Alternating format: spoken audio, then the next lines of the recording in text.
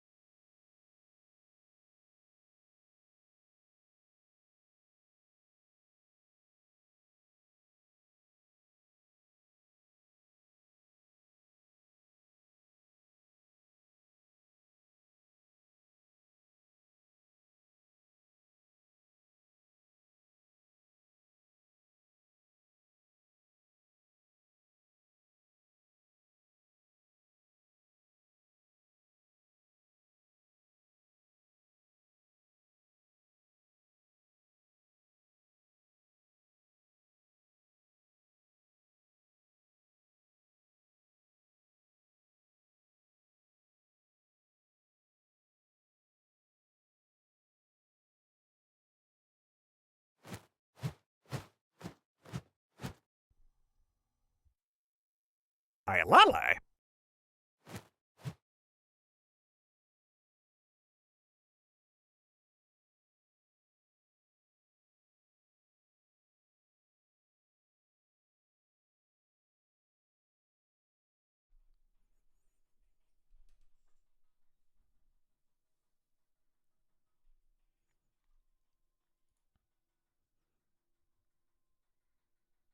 Hello, chatters. Hello.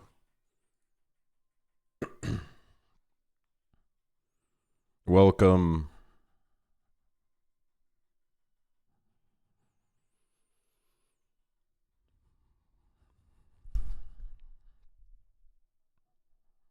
Welcome to the live stream.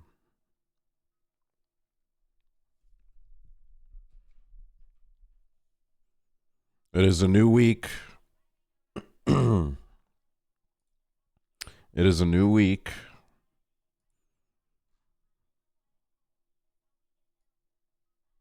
Coachella, as we perceive it, is over. Weekend 2 is not going to be streamed. We don't have to talk about Coachella anymore.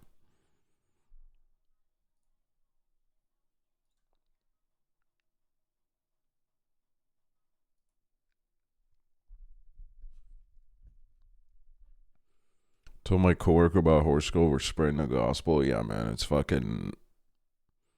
It's horse girl summer, bro. None of that. None of that. Brat summer 2, bro. You could have been with me at Coachella. It's just that if I went to Coachella with you, JHB, I would have been paying thousands of dollars. And you know how much I love spending time with you, but I don't know if I want to be spending thousands of dollars to go to Coachella. Only thousands, that's life for you? Oh, stop it, you.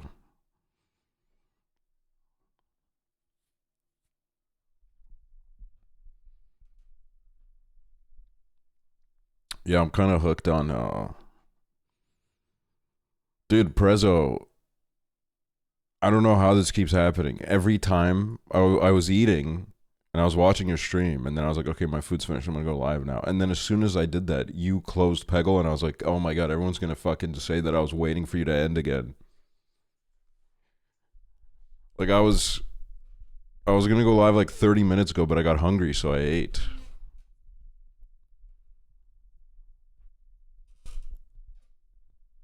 He hates Prezzo. Well, if I hated Prezzo, I don't know how to make this equation work in my head right now. It's our natural stream schedules? No, it is, dude. It's all working so perfectly. It's all working so fucking beautifully. The Coachella streams were fun,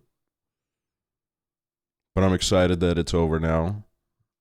You know I fuck with y'all, but if I had to spend one more day on stream doing music discourse with y'all, I think I would. I think my eyes would fall out of my head.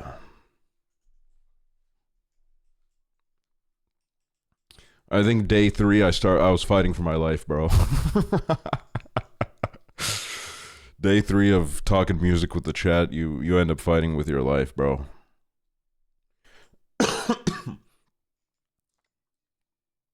I didn't even know what happened, man. Like by the Post Malone set, I was just struck by like a mild depression. I was like so tired. I was so, I don't know, man. I was just so over it.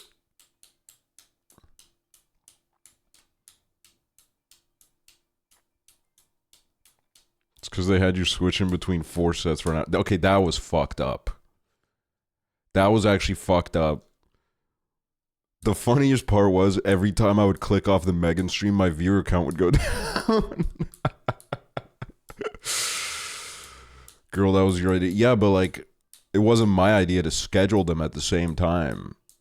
Like, I'm sorry, y'all, but like, to be honest with you, I love Megan Thee Stallion, I do. But like, Arca changed fucking music. Like, there's no way I'm not watching the Arca set. White people be like, Hi. Like, I gotta see what Arca's doing. And then it's like, you know, then it was like, Basement Jacks, where's your head at? And I was like, holy fucking shit.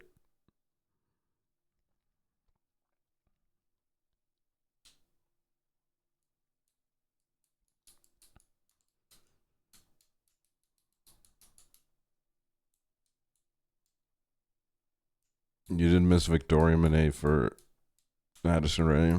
I think that's fine. I like no offense. No offense to Victoria. But that's what called for me at that moment.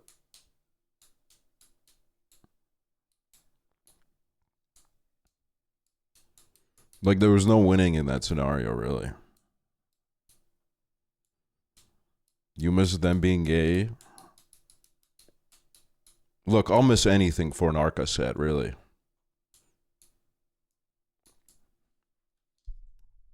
The sacrifice was necessary.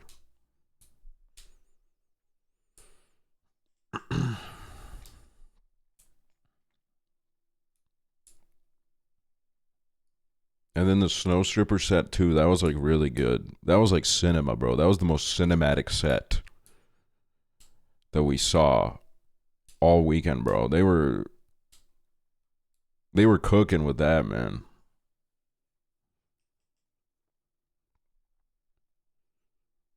They were cooking with that major style. Bro, I'm like, my current phase is reading YouTube chats because yesterday I watched a real time, because the Titanic, it sank like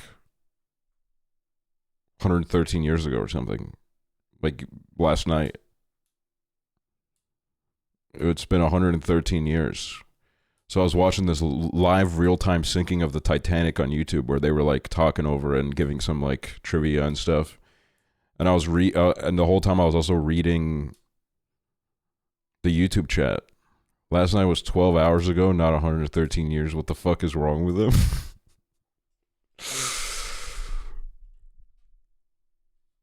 You get rowdy on your days off, Chiblee.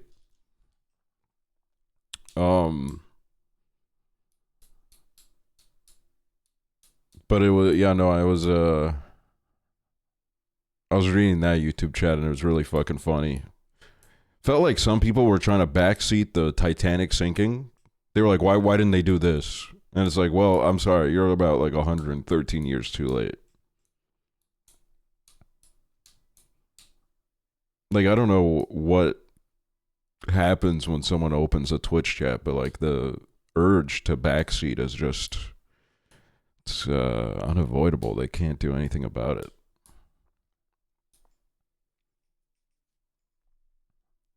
Wait, actually, let me also play this one track that Horse Girl played during her set that I love, that I forgot about. I had a little phase listening to this last year, and it's so good. Let me add this to the queue. I would have passed the iceberg.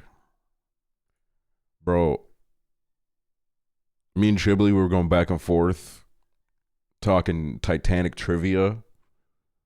He sent me a wiki article to this guy that I love this guy, bro.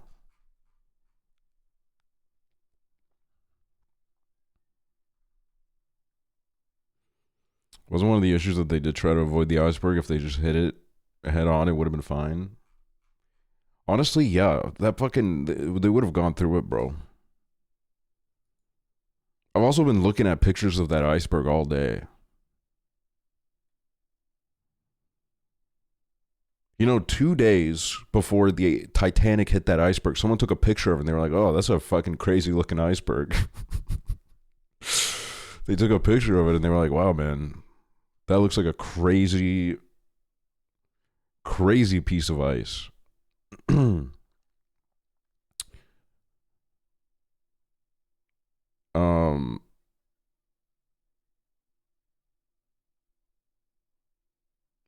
Okay, hold on. Let me find this guy. So there was this like chef on the board of the Titanic.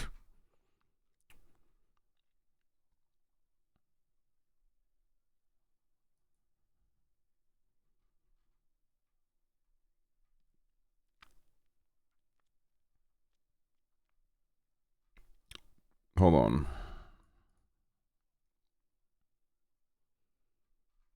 So his name is Charles. I don't know. I'm trying to jock in.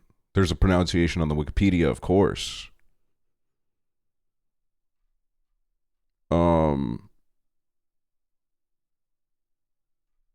He was a chef on board the Titanic, and he's a guy where, as the Titanic went down, he just got shit-faced drunk Because he was like, fuck it, dude. He was like, whatever, man. And because he got really drunk, he ended up in the ice cold water. He was actually the last person off the Titanic that survived. And the reason for that is he was too drunk to freeze in the water. He was swimming around in the water for hours while everybody around him was freezing to death, but he was too drunk to feel it. So he just survived. He just fucking tanked that shit. And he was apparently, a few days after the disaster, he was back at work. As soon as he got back on the land, he was like, I'm going back to work. I don't give a shit.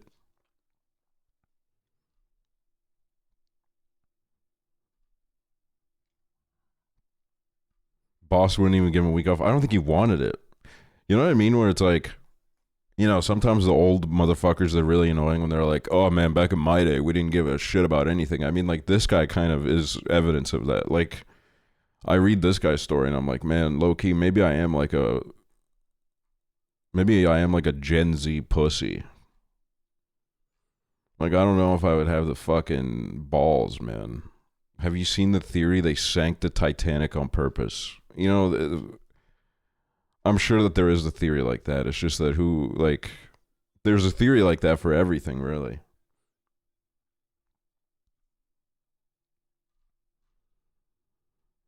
Really, what's hilarious? Well, it's not really hilarious.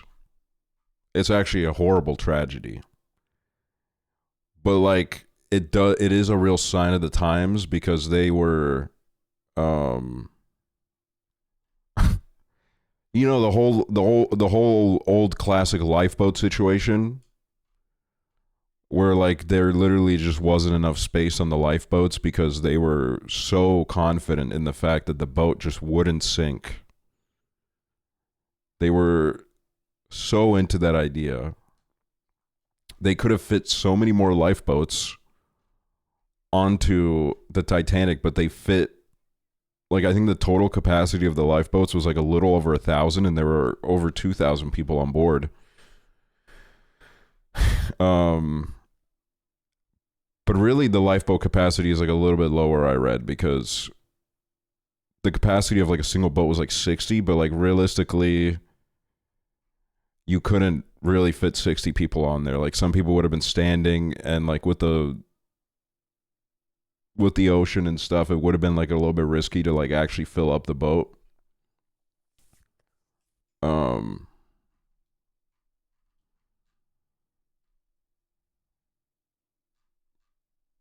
So, you know, it's I don't know, it's kind of it's just like a very fascinating story.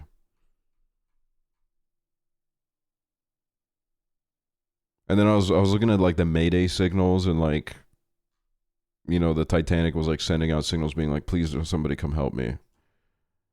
And there's this one boat that was in the whole transcript the whole time being like, what's going on? What's happening? Everybody else was like on the way. It'd been like a fucking, the fucking guy in the Titanic was spending his last hour alive just like sending out Morse code being like, please help, please help, please help. And this one boat, like, I think it was called like Frankfurt or some shit, they were like, what is happening? Meanwhile, every other boat was already like on the fucking way. They were like, I understand, this is a terrible situation, we got to get over there. And that boat just kept going like, what is going on? What's happening? Should I come over? Like, dude, I would get so fucking pissed off if I was the Titanic Morse code guy, bro, because that guy just had to constantly keep explaining what happened as the fucking boat is like tipping, going up, fucking tipping, about to break in half. He has to keep going, yeah, we hit an iceberg, we hit an iceberg. It's so fucking embarrassing. Can you just please come over?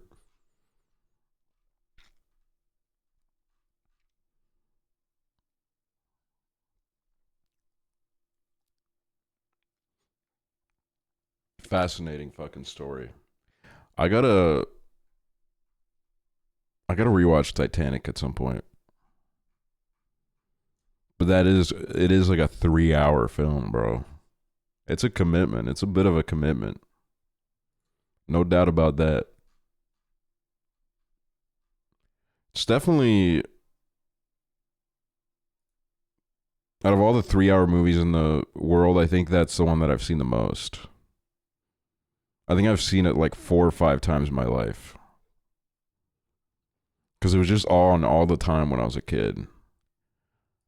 I've never watched it. Dude, Prezzo. You, me, Hunter, whoever else out of the people we know wants to get on it. We do a Titanic movie night, bro. We've been cooking on this idea for years.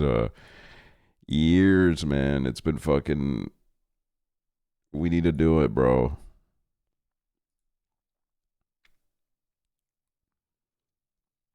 I think we're gonna crazy Titanic. Yeah, that was the channel that I watched it on. They did a thing where they were on. I think I just got removed from my own movie night. Did I not say your name? I'm so sorry. You are so part of it that it goes without saying, man. Well, this is the same song that played earlier, but it's an edit, bro. Hold on, let's get a different one going.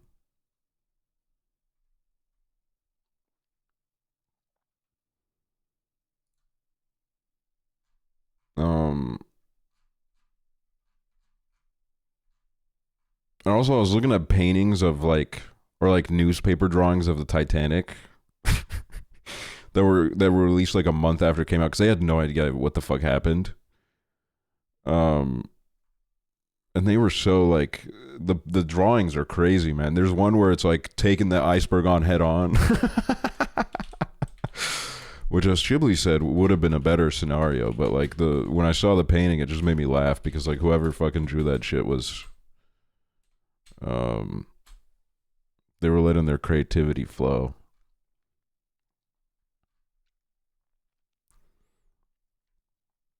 Hi Nick. Jockin received monthly wages of £12, which is equivalent to 1,800 today, adjusted for inflation. Damn, bro, he was kind of balling, bro. For those times, man, he was fucking balling.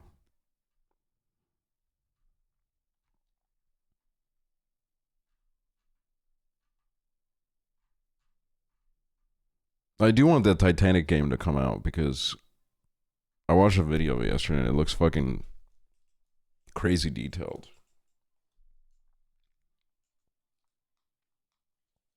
Insanely detailed.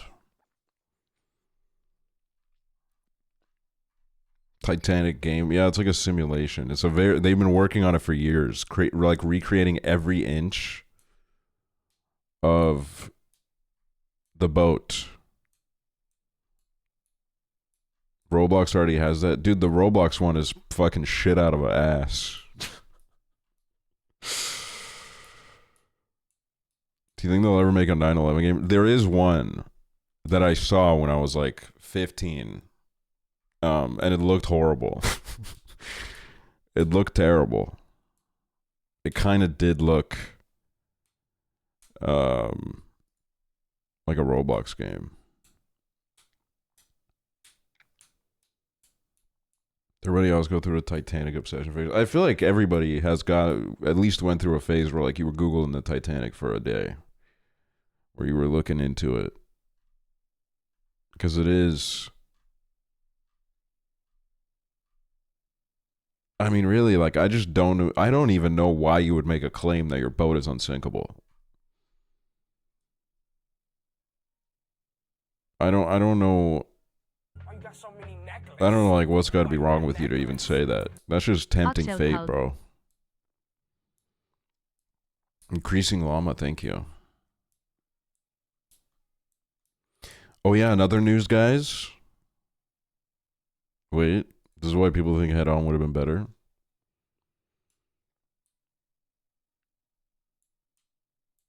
Oh, that's kind of, yeah, I mean, that's true, bro. As someone that knows nothing about boats and stuff, I would agree with this, I think. Couldn't be that bad. It couldn't be worse than what happened. I think that much is certain that, like, it really couldn't have, there's only, like, a few ways in which it could have gone worse. I also love watching the videos about like what they ate on board the Titanic. You know, maybe we'll watch one of those today. Maybe we'll look at like what the fuck they were, what kind of grub they were fucking eating, bro.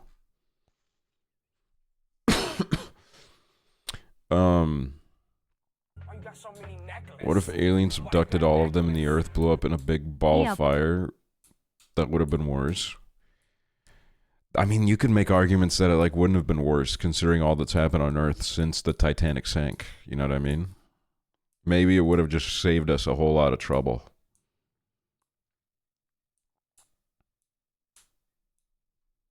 Whoa, doggy. Thanks for the sub.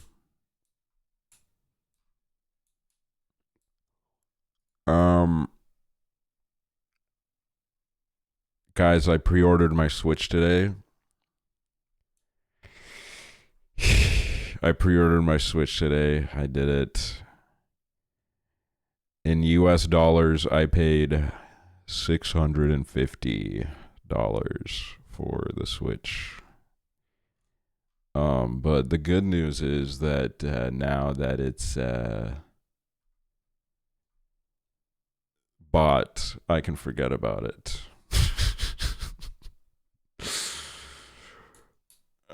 I can just move on.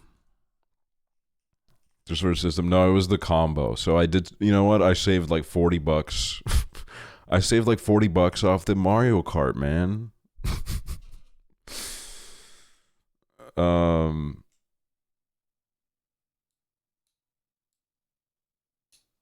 But yeah, no, that money is gone now, so I don't have to think about it anymore. And the good news is I think I'm gonna get it the day after release.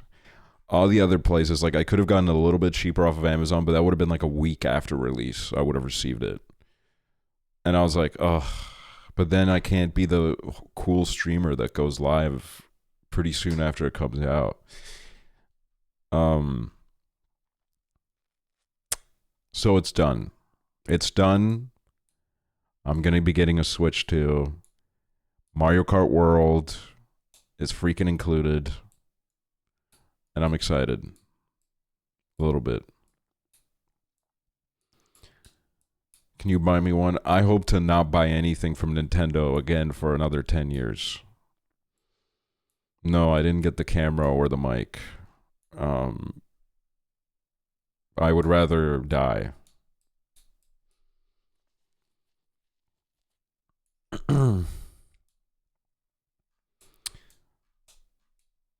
But yeah, it was I don't know, man. I'm honestly kind of relieved because the cheapest version was on Amazon, but it would have taken so long to arrive. And then all the other Estonian pre-orders started showing up, and it was like, oh, bro, on one of them it was like 630 euros, which I think is like $700. Wait, let me see. Yeah, $713, and I was like, fuck that shit. But then this one popped up, and it was like a little bit cheaper, and it said June 6th. June 6th it said, so I was like, all right. Let me hop on that. Nintendo just big and greedy. Dude, my favorite part is amidst the tariffs, Sony was like, we're increasing the price of the PlayStation in Europe. Like, what? The fuck did we do, bro? You fucking assholes. What the fuck, man?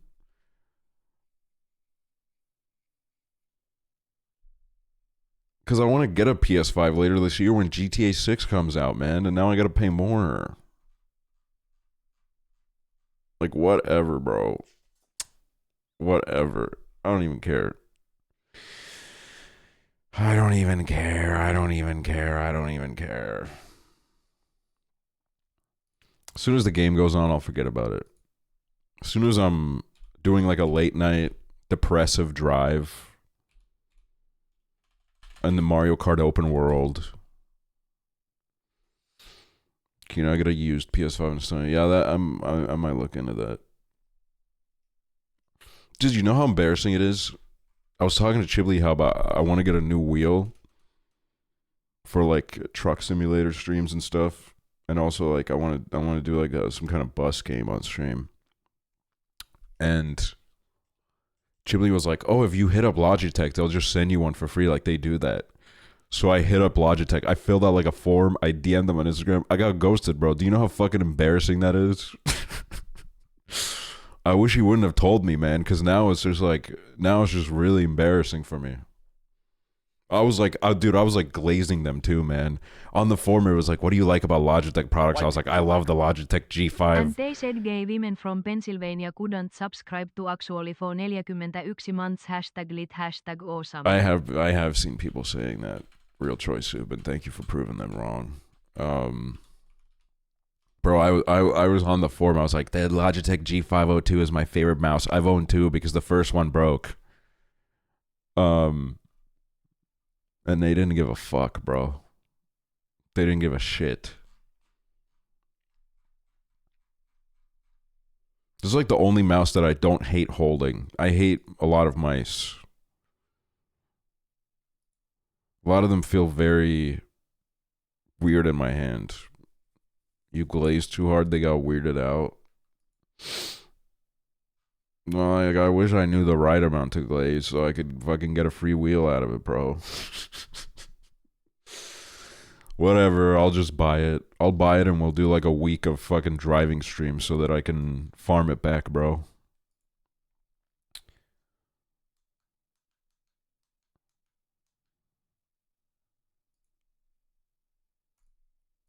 Also, you know what I did? Last week I rewatched the pilot of Breaking Bad. It is insane how much happens in the first pilot. Every time I think back at the show, everything that happens in the pilot, in my head, I'm like, oh, that's just all like season 1. Like, that's like episode 1 to like somewhere in the midpoint of season 1. But like, no, dude, he does everything in episode 1. And I feel like episode 1 is like probably the only point where Walt uses his new like evil power for like some pretty awesome shit. Like he beats up his son's bullies, which is such a funny scene, by the way. The fact that he goes out the back of the the store and then comes in through the front. Like, that was like a crazy play by him, man. I'm not even gonna lie. Like, he was fucking clever for that. Forgot about that. No, literally, in the first episode, he does everything, bro. He even says the "fuck your eyebrows" line in the first episode. I thought that was like fucking midway season 1. No, bro, he goes into it immediately.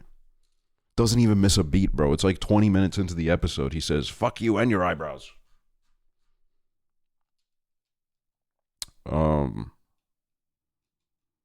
But it's such a good show. And then I saw someone talking about how, like, I don't know, someone said Breaking Bad isn't that good, and then someone quote retweeted and said, I think you guys can't handle slower paced media because you have brain rot from TikTok. And I was like, bro, if Breaking Bad is slower paced, that's crazy. Breaking Bad feels like it moves so fucking fast. Like, there's always something going on. There's only like one episode that everybody can rag on and is like, oh, this is slow. Which, like, I don't know, man. I like the Fly episode. I think the Fly episode is good. I don't think it's filler. I don't think it's too long. I don't think it's boring. I think it's perfect. I love it.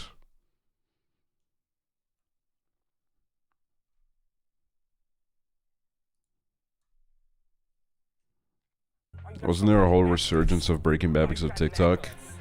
Yeah, dude. Kid Hey. named Finger. Clemism, thank you. So now I'm like flirting with the idea of like, do I go back in for another rewatch? Like, do I do it? Do I do it? Maybe I do it, bro. Maybe I go back in.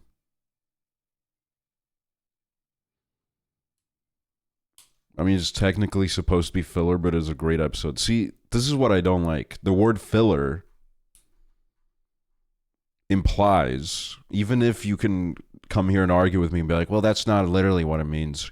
But the word filler comes with baggage, okay? The word filler comes with baggage, which is why in my household, we do not call the Fly episode filler.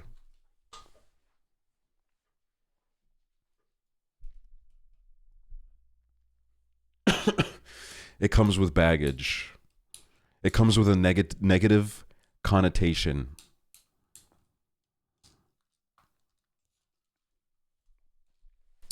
But you call Bear season 3 filler? Yeah, I do, because it was literally supposed to end that season and they dragged it out for another season. What do you call that?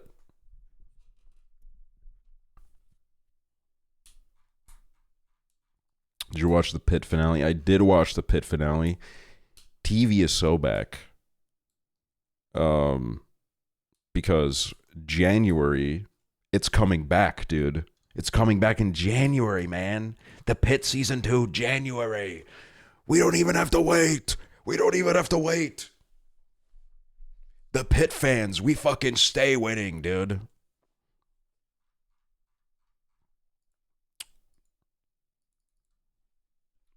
I thought July, that would be crazy. That would be fucking insane, bro. But no, that wouldn't be. I think that would be like too fucking insane. The turnaround on that, I'd get worried, bro.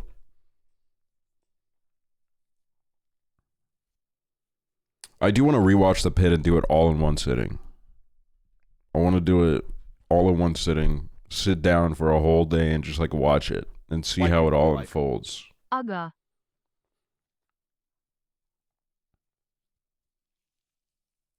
Girl, you crazy? I'm just a fucking loser, bro. I'm kind of loser coded. Anybody else?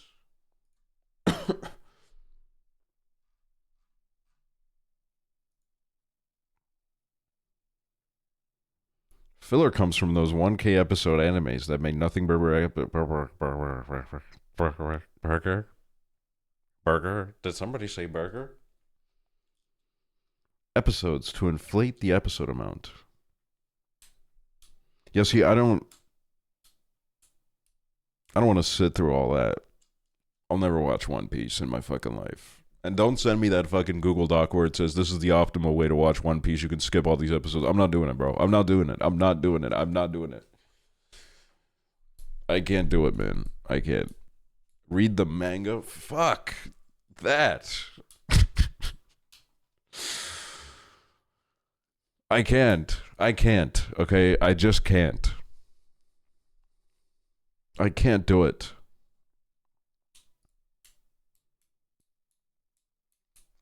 I gotta get into like a, if I'm, you know what, the next anime I watch has gotta be like, I gotta be quirky with it, man. It's gotta be like some real niche shit that no one's heard of, that I'll have nobody to talk to about. Mob Psycho, that's not niche. I've seen Mob Psycho.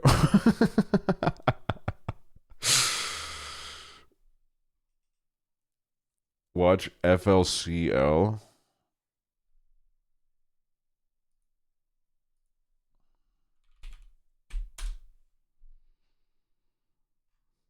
$2,000.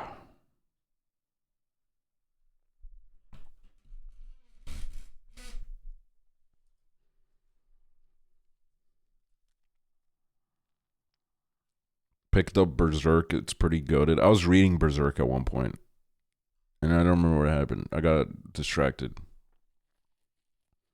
I got a little bit distracted. But it was pretty fucking peak from what I read. Honestly, the only reason I started reading it was because I like the Guts theme. Oh. And then I was like, okay, this shit is actually peak.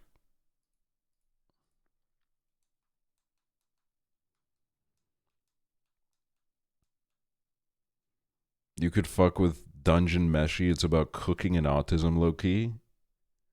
Okay, clocked.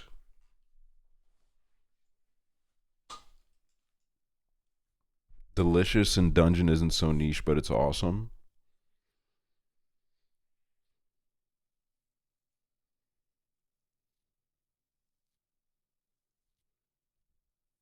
Tried being an anime fan for years, but I think I just have a hard time getting obsessed with anime compared to IRL shows. I'm not gonna lie, I haven't watched a single anime that I haven't thought. They were all peak, is what I'm trying to say. I didn't know how to fucking navigate that sentence. I really set myself up in a pickle. I haven't watched it a lot. I guess the only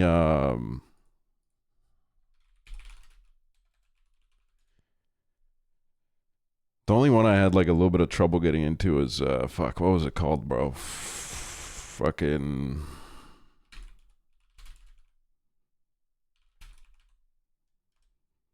can't remember what it's called at all. It's like totally evaporated from my brain.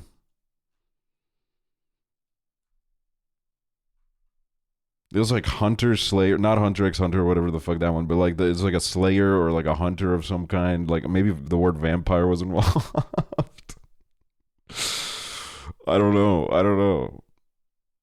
Demon Slayer. I think it was Demon Slayer because I had a friend that was really into it and he was like, you need to watch this. And I just like, I don't know. I watched quite a bit of it with him and I was like, I don't really give a shit.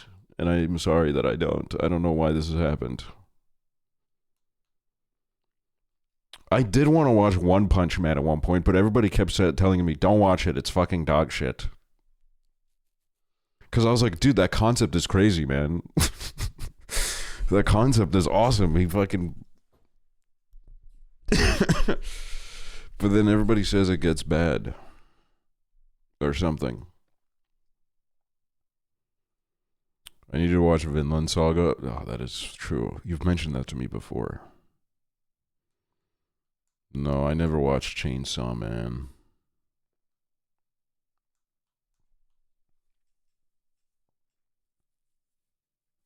Odd Taxi's awesome. It's about a walrus taxi driver. There's been like a couple of animes that I've seen that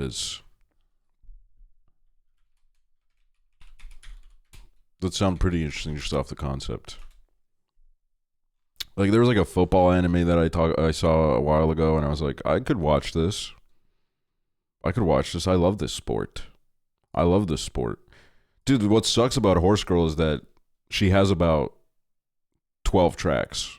So now we're just listening to the same tracks over and over again, and they're amazing. But oh god, do I wish there was a couple more in here, you know what I mean?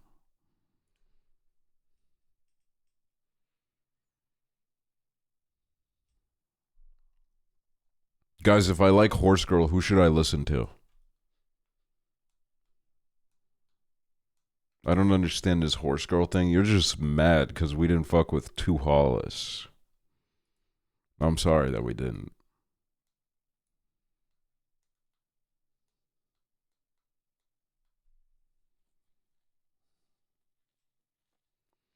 I'm mad because nobody gave him a chance.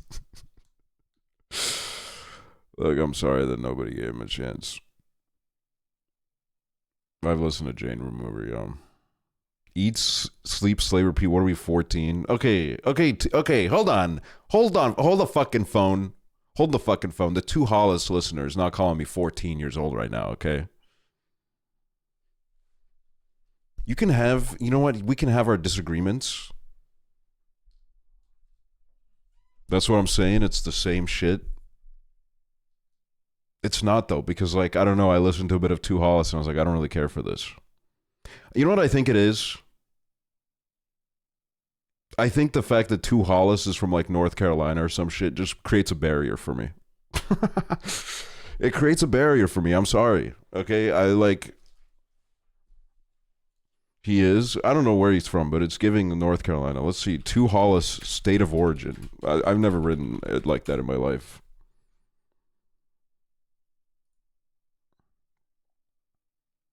Illinois. Okay, that's like better. But I think, I don't know, man.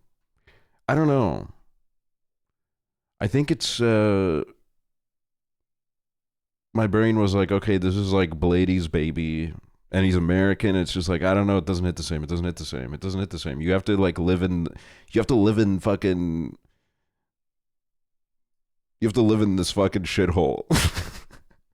You have to live in this shithole to make this fucking kind of cookery, bro.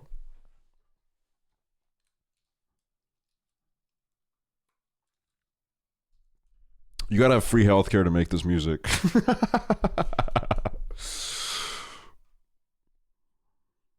Best techno's European. Wait, this is kind of a fucking... His mom managed Skrillex. Yeah, I remember that. I'm not a hater of Two Hollis. I'm really not. I just don't care. To be honest. Like, it's nothing. There's no hatred in my heart. There really isn't.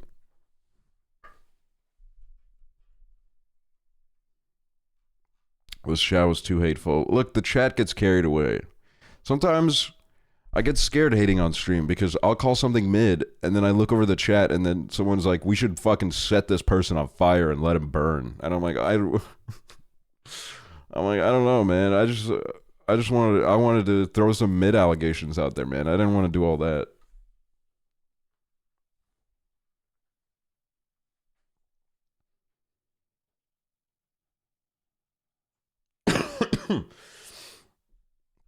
I listen to a bit of K Tronado.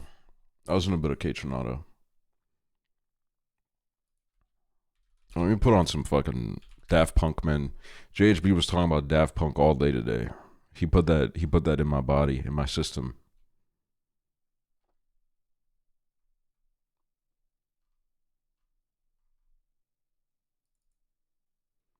You know what?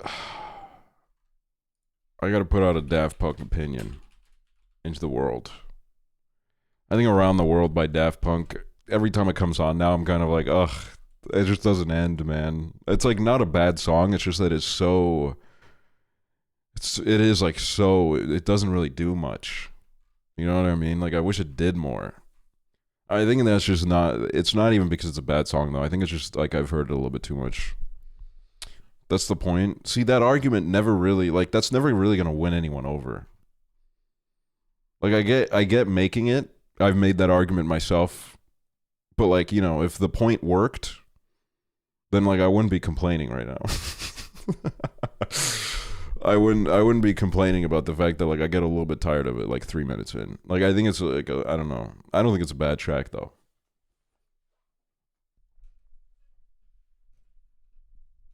There's just better Daft Punk songs to listen to. Absolutely. There's millions, dude. And they're all on Discovery. They're all on Discovery. This album is perfect. I'm not saying it worked, just that it accomplished what it meant to. I mean, yeah, I kind of got the fact that it was the point because, you know, Around the World, over and over again, around. Yeah, you know, it's like, yeah.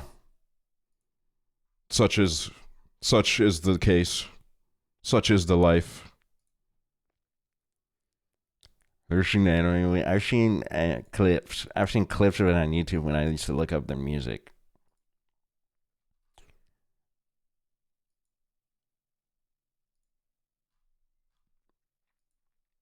But yeah, Discovery's a fucking packed album, bro.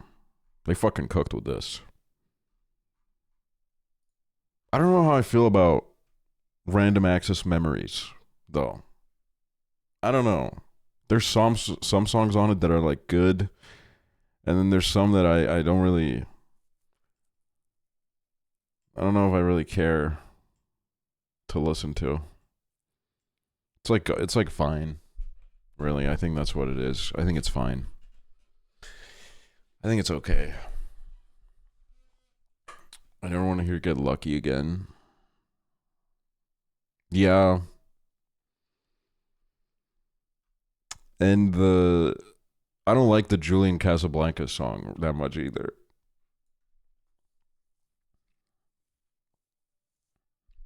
Get Lucky is peak. I think it's fantastic. I just, you know, it had its time.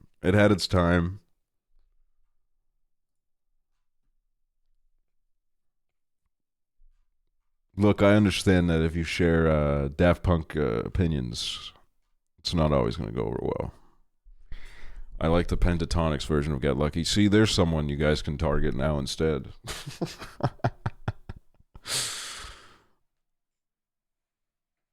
I don't play about Julian. Yeah, there's like 4 chatters in here that get really mad every time I make fun of the fact that Julian Casablancas now is...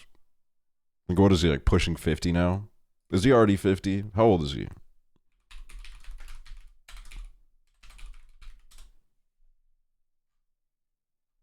$46. That's just mean. I don't think it's mean. I think it's like, I think he needs this. Okay, I'm not gonna lie. Every time I see a picture of him, I feel like he needs someone to like grab him by the ears and say like, bro, you're 46 and that's okay. Okay, you're allowed to be 46. It's no problem.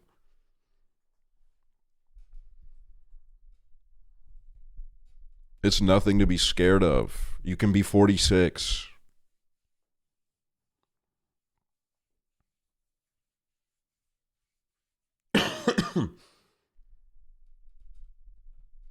I feel like he's 50 dating a 19-year-old just based on vibes. I do think there is I do think that is true. I remember reading about that. I think that's true. And I think that plays into my argument of like I think someone needs to tell him like, bro, it's okay to be 46. It's okay to be 46. You can still play your fucking music. Just like, you know, kind of like let that message reach home for a second.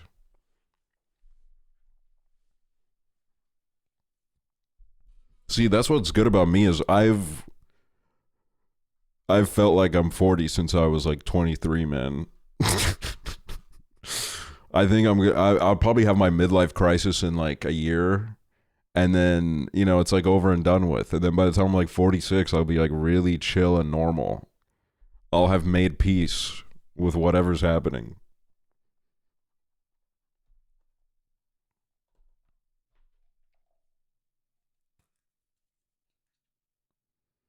What are your opinions on a song with The Lonely Island?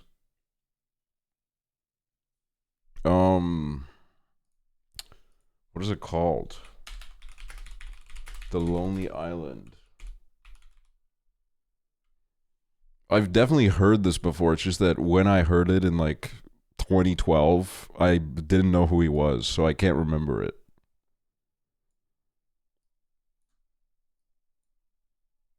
Hold on, let me get a snippet of it. But that means I'm going to have to skip this peak real quick. I'm sorry. Oh, I remember this track, dude. I remember this song. I liked this song back in the day. When I was a young Lonely Island listener, I liked this song. So I'm not even going to hate here.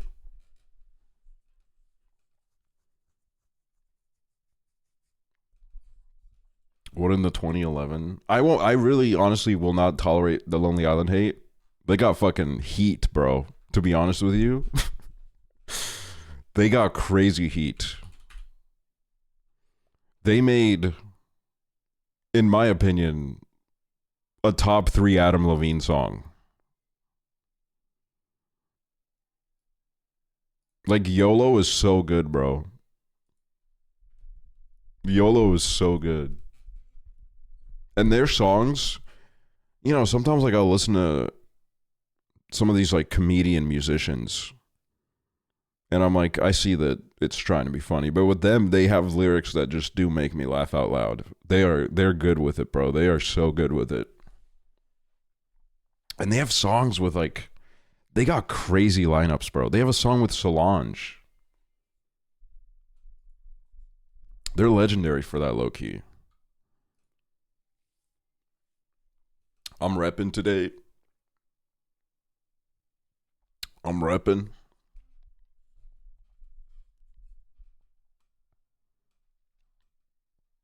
Yeah, there's the Rihanna tracks. Yeah, this track's not bad. Oh, but now the real peak is on, dude.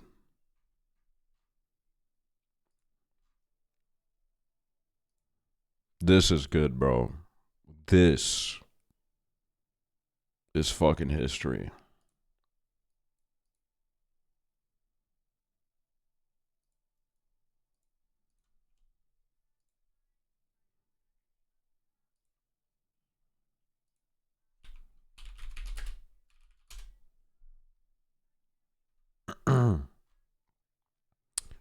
Oh my god, should we watch this?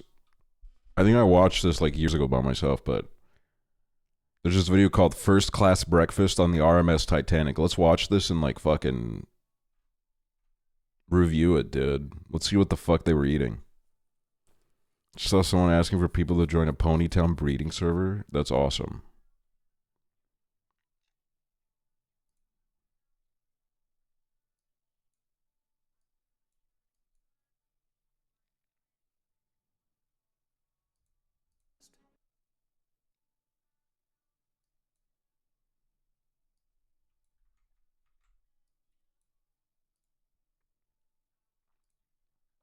Also, my fucking light broke, dude. The thing that was like illuminating the shelf, it broke, bro. I fucking hate these lights, bro. Maybe I went too hard with it, bro. I had it on all the time. I was fucking with the vibes too heavy. Just doesn't turn on anymore. What a shame.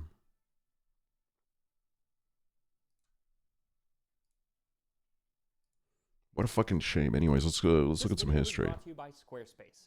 Last year, I recreated several dishes from the last dinners aboard the Titanic. What the fuck is that? I completely neglected the most important meal of the day, breakfast. So today, I am recreating a first-class breakfast aboard the Titanic. Ooh. So, my tastorians, I ask you, Are you ready to go back to Titanic? this time on Tasting History. I do love this channel. This channel's peak. First-class meals aboard the Titanic were opulent and plentiful. Dinner could be up to 11 courses if you considered the post-dessert fruit and cheese a course, which I do, of course. And while breakfast wasn't as regimented or as robust as dinner, there was still a lot of food on offer. The menu presented had dozens of options and you could order whatever you liked. Personally, I've decided on a first-class breakfast of baked apples, smoked salmon, shirred eggs, buckwheat cakes with black currant conserve and Oxford marmalade, and a bit of watercress at the end to aid in digestion. Now, there are no actual recipes from Titanic, but we do know that, especially for the first class, much of the food was Could have asked the guy based that on swam off the recipes boat. of Auguste Escoffier. Well, he's dead One now, of his greatest cookbooks, Le could have Guide asked him Culinaire, when has he was recipes alive. for most of the dinner and lunch menu, but fewer recipes for breakfast. But he does have one for the baked apples, as well as one that describes how to present the smoked salmon. For that, he says to cut in very thin slices, trim, roll into cornets, and arrange on a dish with a little parsley. Super easy, and his baked apples are pretty simple as well. He just says to core them, leaving Did they have bit a of kids core at menu the with very mac and bottom, cheese? and Bro, I've been abusing the shit out of the kids menu at this like place near my house. I don't dare go in there and like order it to their face. But when I get it delivered, dude, holy fucking shit. It is so cheap and the portion sizes are fucking crazy, bro. I can get like 2 fucking meals for the price of one adult one, and the portion sizes are pretty much the exact same. I got a cheeseburger from there yesterday. They have a burger for adults that's like fucking almost triple the price, and it's almost the same exact burger, dude. It's fucking crazy, man. and then cut a thin line through the skin around the middle of the apples. Then set them in a tray and fill the center of each with a I am scared that like if I like it just makes no sense price wise. Where I am scared that if I were to go in there and order the kids menu, they would like ID me or something. Like I don't know, like I could potentially be 6 years old, but like, you know, I just don't want to put myself in that scenario. mixture of butter and castor sugar. Add a little water to the tray and cook the apples gently in the oven. So take 4 tablespoons of softened butter and beat in a half cup of superfine sugar for the filling. Another contemporary recipe from Fanny Farmer actually says that that is all that you need in the fall. But towards spring, they become somewhat Actually tasteless, clip. and spice is an Gluten-free improvement. salty. So she suggests Largaiva PLZ.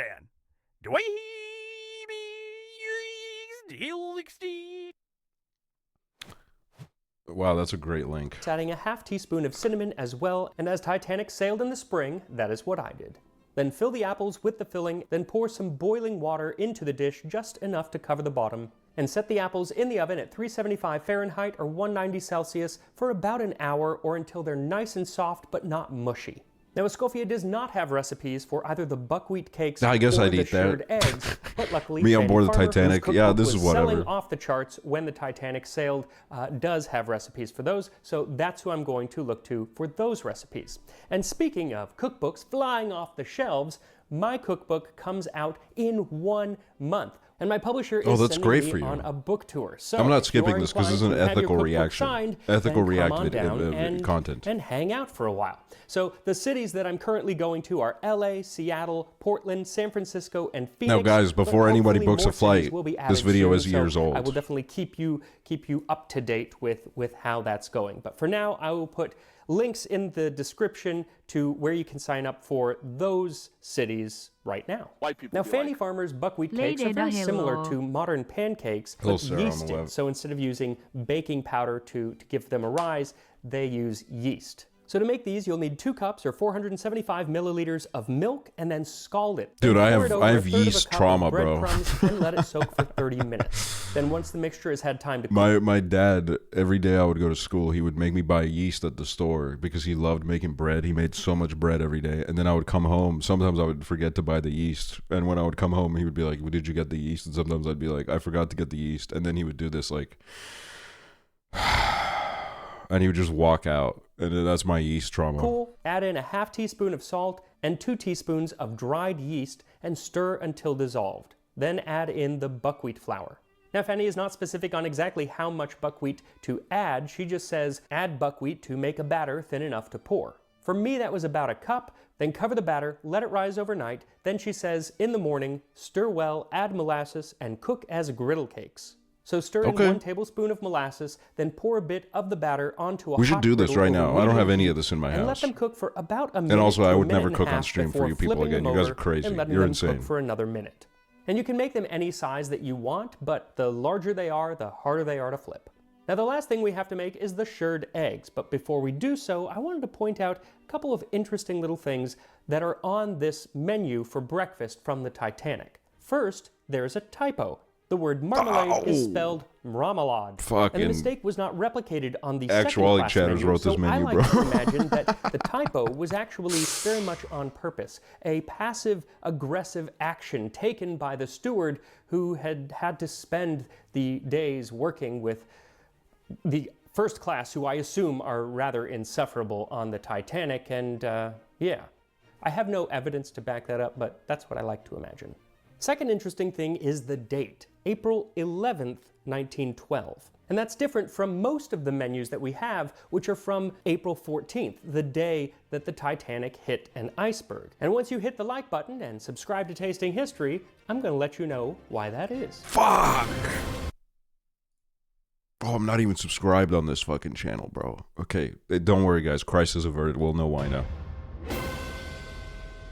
Numerous menus survive from the Titanic, and most of them are from the day of the sinking because people were still carrying them in their jacket pockets when they were taken out of the ocean and saved by the Carpathia. So for third class, we have the entire day because the entire day's meals were laid out on one menu. But for first and second class, different menus were printed for different meals, so most of what we have are from dinner that night, and then we have a few from luncheon that day. But they'd likely left their breakfast menus in their staterooms, which are now at the bottom of the Atlantic. So Damn, way to both rub the it in, first bro. and second class breakfast menus that survived are actually from Thursday, April 11th. Because that was the day at 11:30 a.m. that Titanic arrived at Queenstown, Ireland, its last stop before heading to New York.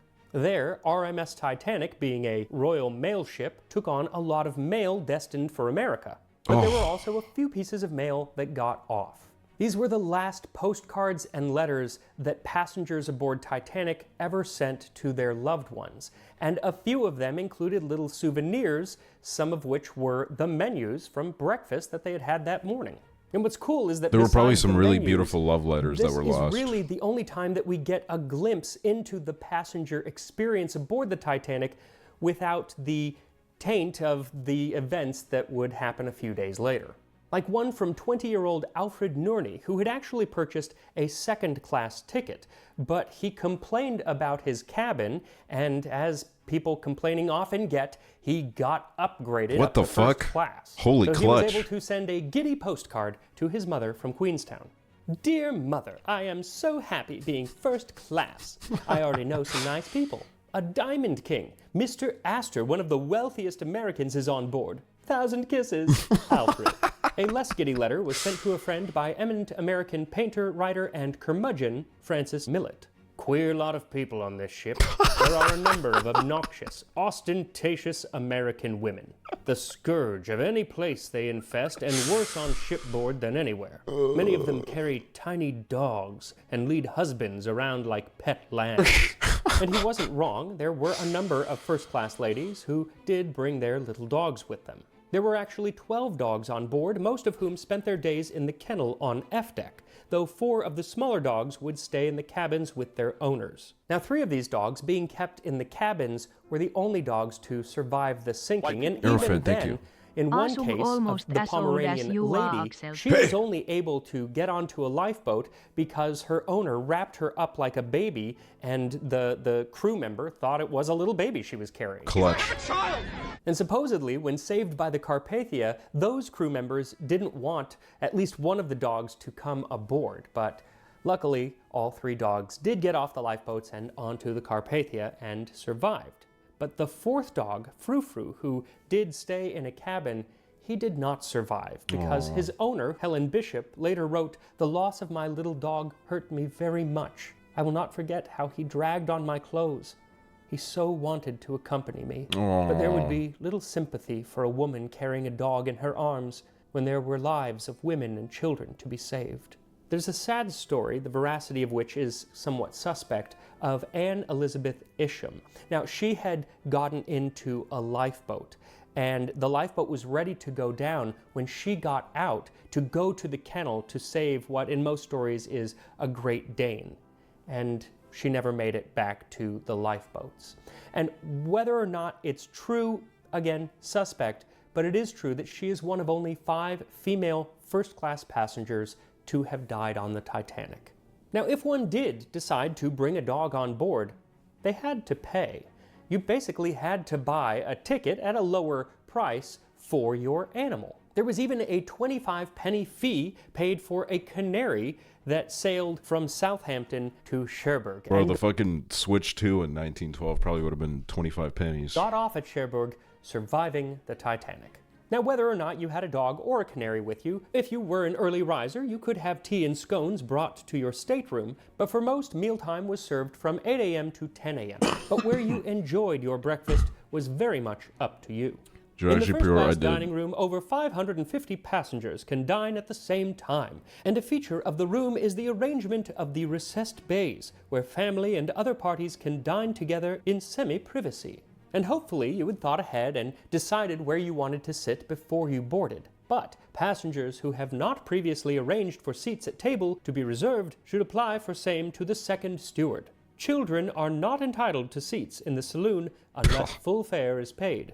Now, if you wanted something a little more elite, you could take your breakfast in the a la carte restaurant on B. No, this is where now, I'm eating. meals at This is the a where la I'm carte eating. restaurant I'm were eating not here. included in the price of your ticket, breakfast costing an additional 3 shillings. But the food and experience were supposed to be exquisite, and more importantly, exclusive, because you did have to have reservations made ahead of time. As Lady Duff Gordon said, "Fancy strawberries in April, and in mid-ocean. The whole thing is positively uncanny." Why, you would think you were at the Ritz.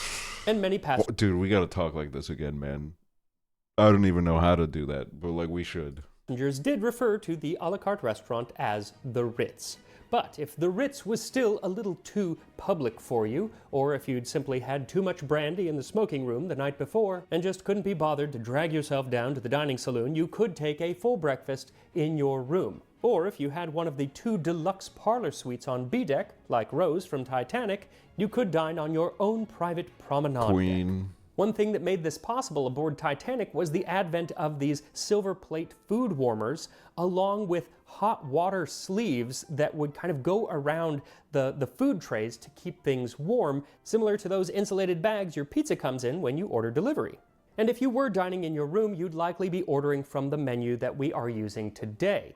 And that menu, along with all of the Were we menus, watching would Titanic have been food? put together by the chief first-class steward, Andrew Latimer, along with the chef. See, my stupid ass would be like Now, LA Timer. obviously know about the dishes that we are making I'm so today, fucking but dumb, there are bro. a few other things on the menu that I kind of want to point out. First, Quaker Oats and puffed rice, LA both Phil. of which were made by the Quaker Oats Company, an executive of which, Walter Donald Douglas, was traveling aboard Titanic. I can only assume that when he saw his company's product on the menu, he would feel obliged to order it as long as he had room after eating all of the meat that was provided on this menu.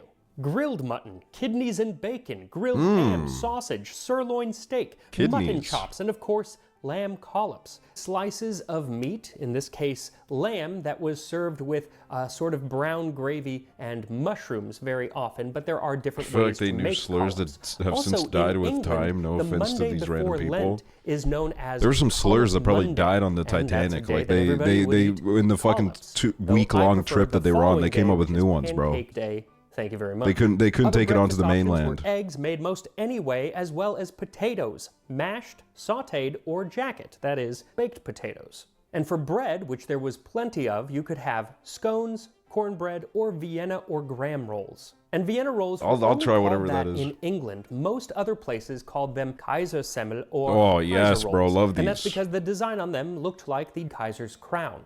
They can be made in all sorts of ways, but the shape is really the important thing. And today, usually they're quite large, and we eat them for sandwiches or hamburgers. But most of the older recipes that I was looking at call for rather small, tight buns, like meant for breakfast. There you go.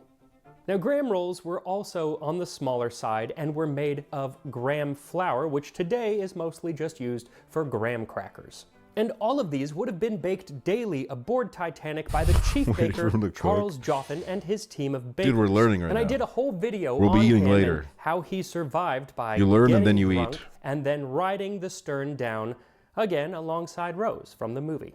Now, to accompany the bread, you had the options of black currant conserve, basically jam, Oxford marmalade, sometimes written as marmalade, at least on the menu, and that was on the ship. It was Frank Cooper's Oxford marmalade, and you can actually still buy that today.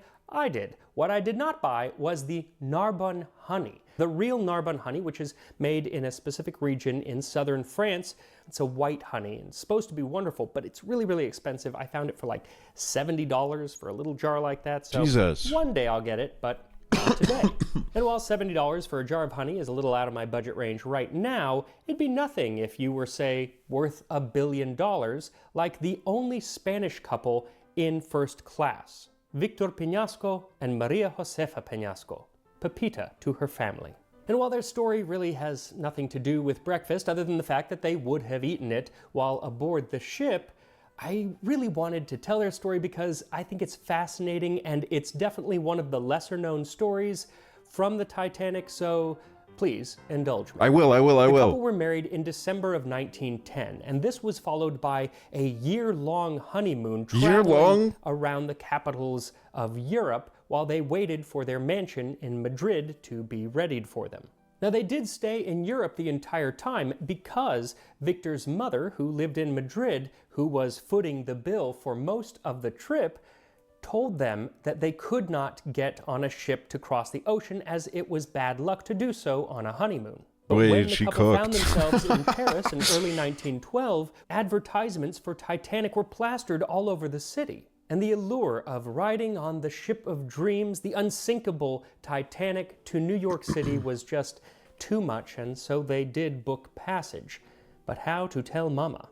Well, they didn't. See, Maria Josefa's maid would go along with them, but Victor's butler was to stay in Paris along with a stack of pre-written postcards from Paris telling about all of the wonderful romantic cursed the whole boat. adventures Low-key that they they were did. having. Then the butler could send these periodically to Victor's mother to keep her in the dark. So with their plan in motion, they boarded Titanic at Cherbourg. Now, the couple, who spoke little to no English, were nonetheless a hit. A fellow first-class passenger wrote, "The little Spanish bride and her husband were just like little canaries. They were so loving and were having such a happy honeymoon that everyone on the Titanic became interested in them." Well, after enjoying a lavish dinner in the first-class dining saloon, Bro, I on gotta the hear, like, night the of April Titanic 14th, gossip. the I couple gotta, like, went look back into to that. their I gotta room see what the to ready gossip for was. bed, while Fermina, their maid, was in her cabin mending a corset. And while she was doing her needlework, she felt a slight vibration, and then the engine stopped. And so she decided to go to her employer's cabin and see if they had felt anything. People were starting to stir out in the corridor, and even though the staff told them that there was nothing to worry about, Victor, who was still dressed, decided to go up onto the boat deck just to check it out.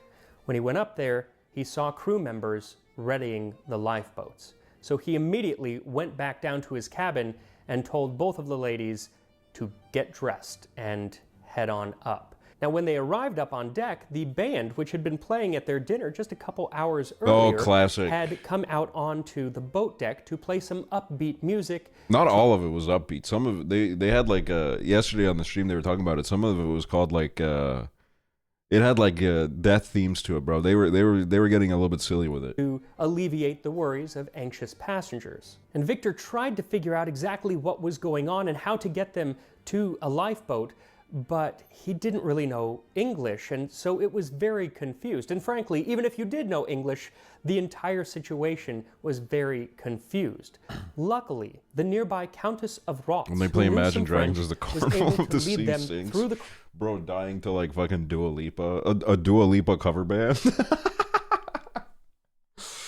A ska Dua Lipa cover band playing on the deck as you're telling your family goodbye. crowd to Lifeboat 8.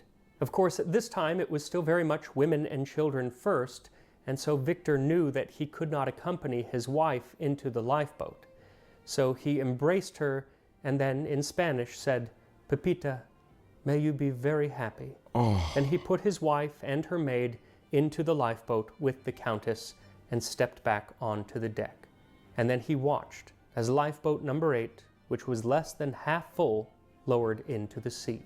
The Countess of Roths, who took control of the tiller in the lifeboat, later wrote, "Then Senora de Satorre Peñasco began to scream for her husband. It was too horrible. I left the tiller to my cousin and slipped down beside her to be of what comfort I could. Poor woman. Her sobs tore our hearts, and her moans were unspeakable in their sadness.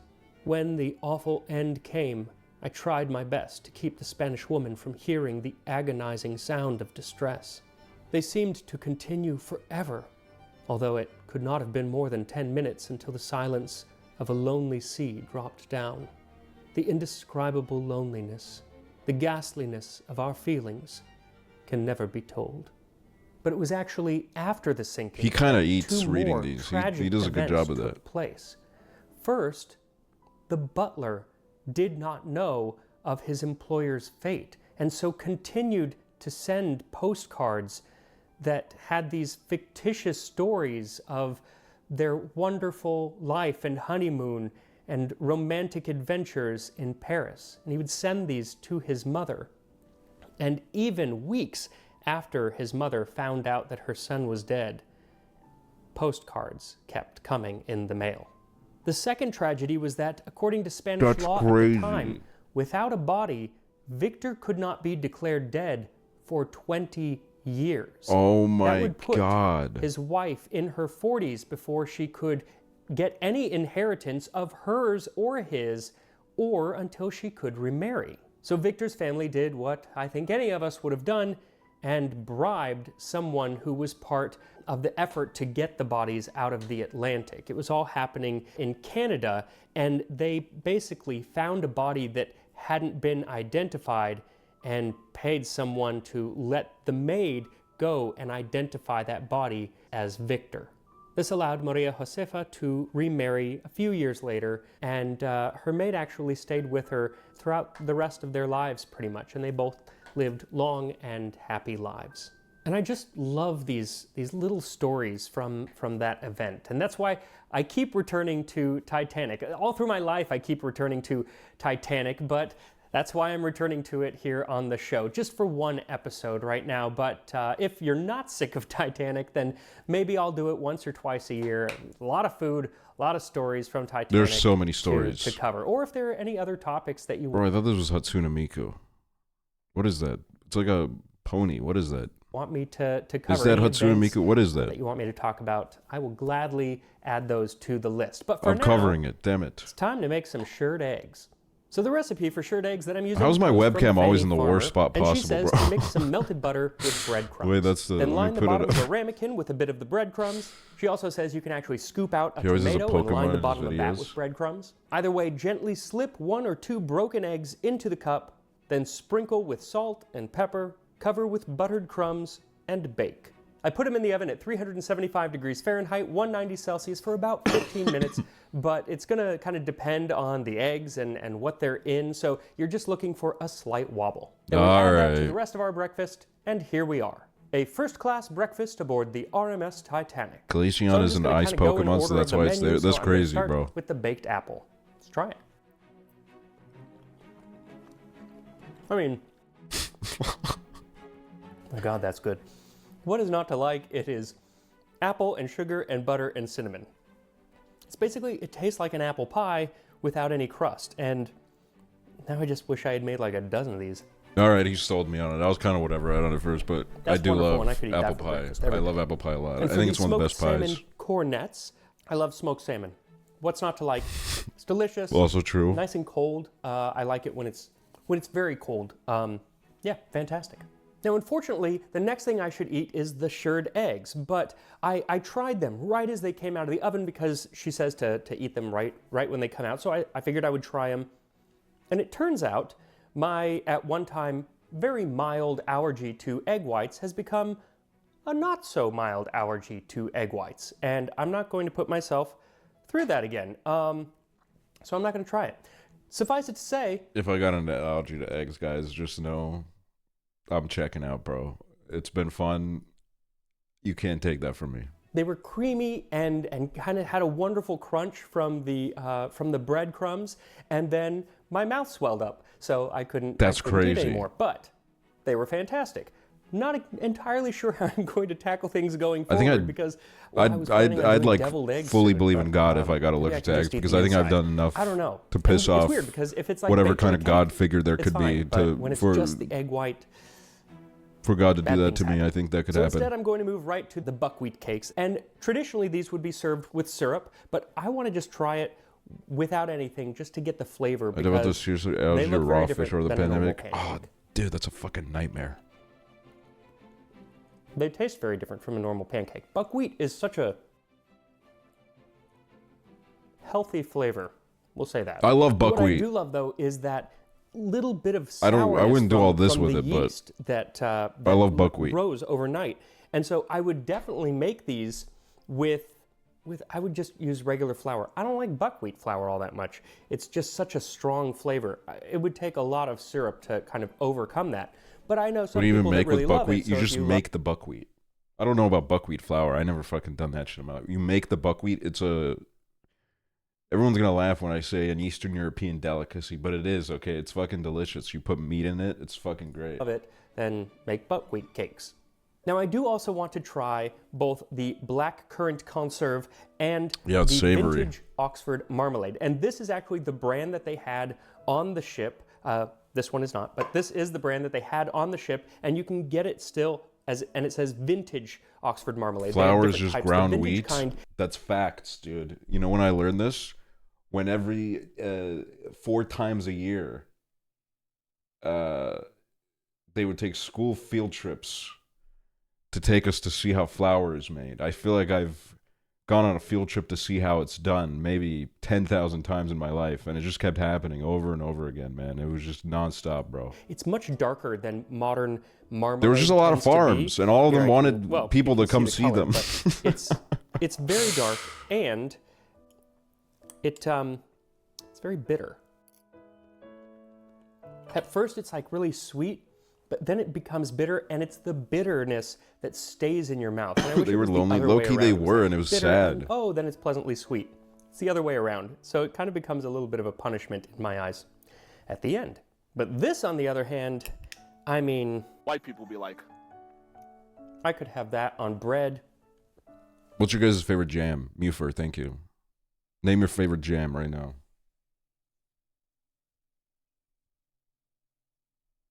Apricot. Never had apricot. Blueberry, strawberry. You know, these are good. Raspberry is goated. I got some raspberry. I actually had some raspberry jam with oatmeal today, and it was delicious. It was really good. I tried putting cereal in my oatmeal today. I don't know why. It was just there, and I was like, well, this could work. And I didn't really like it. I don't know. It was kind of weird. I didn't really enjoy it. 3 meals a day. Fantastic. The seeds definitely get caught in your teeth. To fuck with Yeah, they're going to be marmalade. there all day now. But that was just a little bit. I don't know. But it's so good. I don't hate it. It has this slight, what I associate with medicine, like a medicinal flavor, but in the best of possible ways. I don't mean that in a bad way at all.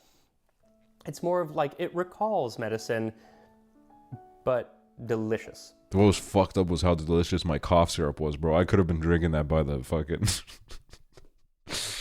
I could have been drinking liters of that shit, dude. It was so fucking good, bro. It was crazy. And I thought they were supposed to taste bad because when I had cough syrup as a kid, it was horrible. But dude, fuck me, bro. This shit was delicious. I was looking forward to my little dose of it. And then at one point I maybe I took a little bit too much and I got the cough syrup highness and I hated it. I was like, I don't like this, dude. I don't like this at all. I feel like I'm like thinking about my life right now. This cough syrup got me like thinking about my life. Now, at the very end of the meal, they would have some watercress. It was thought at the time, and I think it still is, to help with digestion, and it was very popular. This is an awesome video. I like this. This is a good channel. like I've watched it. watercress. I've watched it a little bit before. You know, kind of a wonderfully earthy green. I don't know how they would have had it, but I think just plain. Sometimes watch they would more? put it in Do a you guys wanna salad watch one more? in other recipes, but I think here it would just be plain. It's not every day that we It's get to interesting. There's also remember like the a Titanic. spiciness to it. That took a second. So overall, everything was delicious, but the baked apple kind of takes the cake or the pie for me. Yeah, that would be. You should definitely make that one. Everything else, wonderful. The smoked salmon and everything, but Yeah, let's do a baked. dining first class. Because I think that's like. I want to see that, dude. What the hell is that? I have to see that. everything about the first class experience aboard the RMS Titanic was extravagant and elegant. But perhaps nothing was more extravagant and elegant than dinner in the first class dining saloon, which culminated in this peaches in chartreuse jelly, something I'm going to make today. Oh. So thank you to Wondrium for Why did it sponsoring look transparent in the last video? this video as we dine first class, this time on Tasting History.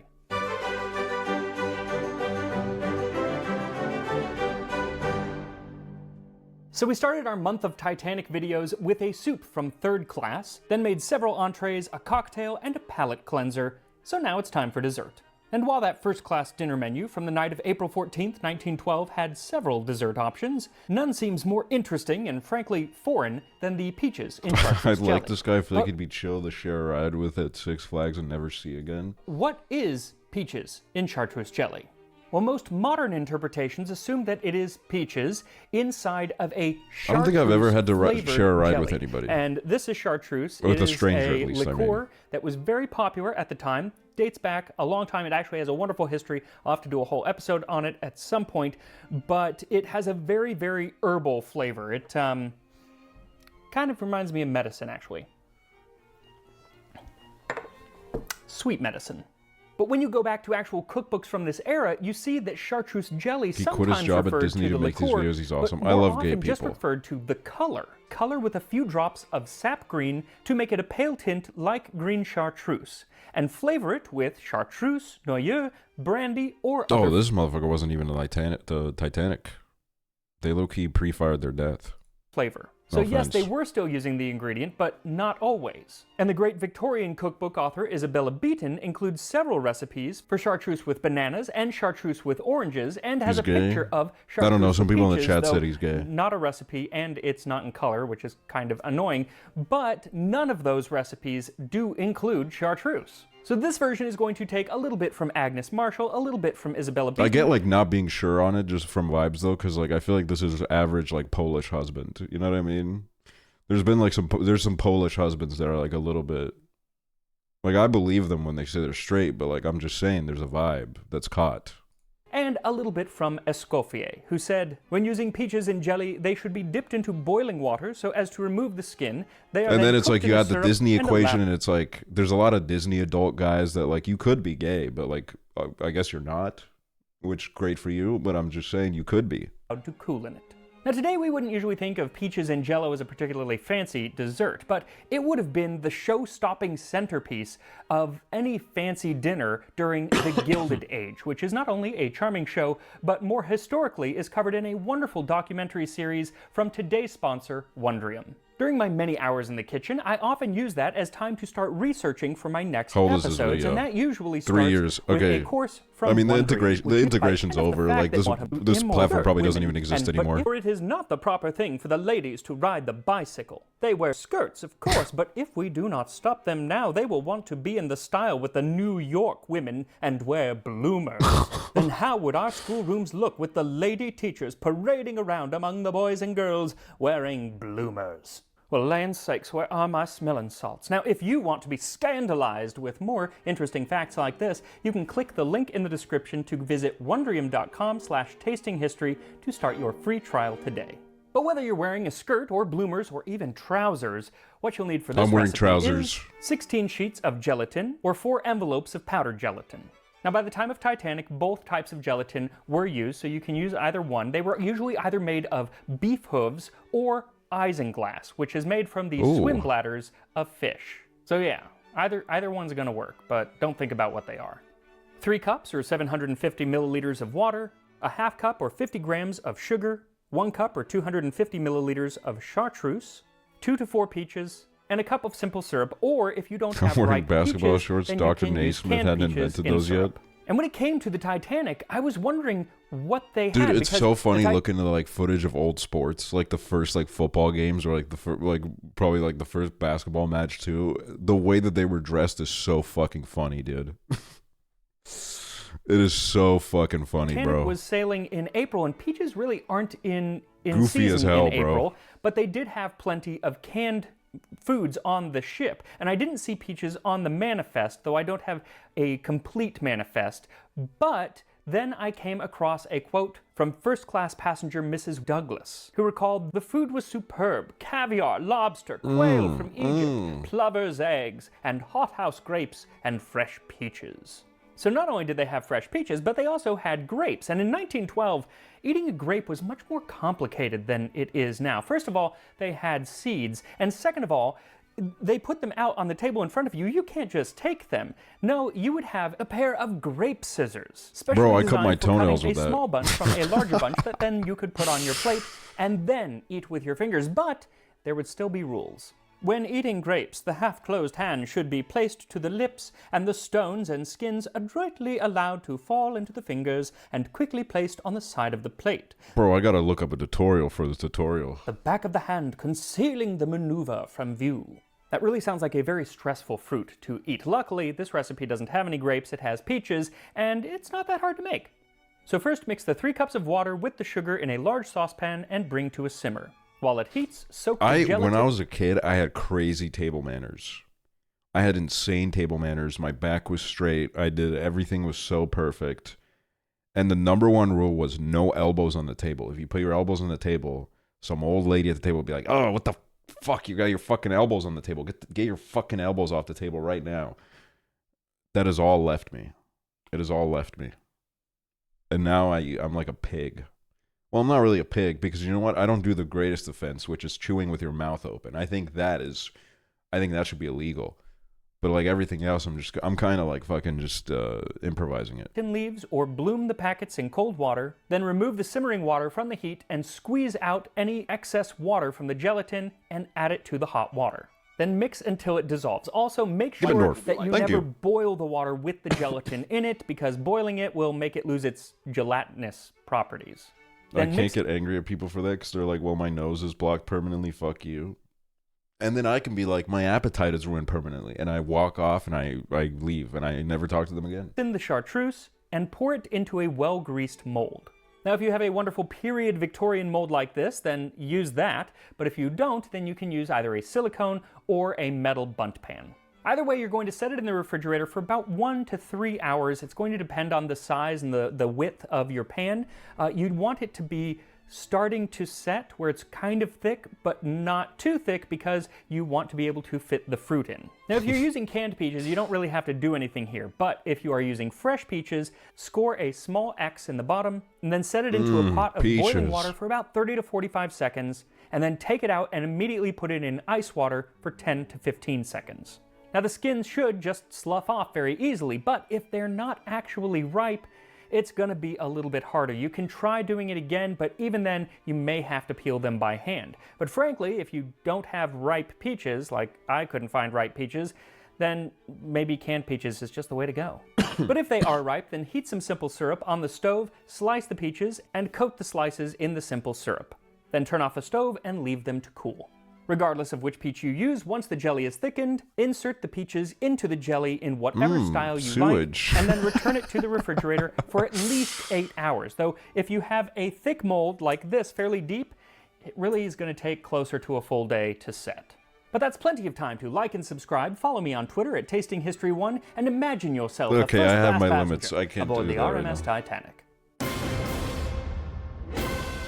Yes! I Now, love the this disparity part! between first, Yes. second, and third class passengers is pretty evident. What's less evident is the disparity within the first class, which is actually a lot more than it is between the other classes. See, the cost of a first class ticket could vary wildly, the cheapest being around £30 or $3,500 a damn. day, and the most Guys, switch to or a ticket on the Titanic. I might have to take this baby for a spin. expensive around £870 or close to $100,000 today. Knowing So when what we I talk know about now, fuck it. first class, yes, some of those people are like first class passengers on an airplane, but then some of those people are more like people who own their own private jets. But even at the bottom of first class, your cabin is quite nice. Besides a bed, there was a horsehair sofa, dressing table, Could play Uno here, put up my gaming setup here, live stream from there. There's nothing to do else in this room. wardrobe, and a marble-topped washstand with basin. Now, while the entire ship was centrally heated, the first-class cabins included other personal electric heaters, and you had a little call button that you could call a steward in, really for anything, but you could ask them to bring a personal electric heater for your bed. When I worked on a cruise ship, we weren't even allowed to have hot plates. Times have changed. But at this low degree of first class, you were still missing something that we would consider pretty standard today, and that was your Titanic streams own will be bath. definitely top of the hotel streams. I want to go, next time I'm in LA, I want to go on that boat. The one that's in Long Beach, Queen Mary, is that what it's called? I want to go on it. I want to go on it. I want to be there, dude. I want to be there. I want to be on it.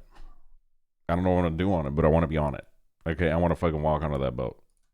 Or toilet. For that, you needed to upgrade to a suite.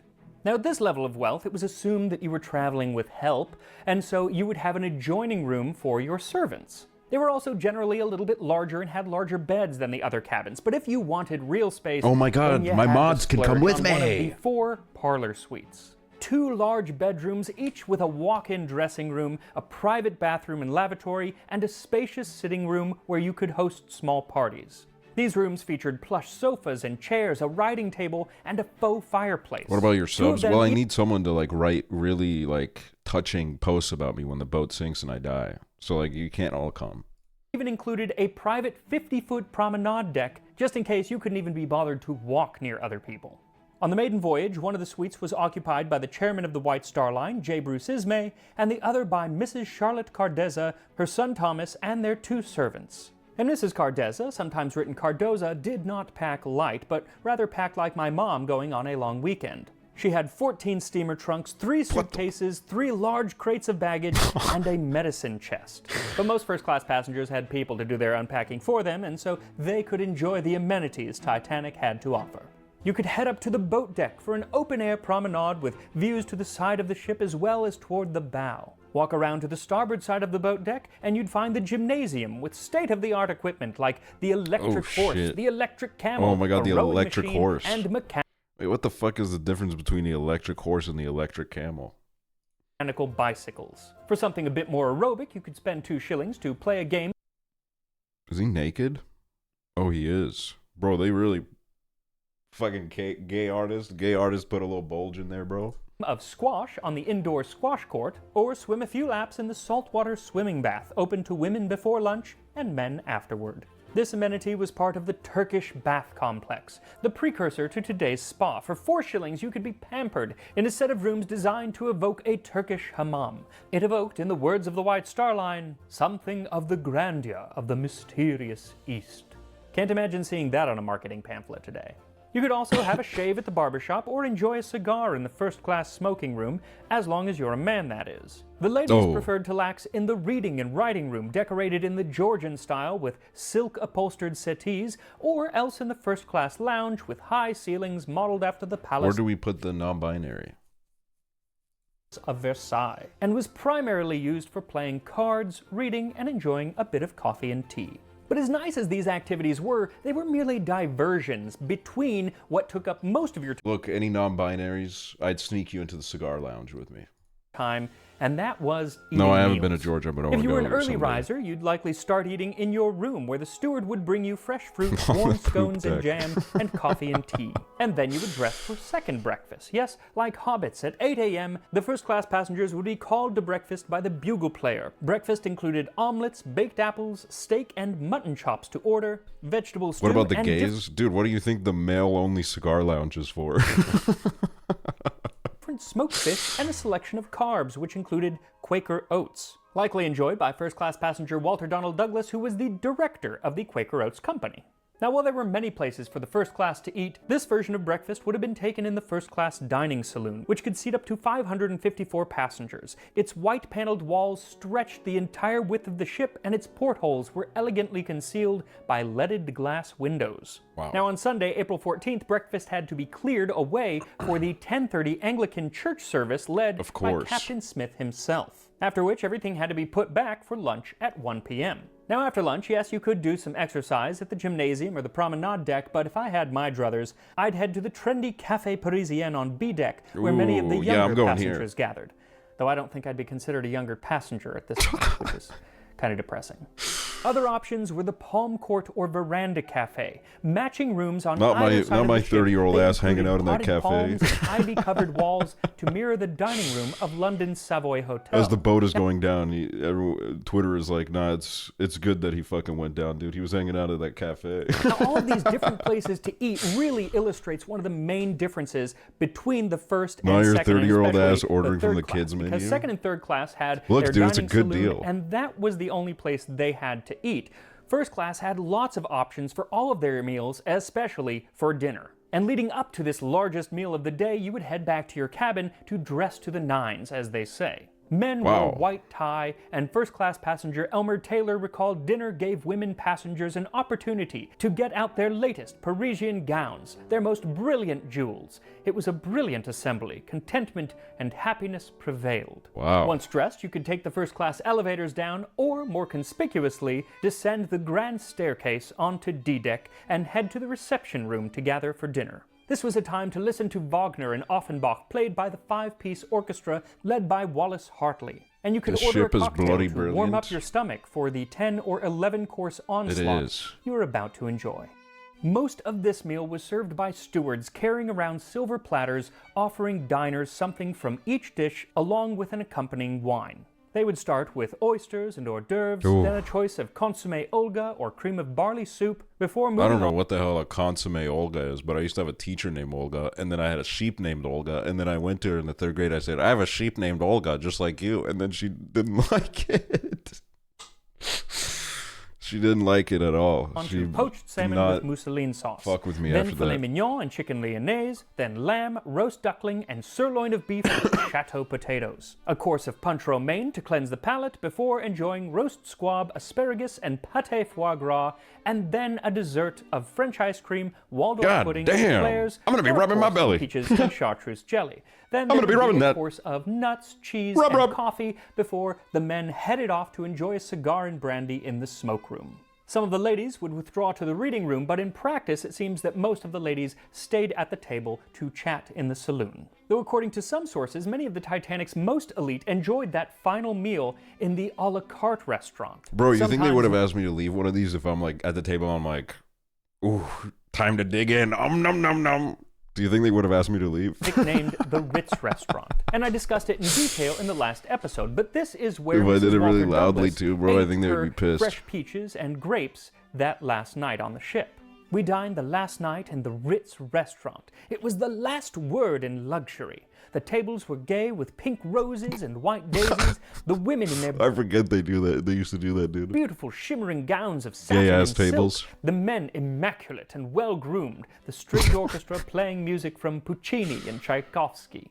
This may have also been where Lady Duff Gordon and Sir Cosmo Duff Gordon ate as well. Lady Duff Gordon was a wealthy fashionista of the time, and she gives one of the most complete first-hand accounts of the events aboard Titanic. And it's perfect to share for this episode because it is just so first class, and I don't necessarily mean that as a compliment. Ooh, She begins the shady. narrative of that night by reassuring readers that I have never been a psychic woman, and in all my life have never been to a seance or dabbled in the occult. But something warned me, some deep instinct, that all was not well. But despite her misgivings, she dresses and goes down to dinner. I remember that last meal on Titanic very well. We had a big vase of beautiful daffodils on the table, which were as fresh as if they had just been picked. Everybody was very gay, and at neighboring tables, Wow. people were making bets on the There was a probable gay club in time there. of this record-breaking run. She talks of the multi-millionaires, the Wideners and Thayers, laughing as they dined with Captain Smith, and at another table was the wealthiest man on board, John Jacob Astor IV, and his bride. And they were the subject of quite a bit of gossip. See, Astor was 46 and recently divorced when he married Madeline, his new bride of 18. Oh, that's El not. scandalo. But the fervor must have subsided because they were dining with former congressman and owner of Macy's department store, Isidore Straus, and his wife. Lady Duff Gordon says that these two so openly adored one another. They told us laughingly that in their long years of married life, they had never been That's not separated half for plus one 7. day or night. Their bodies were found afterwards clasped in one another's arms. After dinner, Lady Duff Gordon returned to her cabin on A deck and chatted with her secretary, Miss Francatelli, as they warmed themselves by the electric heater. Then she undressed and went to bed. But she hadn't been asleep for very long. Bro, when a fucking electric heater back then must have been hype as fuck. Like, holy shit, I'm in 1912 and I'm using an electric heater. she was know awakened what by I a mean, low guys? rumbling noise. And then she heard voices out in the hall, one that said that they had struck an iceberg. So she got up and went out into the hall, where an officer told her that it was nothing and that she should go back to bed. It was also around this time that Margaret Brown, later known as the unsinkable Molly Brown, also came out of her cabin. Oh my god. On emerging from my stateroom, I found many men in the Oh my gangway God. in their pajamas. They, while standing, were chaffing each other. One of them remarked, "Are you prepared to swim in those things?" referring to the pajamas. Women were standing along the corridors in their kimonos. All seemed to be quietly listening, thinking nothing serious had occurred. By the way, in the Yeah, Broadway that's who musical Kathy Bates plays, right? In the Titanic movie? Titanic, there's this wonderful song called "Dressed in Your Pajamas" in the Grand Salon, and it really talks about this whole scene of just everyone kind of standing around in their pajamas, not thinking that anything was wrong. But in reality, Lady Duff Gordon remembered her feeling of uneasiness and decided to wake her husband, Cosmo, and tell him to go investigate Cosmo is further. fucking But 10 baller. minutes That's a later, he baller name. returned and told his wife that she had better put on her warmest clothes. At the same time, Miss Francatelli, her secretary, who was staying further below decks, came up and said that there was water in her room and that they better put on their life belts. A steward came to help them. We followed him out of the cabin. Before the door closed, I looked round it for one last time. I shall never forget that glimpse of the lovely little room with its beautiful lace quilt and pink cushion. It all looked so homely and pretty that it did not seem possible there could be any danger. At that moment, a vase of flowers on the washstand slid off suddenly and fell with a crash to the floor. When they got up on deck, the lifeboats were already being loaded, and she comments rather snidely about the willingness of the American women to enter the lifeboats without their husbands, saying that they have brought the cult of chivalry to such a pitch in the States that it comes as second nature to their men to sacrifice themselves and to the women to let them do it. She did indeed refuse to get into a lifeboat without her husband, but there was a smaller lifeboat, Lifeboat 1, that was only capable of holding about 40 people, and there was nobody else around, so she, her husband, and Miss Francatelli all got in. It lowered with only 12 people, 5 passengers That's crazy. and 7 crew members. It really was the closest thing you could get to a first-class experience on a lifeboat, and Lady Duff Gordon refused to look at the boat as she was sinking until her husband said, "My God, she is going now." She finally looked up and says that she could hear the clamor of everything that hadn't been bolted to the decks sliding down into the water. I think that it was only at that moment that many of those poor souls on board realized their fate. For a few seconds, Titanic stayed motionless, while agonized cries from her decks grew in intensity, and then, with one downward rush, she plunged to her grave, and the air was rent with those awful shrieks. Then silence. Now, what happened next is up for some debate. What definitely did not happen was they did not go back to try to rescue anyone. But the rumor spread that Sir Cosmo Duff Gordon No, had that's actually crazy. paid the crew members on the lifeboat to not go back and rescue anyone, and the newspapers dubbed it the Money Boat. But this probably didn't actually happen. What likely happened is they were justly worried about the boat being swamped, and the rumor came from a later exchange between Sir Cosmo and one of the crew members. See, after the ship went down, Lady Duff Gordon looked at Miss Francatelli and made a feeble joke. Just fancy that. There is your beautiful nightdress, gone. Well, that gallows humor was not appreciated by the crew members in the boat, one of whom said, "You people need not bother about losing your things, for you can afford to buy new ones when you get ashore. What about us poor fellows?" To which Sir Cosmo said, "Yes, that's hard luck if you like, but don't worry, you'll get another ship. At any rate, I'll give you a $5 each toward getting a new kit." And that's what I meant by her narrative just being so first class. And whether it was their wealth or position in society, or merely their position on the ship being closer to the lifeboats, the first class fared far better than anyone else on the ship. About 60% of them survived. Yep. And some of those survivors carried their menus with them in their coat pockets, so that today we can get a glimpse into those last happy moments aboard Titanic, where they enjoyed food such as peaches in chartreuse jelly. So once your jelly is fully set, dip the mold into some hot water for just a few seconds, then set an oiled plate over the top and flip it over. It should just plop out. If it doesn't, return it to the hot water and Oh, fry there we it. go. That's more Then of you what can we garnish it with saw. a bit of whipped cream or Italian meringue, or just leave it as is. And here we are, peaches in chartreuse jelly from the last meal aboard the Titanic. Got some peach, got some meringue, and got some jelly, which is so jiggly. Here we go. I love when millennials do that when they're like jiggly.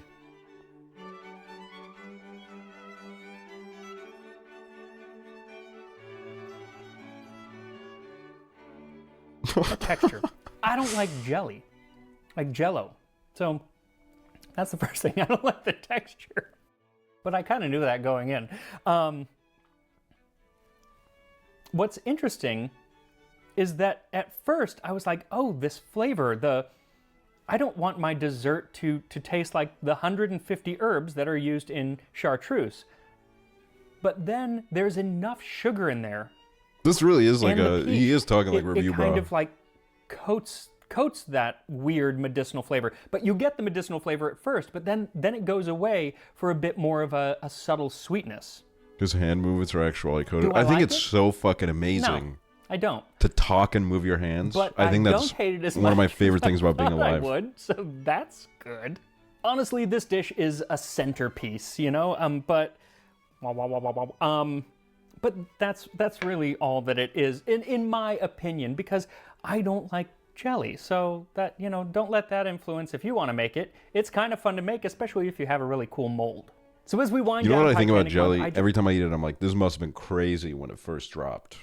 Like, if I lived my whole life without knowing that this could be done, and then it's in front of me and I eat it, I'm like, this is the most insane shit that I think I've ever put in my mouth.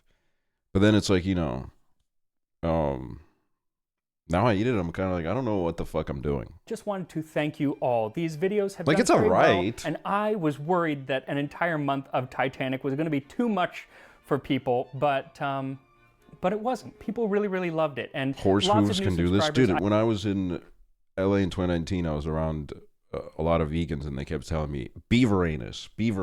Gelatin is made with beaver anus. And I was like, I don't give a fuck. I'm going to fucking keep eating. I hope you stick with me for future episodes, not on Titanic, because we do other interesting things here on the channel. We love you. Also, I finally finished my Titanic Lego, except that I am missing a flag that I'm pretty sure that the cat ate. Beaver anus. Aw, kitty. What's up with fucking orange cats, dude? What's up with them? You know what I mean? Like, what's their deal?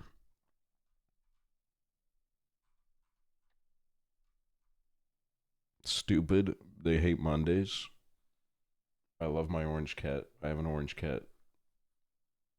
They love lasagna. Lasagna, they do. They do love lasagna.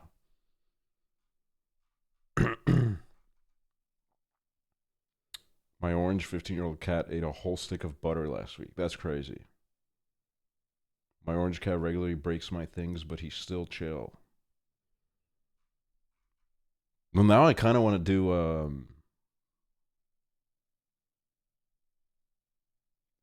I want to do...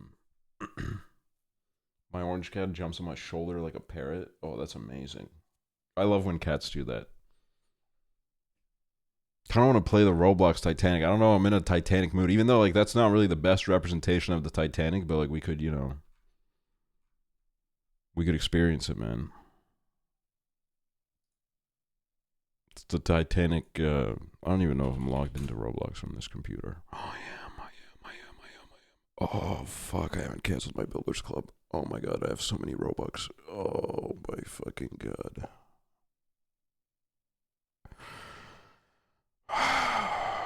Whatever. Whatever.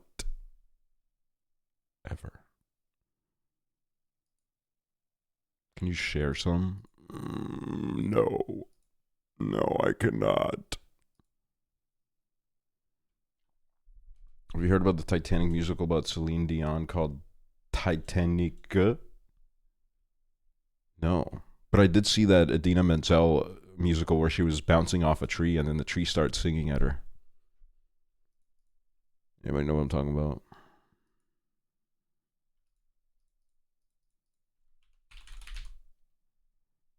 Adele Dazeem.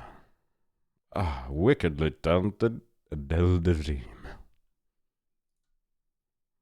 Wickedly talented. Okay, how do I... Oh, generate.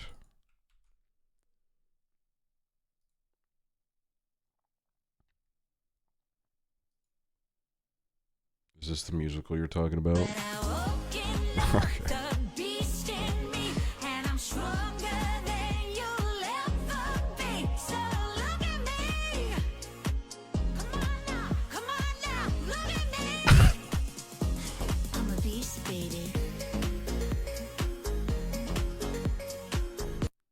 Holy shit.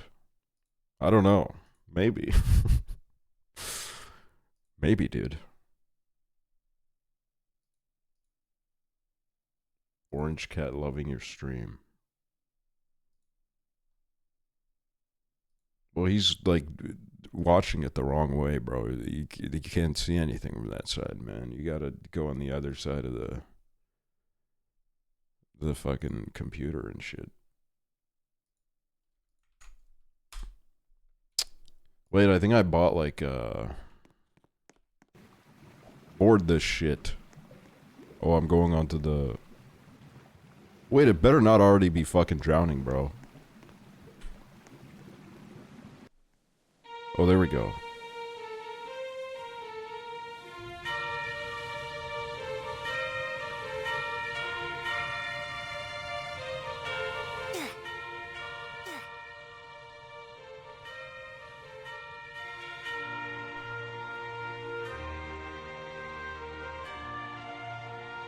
Let's check out some of the... I don't know if they got the dining rooms, but like, let's find it.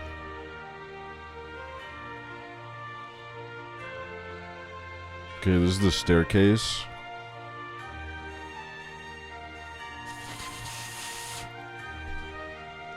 Sorry, I gotta blow into my right click so that it works. I don't know what's up with that.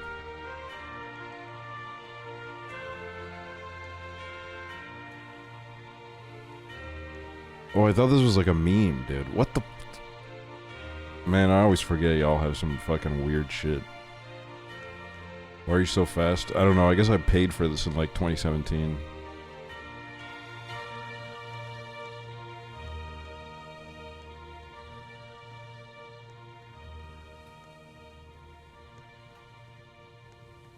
Where the hell am I right now, dude?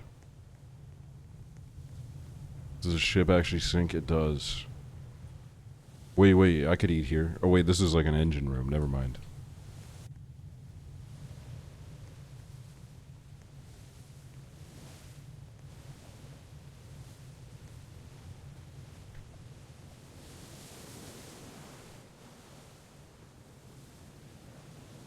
Well, we're not really moving. I'm a crew member, apparently. So, if you guys need lifeboats, I guess I'm the guy.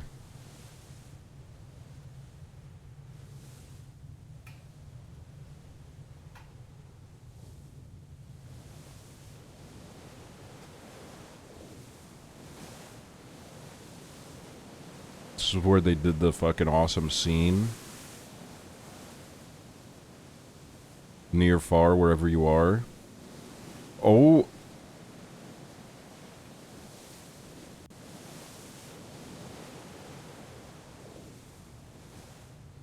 Should you wait until it sinks? Well, we don't wait. We're role playing.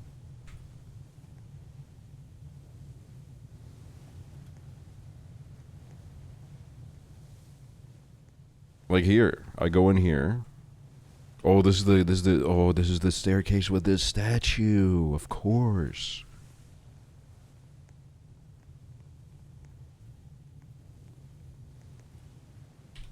Wait, the elevator.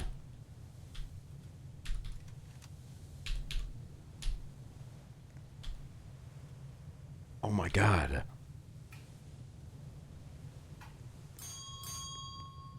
Okay. Maybe have some class.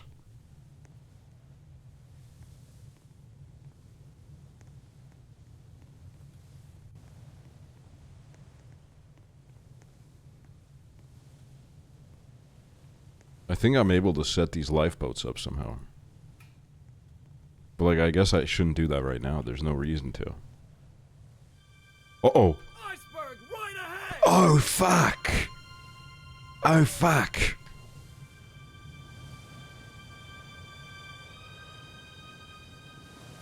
Dude, I'm getting plus 10 roleplay. Oh, fuck.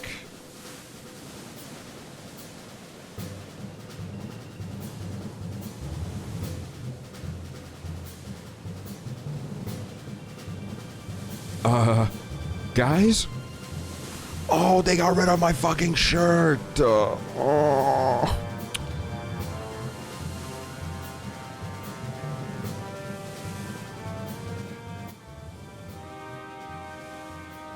Daily question, fart or pee. Jump off right now. Oh my god. What? Dude, maybe that was the meta.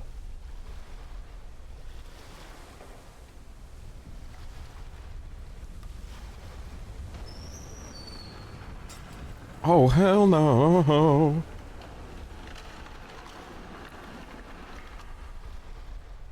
Oh my god. Eats it.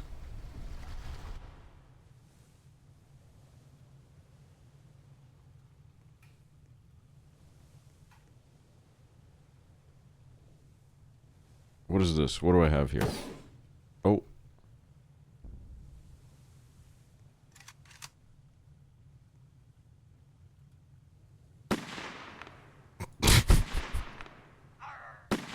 Why do I have a gun, dude?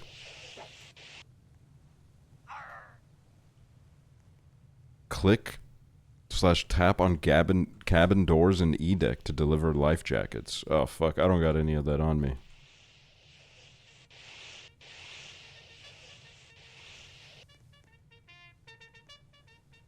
Wait, we have the orchestra somewhere.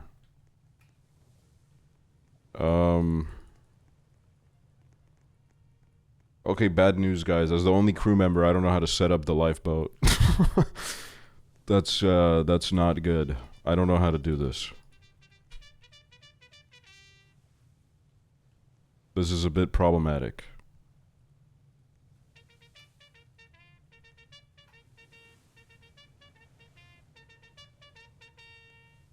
Wait, I want that. Where's this? There's a fucking leaderboard, bro. I'm dead. Oh my god.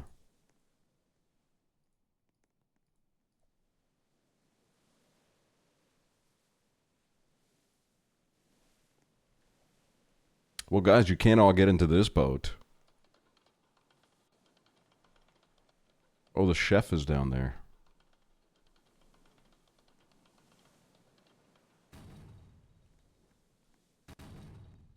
Oh, I'm stuck. Let me get a update on the boat. I mean, it looks fine right now. Huh. Oh my god.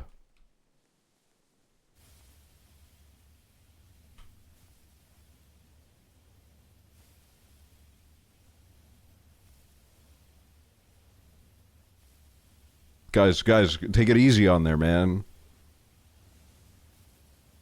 What? Okay.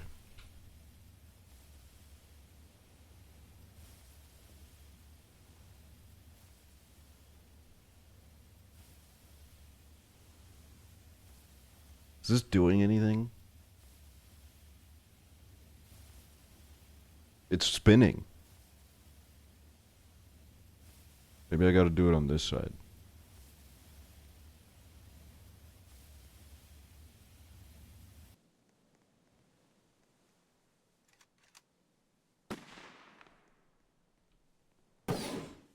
I don't know. This boat's cooked, bro. This boat's cooked.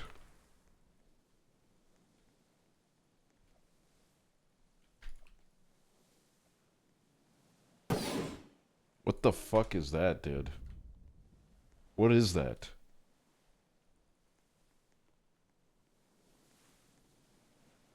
Chicken jockey?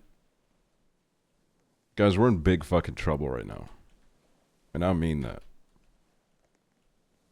We gotta fucking accelerate, bro. Full steam ahead, bro.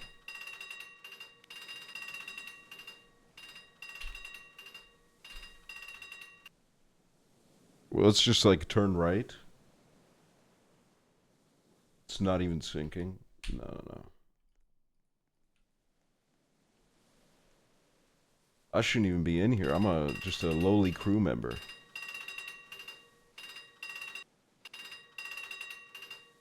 You are not captain. Nerd alert.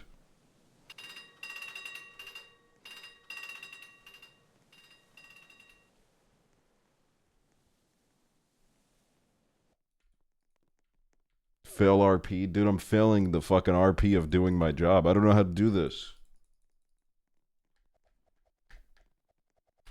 Oh, I'm not gonna do that. That's just insensitive.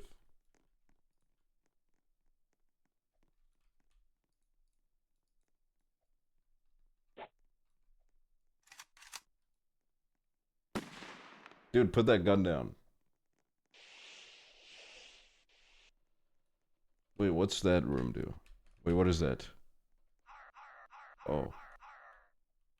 Oh, that's the Morse code. How do we do this? Wait, what is it? What can I get from here? Oh. These are captain-only orders. They determine lifeboat's boarding status. Dude, the captain's fucking letting us down, bro. The captain's not doing shit.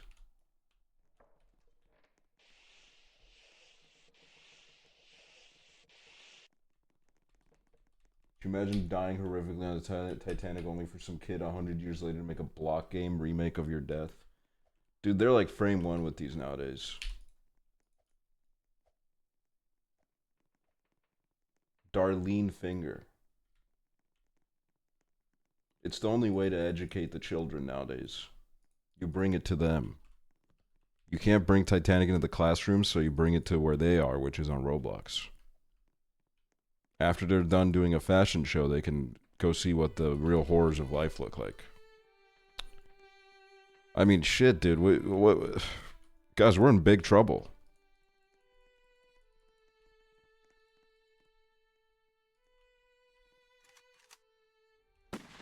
There's a demon on the boat.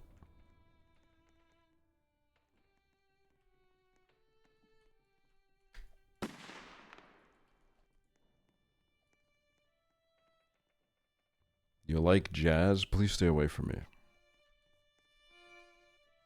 Oh, fuck, dude. That's not good.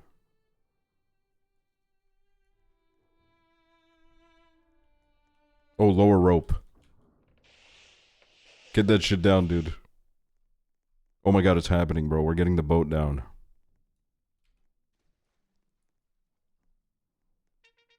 Oh, that's not... Shit. Fuck. Look, everybody hold on, okay? Hold on, dude. Oh, shit.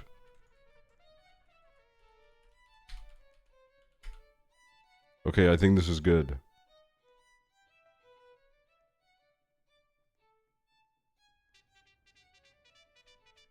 There we go. It's... You know, it's not the smoothest ride, but it is... There we go. Are you free now?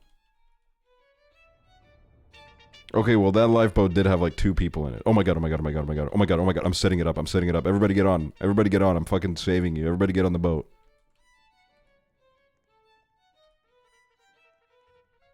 Look at them, they're already down there.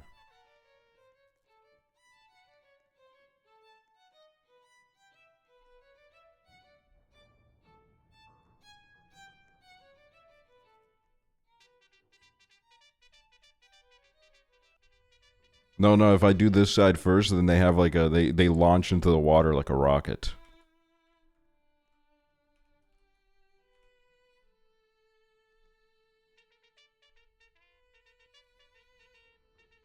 Dude, don't open those doors, man. You guys are gonna let the water in. There we go. What the... That's the captain, dude. You're not... You're supposed to go down with the ship. Get the fuck off that boat. Get the fuck off that boat, dude. That's it. We're shooting the captain. You will not be saved. Oh, I missed. Goodbye, tungsten talons. Does anybody... Get on that boat, guys. Get on there, dude. You too, demon. Come on. Get off the damn boat.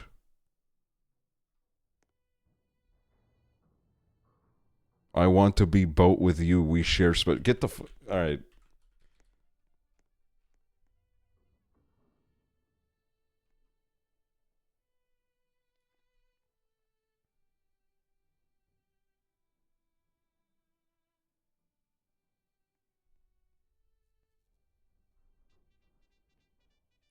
Where are all these people, dude? There's all these people. They can't all be on the boats already.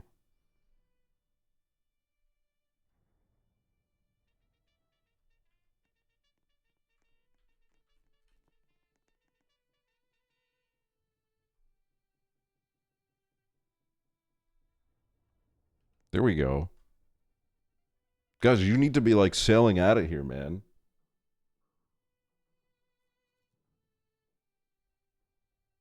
Close that fucking door.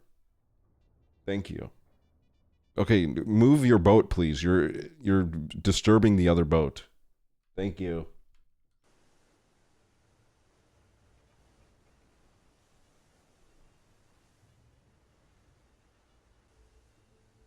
I'll go down with the captain. Dude, the captain was on one of the first lifeboats out of here. So-called fucking sacrifice. Disgusting. Disgusting, dude. What the hell? What are you sightseeing for? Get on a boat.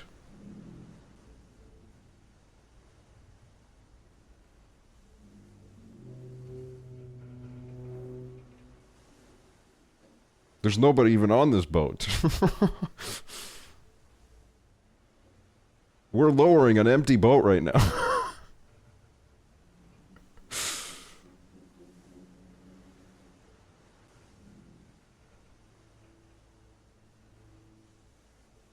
We don't have any paddles, bro. The other ones did. They were fucking sailing about. What the hell's going on down there? What happened to the boat?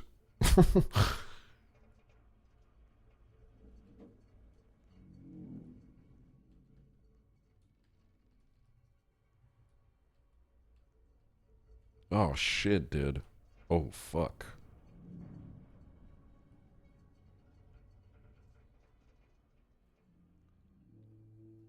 Wait, there's hella boats, bro.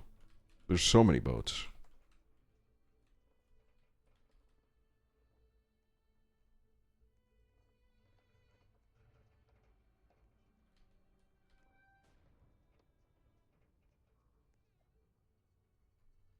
There we go. The demons get. Oh, the demon. What the fuck is.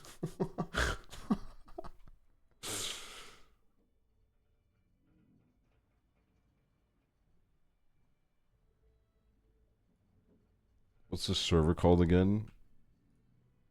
I wish I could play, but it says I'm not authorized to play. What does that mean?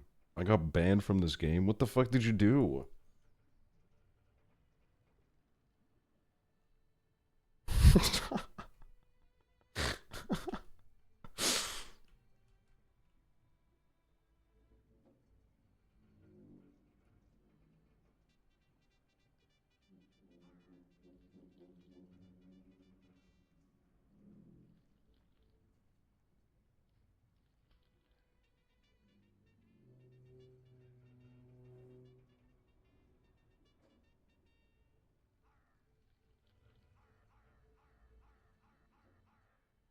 I imagine it was like more, maybe a little bit more, what's the word for it? Smooth. When they did this. Who is making this noise?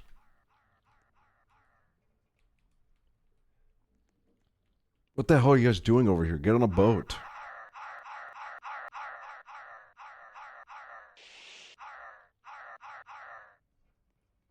Can you come detach us from the ship? What? Oh, sorry, I keep... Fuck.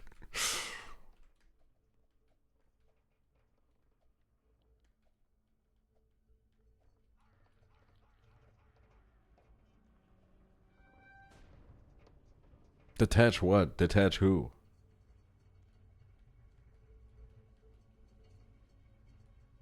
Oh. What the hell are you guys doing here?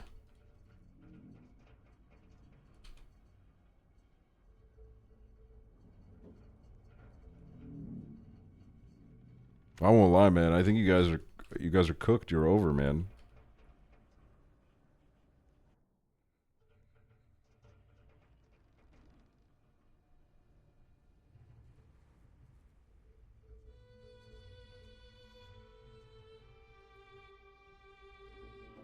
Yeah, sorry, you guys are stuck. When is Magic Mike night? Again, you gotta ask Nick. Nick is the guy to go to for that. I got as little info on it as you guys.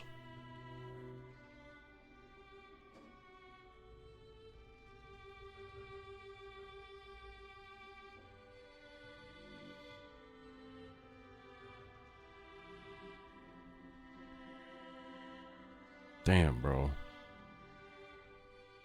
Uh-oh.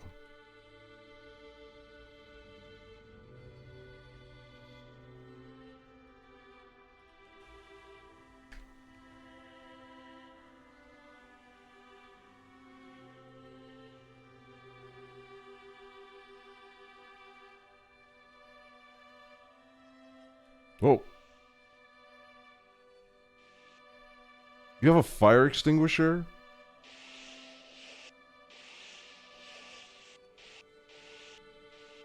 I can't believe they took away my shirt. Now I'm gonna have to find a new shirt.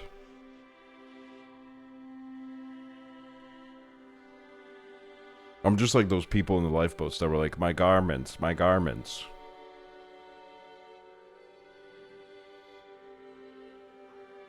Why are you still on the boat? Because unlike the captain of this ship, I go down with this lady.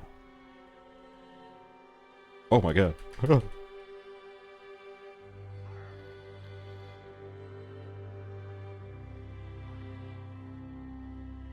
Girl, no you're not, I'm captain. Yeah, that's what I'm saying. You are the captain, and you were on the first lifeboat out of here. I'm saying, unlike the captain, I'm staying on the boat. Disgusting. Disgusting. Titanic uses he, they. Amazing. Amazing. Like that motherfucker who crashed the cruise. Yeah, the fucking Costa Concordia captain that just like got out of there immediately. That's crazy, bro.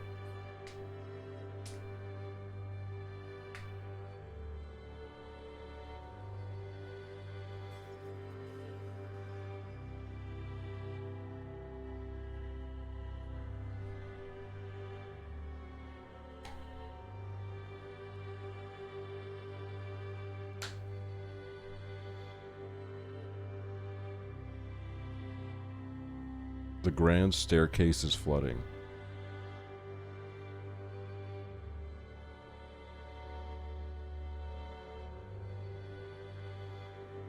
Uh-oh.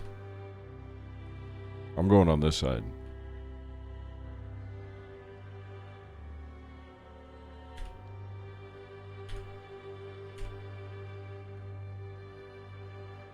Snoopy is here.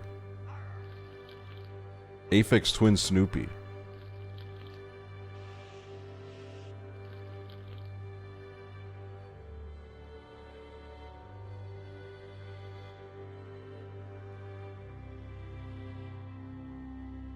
Uh-oh. Oh, hell no. Jesus.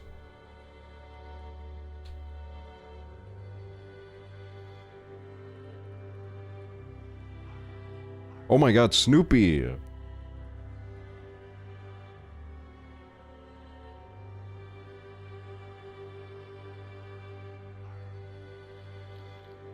You're gonna fall? No, because I'm gonna hang on to this rod.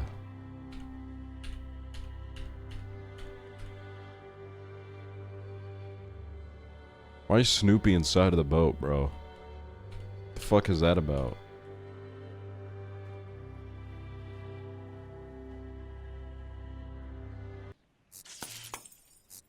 Uh-oh. Okay, that's a bit of a fucking vibe shift.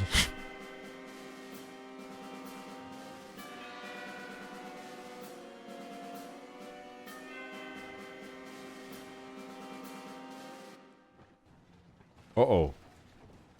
Oh, hell no!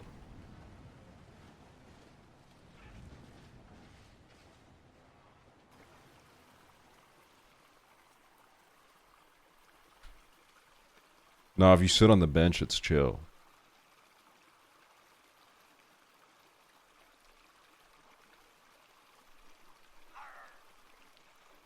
I'm stuck on here with a fucking pirate. What is that shirt?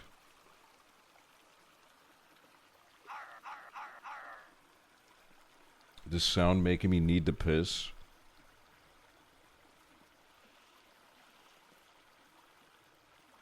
The music died.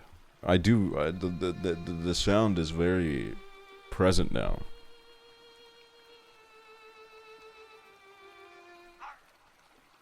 The fact that it broke in half is crazy.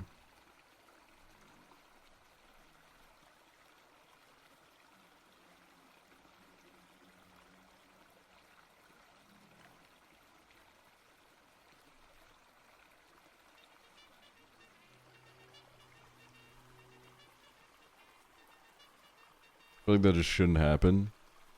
I mean, it especially shouldn't happen if you do a whole marketing campaign about how your ship is unsinkable. That is just such an insane thing to put on posters.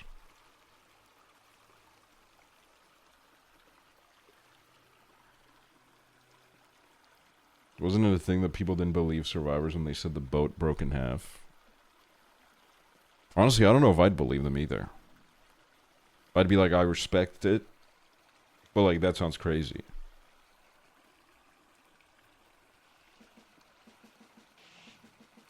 Uh-oh.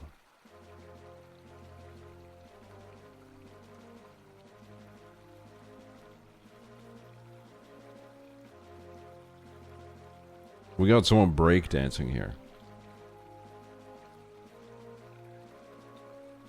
You just sitting? Alright, boats. We need a boat. We need a boat to fucking save us, dude. That's an empty boat. Uh-oh.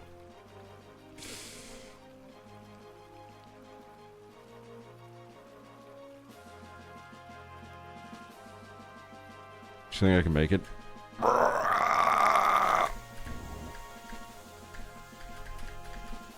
Holy fucking shit, most realistic part of this game.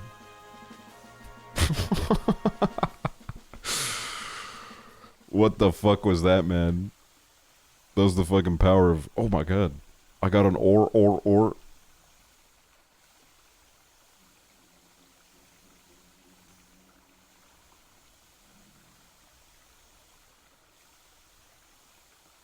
Get on here, Snoopy.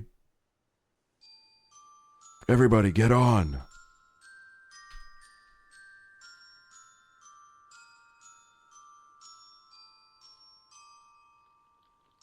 Snoopy. Look at y'all, dude. Look at y'all trying to crawl into my boat. Disgusting. Disgusting.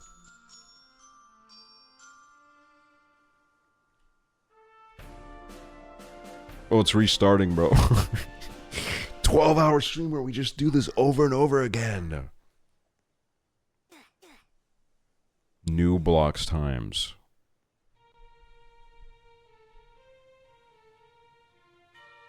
Well, that was a great way to spend 100 Robux. Now we did, you know, we did remembrance and stuff.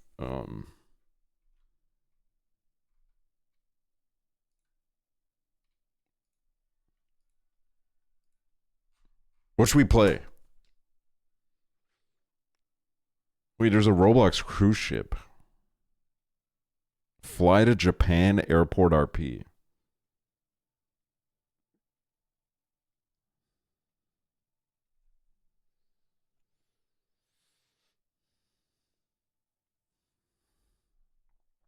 Now let's watch the JonTron Titanic video.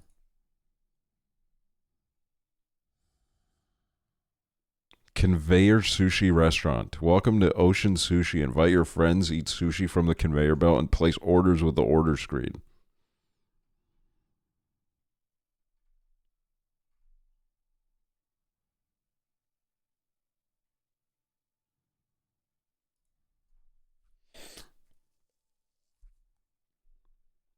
You can shoplift on Roblox cruise ship.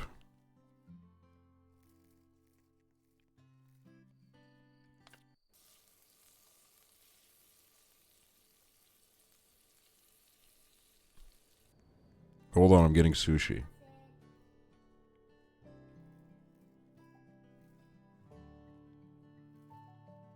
What was that? Dances. Beat step.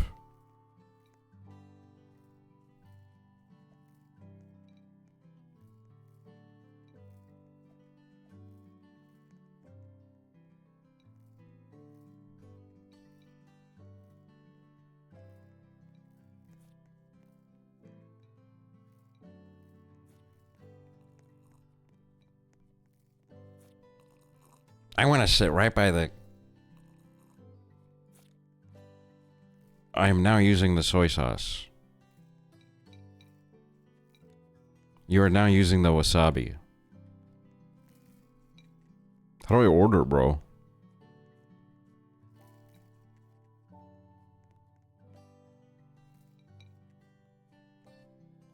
Wait, they got the boat, bro. I thought they would only bring this out for my mom.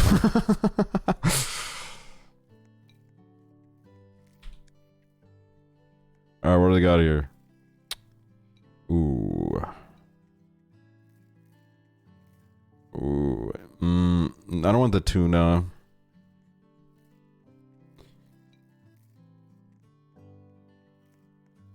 Wagyu.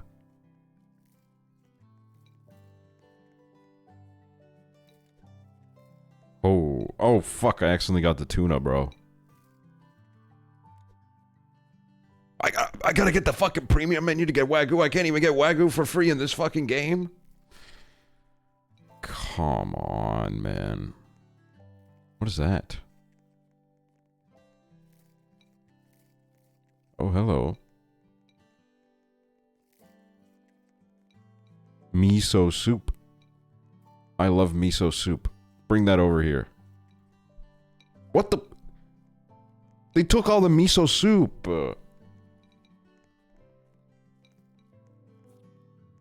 Whenever people talk about the Titanic, the story of the Carpathia always makes me cry. It was a tiny ship with only around 200 passengers, but when they got the Titanic's distress call, they turned around and ended up saving 700 people. Yeah, there were a lot of people in the live stream that I was watching yesterday. A lot of people were standing the Carpathia. And then the Baltic showed up, and people were like, oh my god, Baltic reference. And then, it was like the Californian that everybody hated.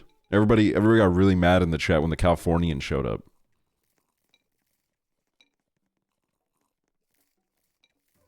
What? Did somebody eat my fucking food? Can you get out of here? I'm getting the shrimp tempura. I guess I have expensive... I'm just eating the rice then. Fuck it.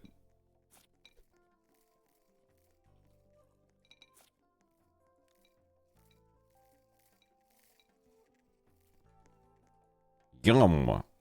Mmm. Oh, what is this? It looks delightful. Not allowed to eat from this player's plate. Why are you putting your food down on my table? You want me to look at it? Can I get a bike girl? Get out of here. Put on a shirt and get out of here. Fucking pervert. Disgusting. You make me sick. Bro. Hogging much? The fuck? None of it is even reaching me.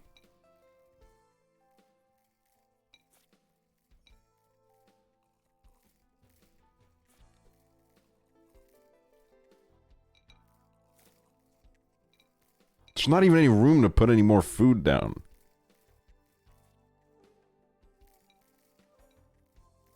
Yum. Why are you plate watching? Because they're taking all the fucking food. Mushroom soup.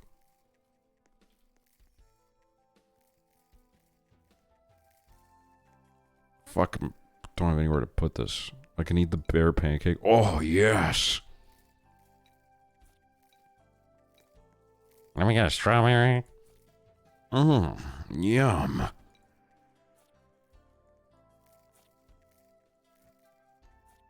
Yum. Wait, let me scarf down this rice real quick.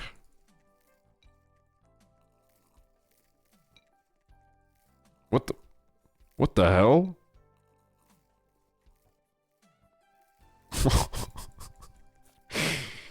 Don't mind if I do. Holy fucking shit.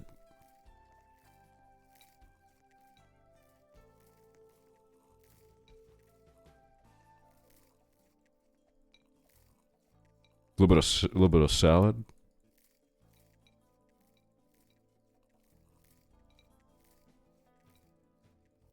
Damn, now I'm getting hungry again. Just found out that one of my school's bathrooms is a popular local cruising spot. What is a cruising spot?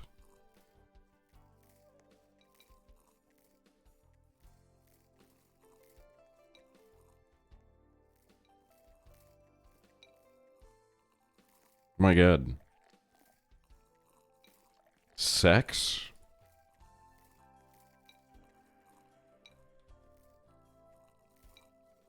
School bathroom.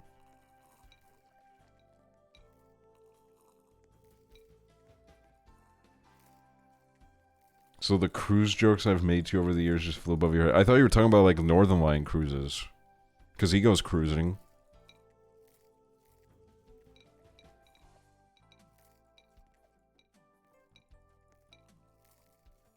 Bro, I can't eat all this.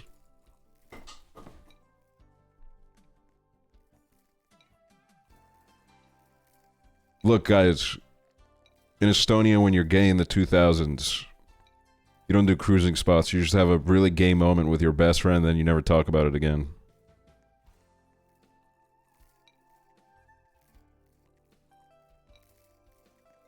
Oh, crab leg. Yum. Delicious.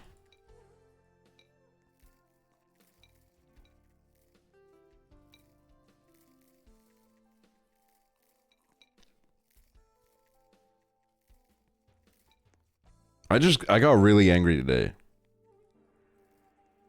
Cause, one of the guys in my life that I had a gay experience for the first time, we were very young. But that's not the problem. The problem is that he went to my mom later in our life and said, "Can I borrow his Xbox?" And my mom was just like, "Yeah, sure." Gave him my Xbox. I didn't see that Xbox for years.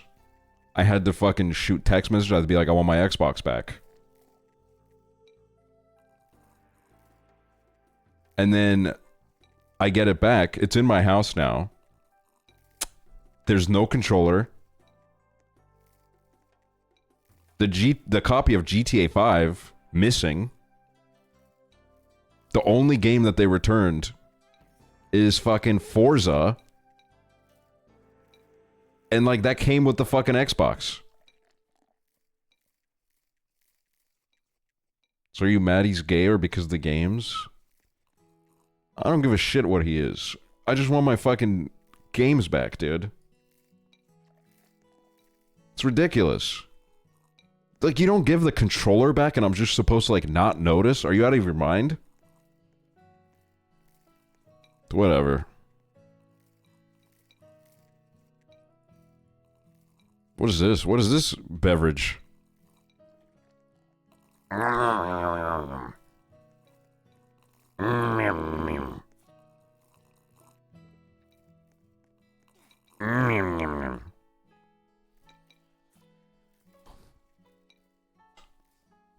Without going too in-depth about it, though, I do think about that guy because, like... That guy was like I don't know. He's like... I'll say this much, okay? When I first read about, like, all the stuff that the Beatles used to do together, it didn't faze me at all. And that was because of that guy. That guy had, like, friend groups. That guy had, like, friend groups with the dynamics of the Beatles, and everybody just did it. And nobody thought about it. Nobody thought about how, like, this is kind of gay. Next week, they'd, like, see a gay person on the street and they'd be like, oh, that's fucking disgusting, man. That's so fucking gross. But it's like, what the hell was that about? What the fuck was going on there?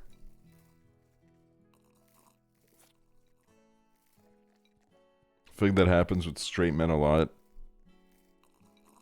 I think he's bisexual.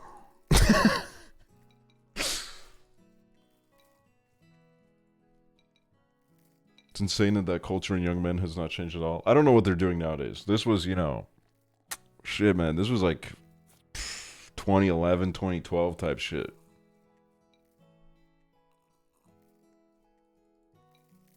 I don't know how the people are discovering themselves in 2025. I don't know how it happens. I'm not fully not a part of my time, I guess. Dude, there's a fucking cake here. Holy shit.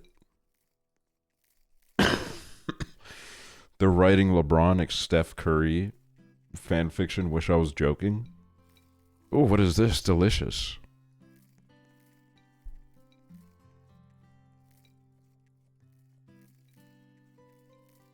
One of my favorite VODs is you going through your Facebook during that time. I'm not sharing my food with you. My God.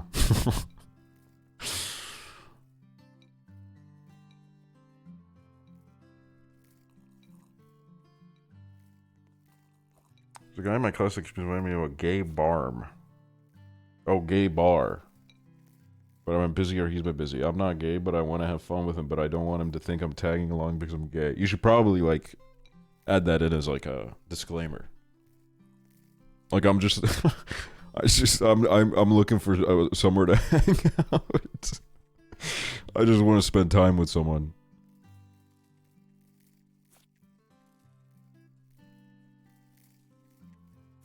And then, yeah, you should probably also just say, I'm not gay, because that what I just said sounds really gay.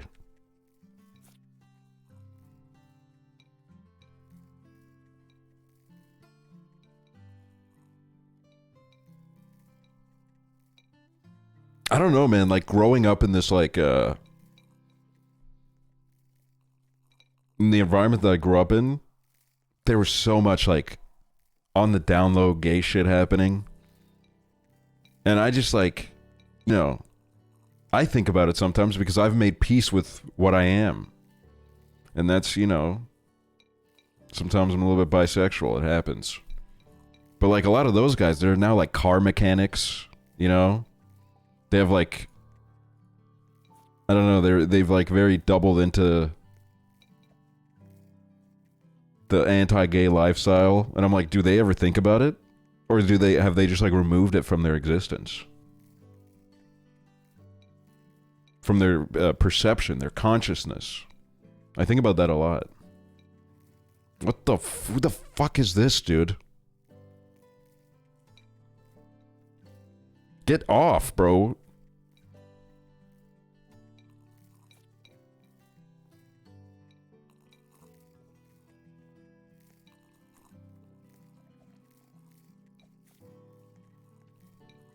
They're probably insecure. I don't even know if they're insecure. Like, my theory is that they don't even acknowledge that that part of them exists, even though it's... Because, I mean, that's really what it was with me, too. You know, I watched Moonlight, and then I was like, oh, fuck. All right, I get it now. I watched Moonlight, and I was like, okay, wait. I see what that was about now. But, like, before then, like, I honestly, like, I would remember sometimes I'd be like, oh, yeah, man, that was kind of gay when we did all that gay shit.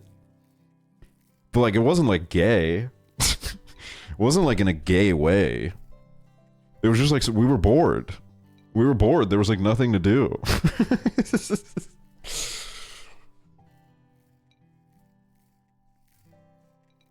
We were, you know, it was the countryside.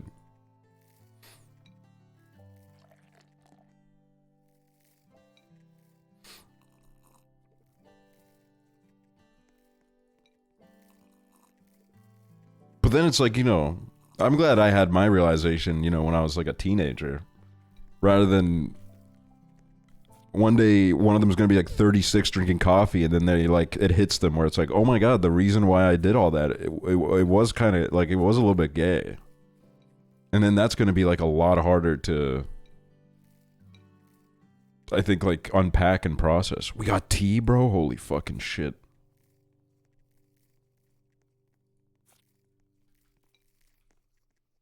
I'm full. I'm getting out of here. What? Holy fucking shit.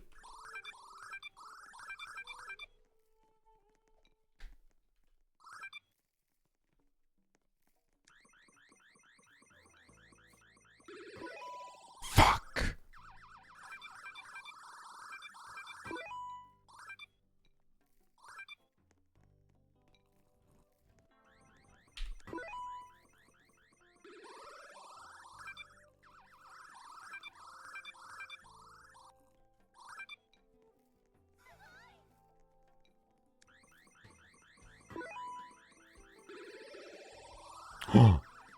Oh my God, what the fuck is that? Is that a hedgehog?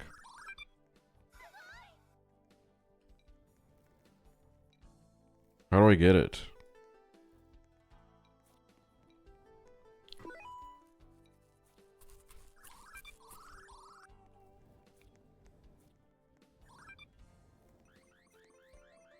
Oh, this is a private dining for 150 Robux, dude?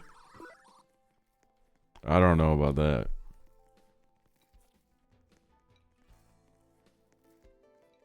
Might as well just go to a... Oh, you can become a sushi chef for 300 Robux.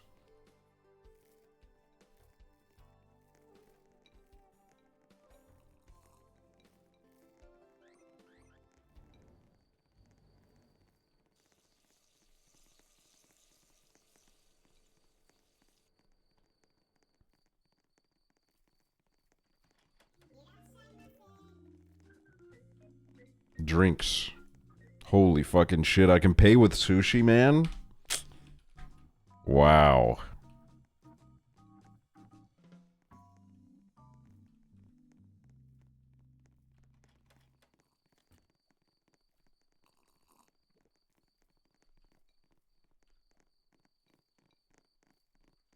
Alright, what else is there? What else is there on this fucking website? Have you ever had honey butter chips? No. Fly to Japan, airport RP. 100-player musical chairs.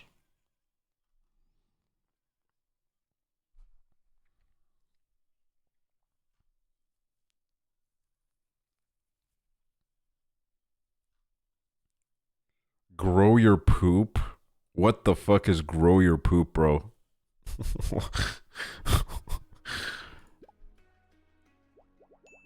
Oh my God, I'm growing my poop.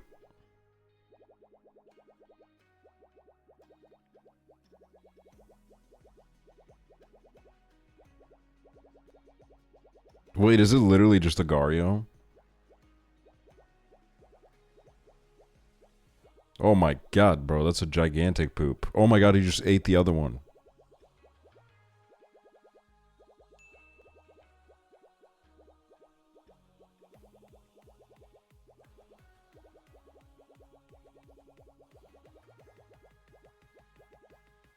I just personally don't like that it's poop.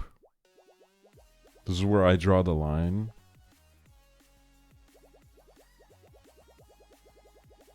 But there's dailies and there's a wheel.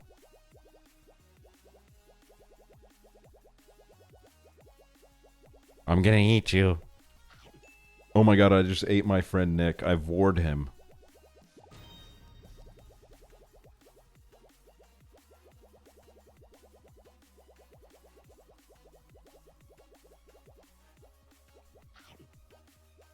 Come here. Oh my god, dude. Come here, I'm eating you. Oh my god. This Estonian's gonna rape my poo. Someone pulled it up in my school once. And I really didn't like it.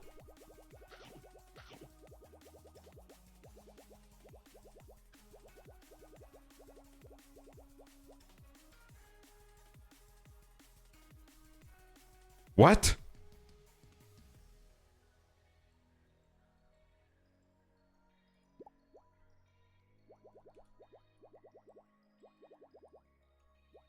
How did Nick kill me?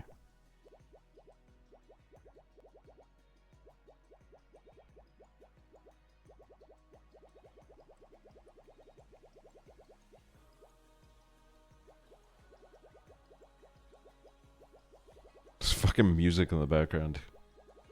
Uh-oh.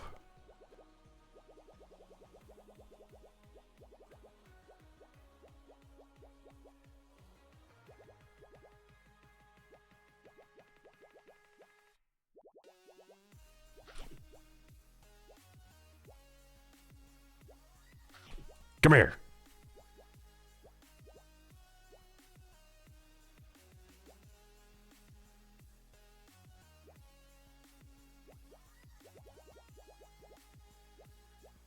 Uh-oh.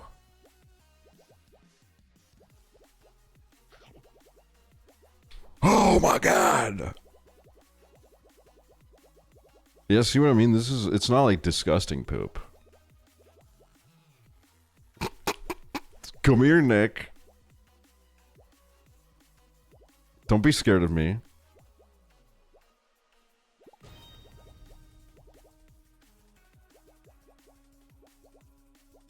They should make this with a long drive poop. That would actually be so fucking disgusting. Holy shit. They ate my friend Nick!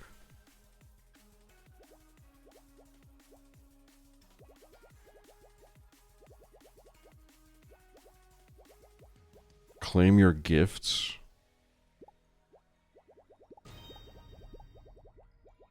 What is this? Oh, I can spin a wheel.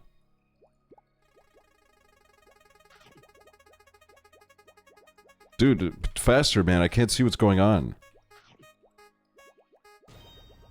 Yes, dude. How am I supposed to die if I'm the biggest one?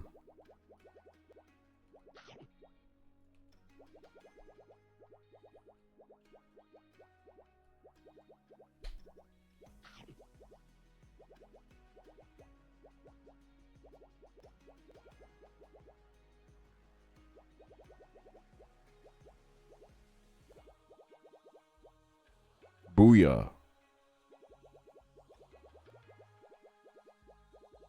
Can we do ancient Egypt roleplay again? Dude, that was like, the logistics of that were insane, bro.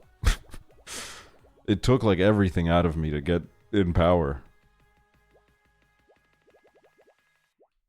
Oh my god, and I just remember that stream where we did the White House. The presidency. That was fucking fun, dude.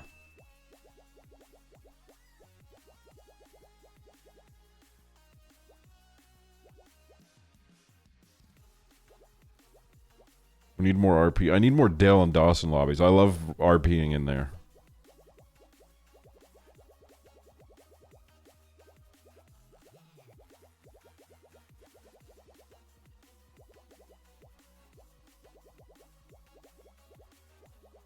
That fucking debate got me blocked by half the chat because they thought my RP was 100% serious and I loved Israel.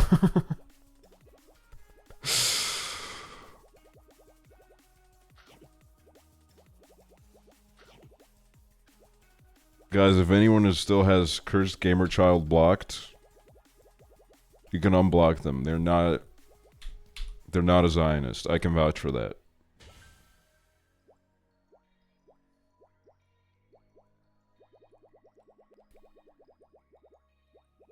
I went on a UK Buckingham Palace game once and the king had me locked in a room. So they chased me with a sword. What the fuck goes on this game, dude? Why am I still on this? Wait, I got a gift to claim.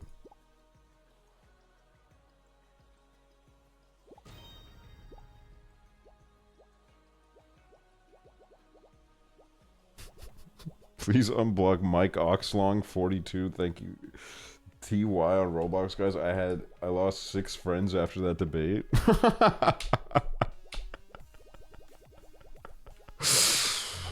That's crazy. He. Cherry case, thank you.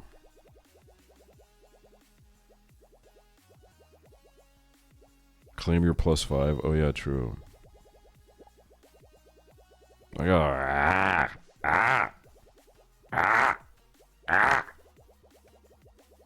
I'm gonna eat this motherfucker. Uh-oh. Can you go to hospital roleplay? I don't know why I said that like that. It's one Chiblee did like 3 years ago and it was so good.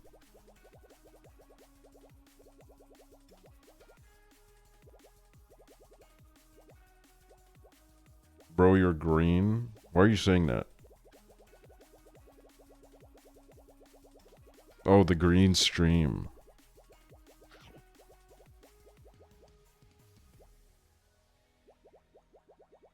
I'm a Roblox dev and you playing these games is making me so mad. What the fuck? It made me mad too, bro. This game sucks.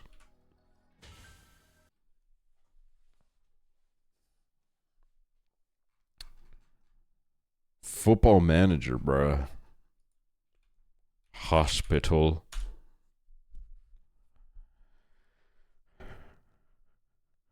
Is this it? Maple Hospital?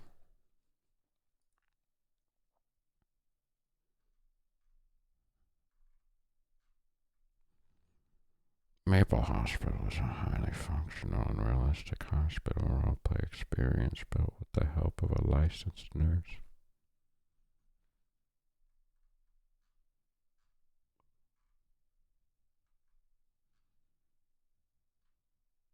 How do I...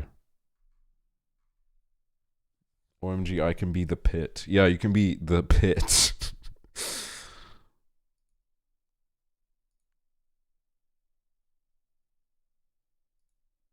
Oh, it's free, bruh. Hello, hello.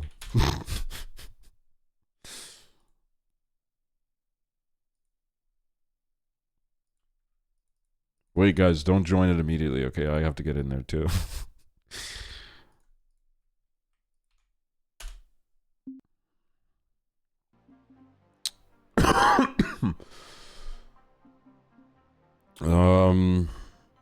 Level 20 surgeon, supervisor promoted by director, security. You can be security, bro.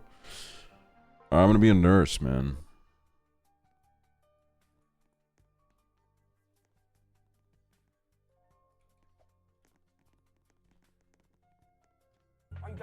No, I don't want to be on a gurney. I gotta work. Wizard Julia, Wizard Julia. Wizard Julia, thank you so much.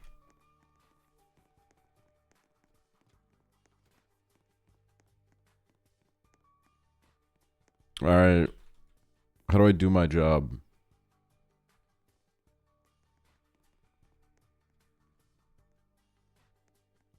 There's no patience, bro. This is not like the pit at all. Everything's really chill. I can fucking lay down and take a nap. Taking a hit. Taking a hit of my own supply.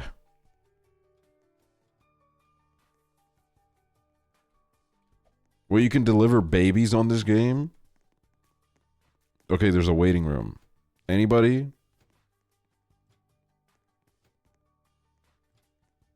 What the fuck happened here? Patient violent. Put him in that.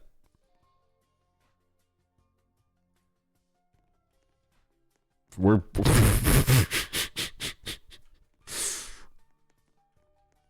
Get in there, dude. Oh. I'm stuck. I don't want to be in a wheelchair. I can't move.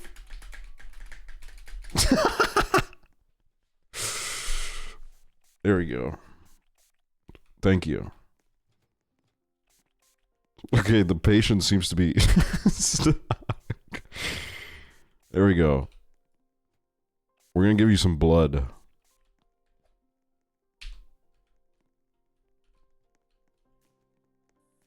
We're gonna get your readings. Oh, what do we got there? Ooh, 87 HR. We're looking at my name's too big, I can't see. 20 RR. Natalia Shadows, thank you. He. Wait, it's trying to fucking move. Do we have handcuffs anywhere? Put on some gloves. Alright, we're gonna need to... Oh, I'm taking my own blood pressure. Fuck. Oh, is that good?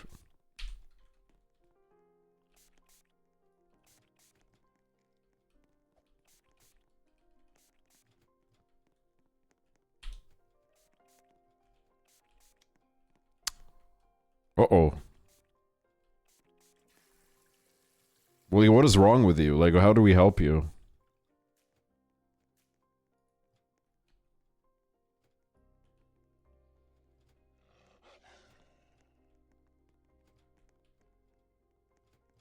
Is dead.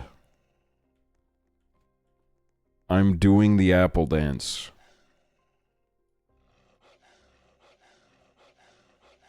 We need to put you into surgery.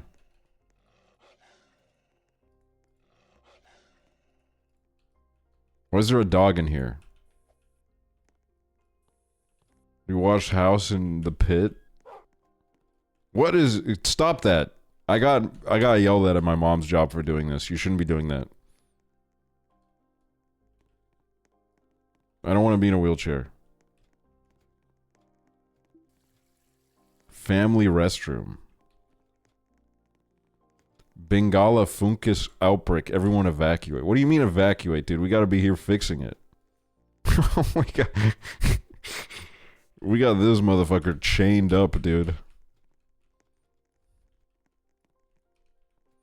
Hold on. I don't want to take my own blood pressure. Oh, wait. This is where the good stuff is, dude. Damn it.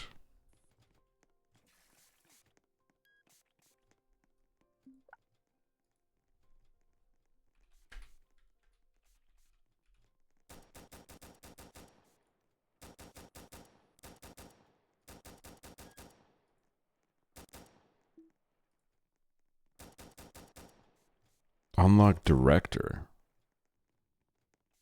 Wait a minute. Twins pack.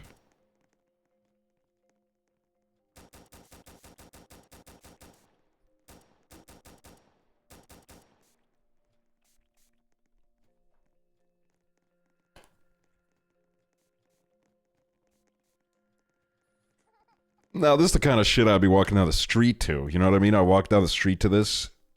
I take my steps. The fact that there's big-ass feet in the frame right now is freaking me out.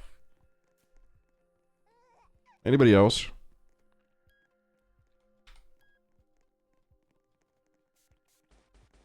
Who's this? Director. Can't I just pay to become a doctor?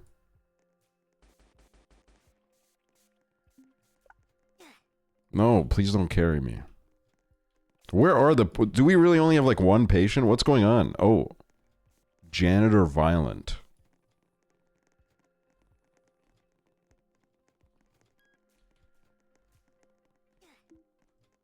Someone get their baby off the floor of the waiting room.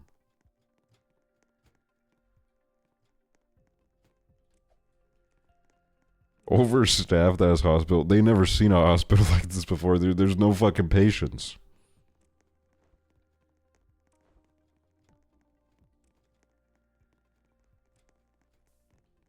Dude, I think we need to go into a public lobby so that we have patience. Who's this? Patient fracture. Come with me. How do I pick you up? No. Come. What the hell am I doing here, dude? No, I don't want to be on a gurney. Leave me alone. I'm trying to do my job. There's blood. There's blood. There's blood.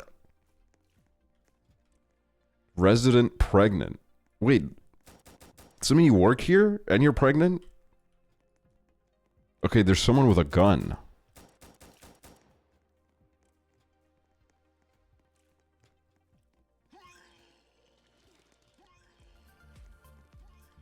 Public lobbies are a nightmare.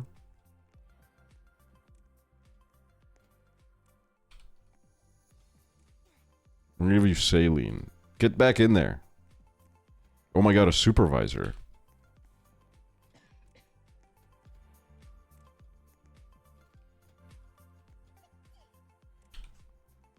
The dog is pregnant and human now. Bro, I don't like the fact that a nurse is shirtless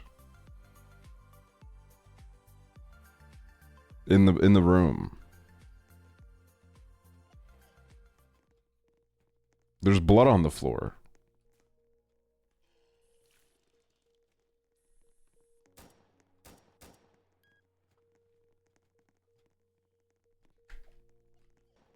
My blood pressure's going up.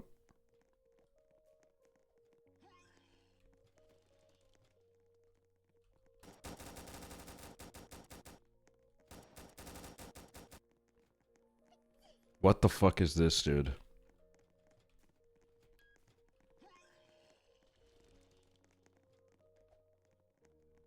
Okay, wait, there's someone that's deeply injured right now. Are you dying? You're a doctor and you're dying. Oh my god, there's a baby. Baby bump? What does that mean? What is a baby bump?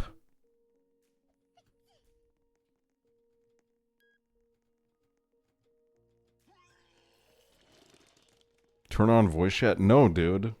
Especially since it's you asking. I don't even want to know what's being said in here right now.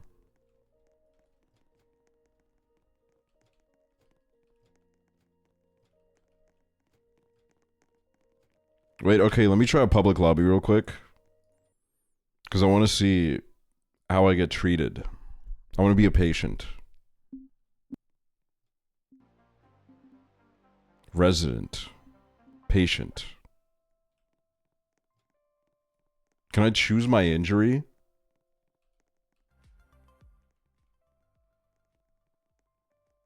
What does that mean?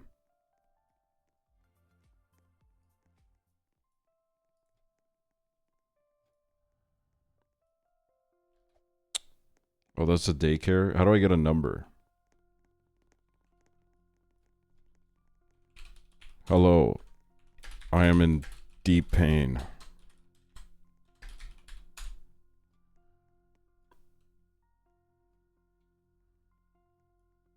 You click status on the side. Status. What the fuck? Uh-oh.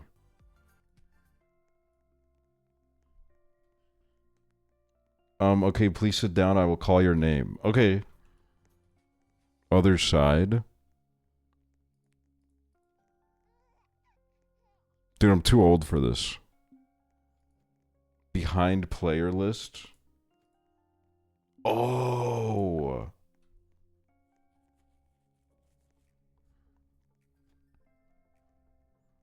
I'm in a coma.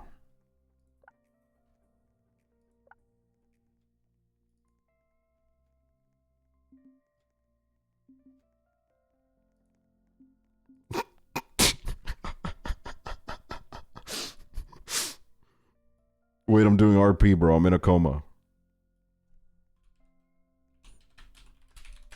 I'm in a coma.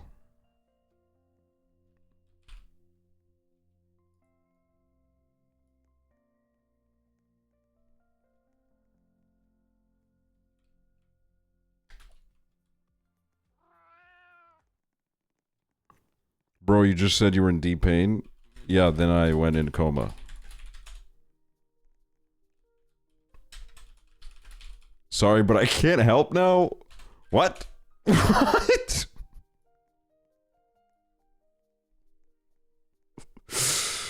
What?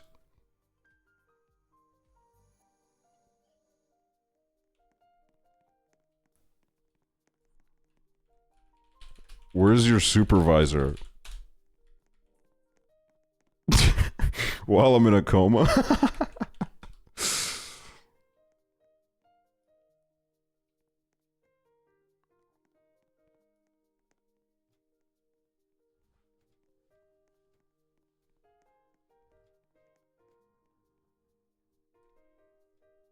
Face card so bad you were refused medical service?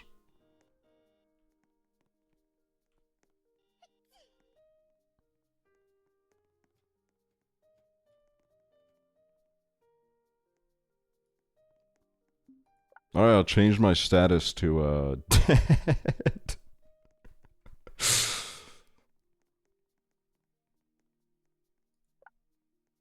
I'm bleeding.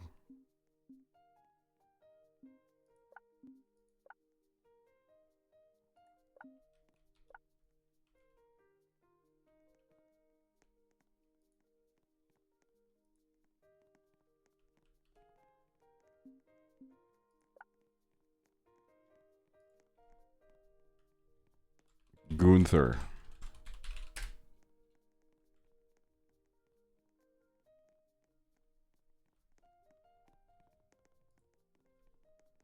I hurt.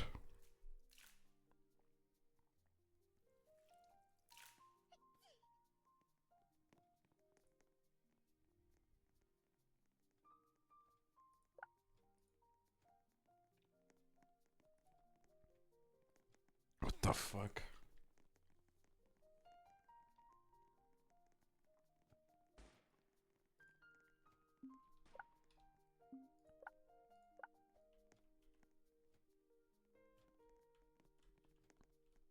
I'm fucking bleeding everywhere, man.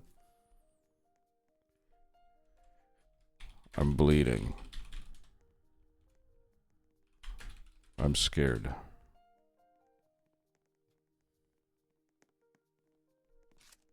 It's okay. Holy shit, dude. We're getting help.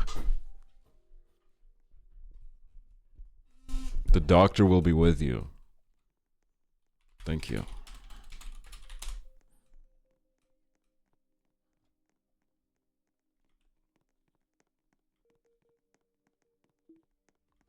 Your little kids at the daycare cannot stop yapping.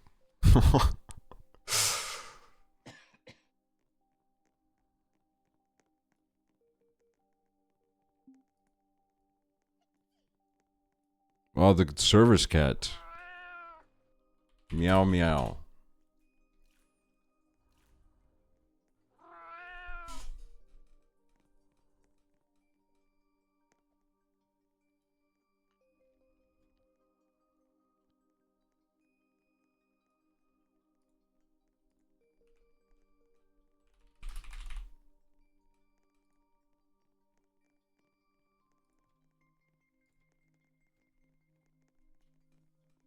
Why is your bleeding ass sitting on the white chair? They told me to take a seat.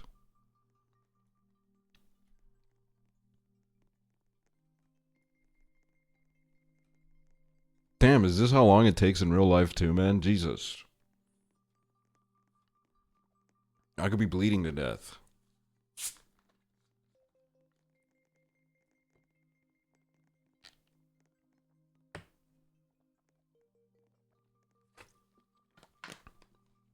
Oh my god, there's someone bleeding to death on the floor.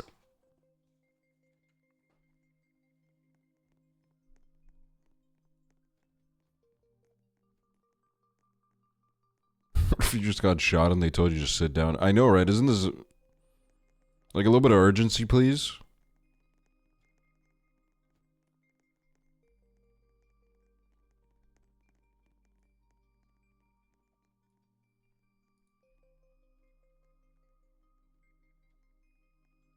Girl, come here. What? Time I got cut by broken glass and was bleeding profusely like a vein had been hit or something, and I got covered with a towel. My friend drove me to urgent care. When I got there, they gave me paperwork to fill out and told me to wait in the waiting room for my name to be called. That's crazy.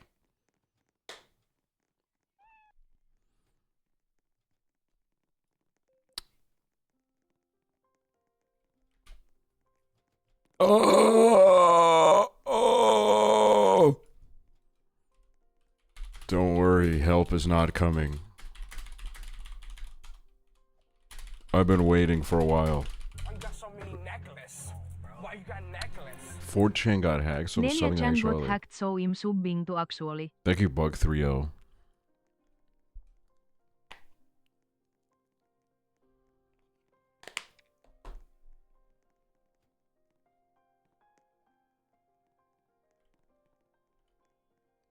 Is this person trying to talk to me?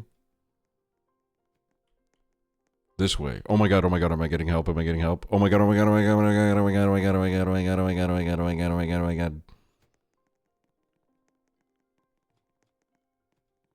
Oh! I was trying to juggle some knives.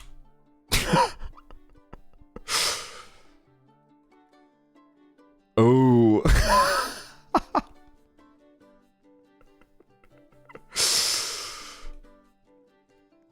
1 sec, girl.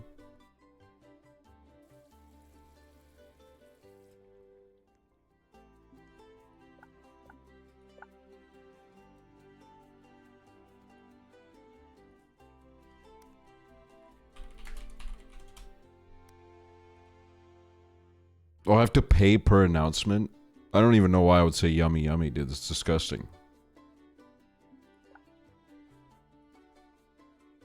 What is this? What does that have to do with bleeding?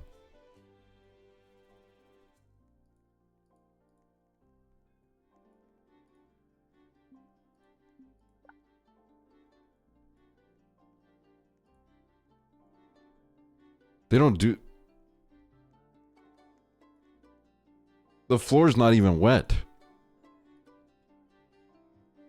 I need this, dude. I need oxygen immediately.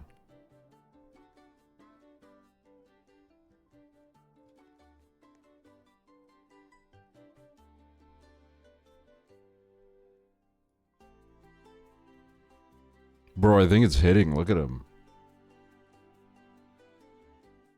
Fixed?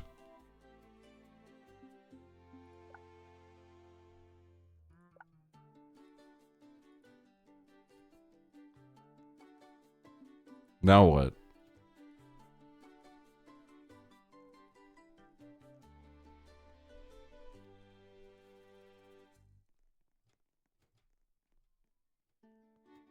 Oh my god, a surgeon has arrived.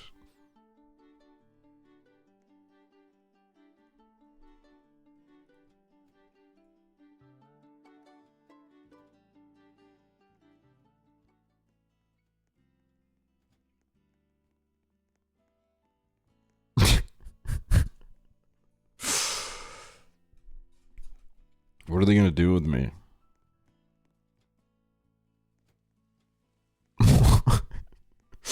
What the fuck, dude?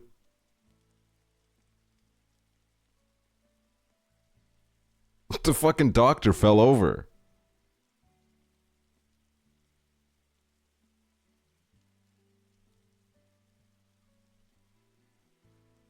Just got home from James Marriott concert. Oh, that's sick.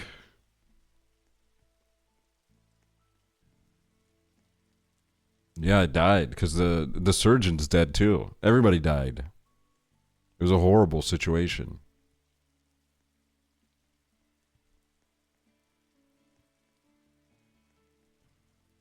Dude, I don't think this is the morgue.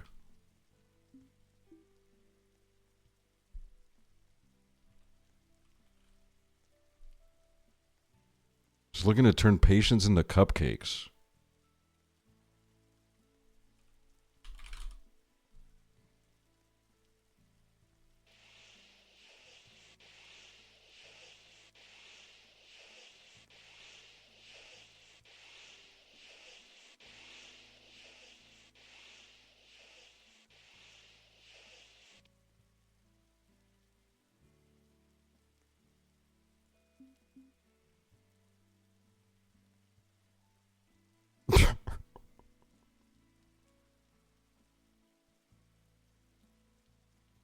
It's like a Viking funeral.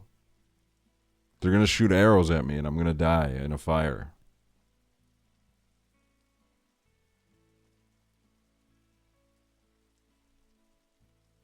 Why is there a fucking Tesla in here?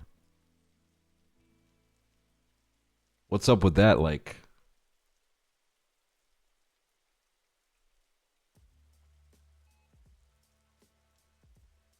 Bro, they play this at funerals? This shit's like lit as hell.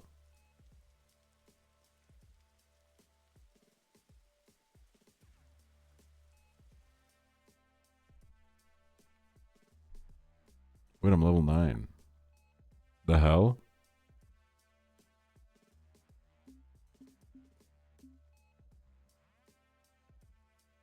Why they just dump your body in the ocean? Because this is the worst hospital I've ever seen in my life. Not goon.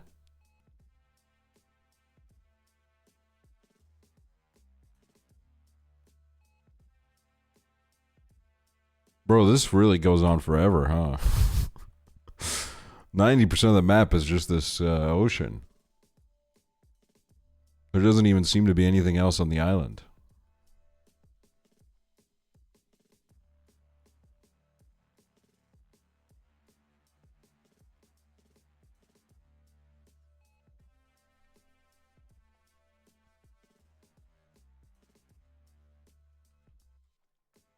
Oh wait, I've reached the edge.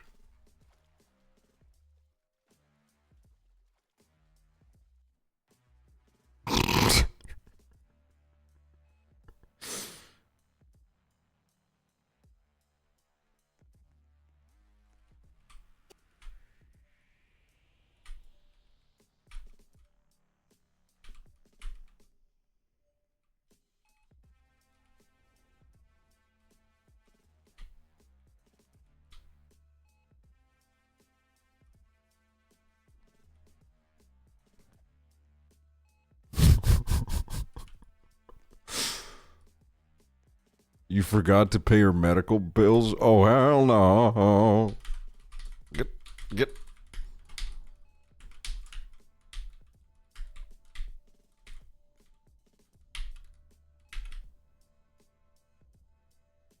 I'm stuck.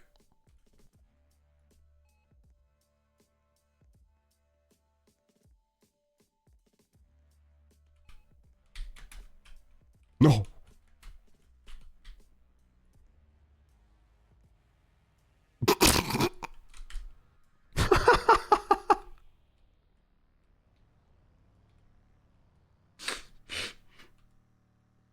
No, that's terrible. That's terrible what just happened there. The hell, they're chasing me after with an they're coming after me with an ambulance just because I didn't pay my bills?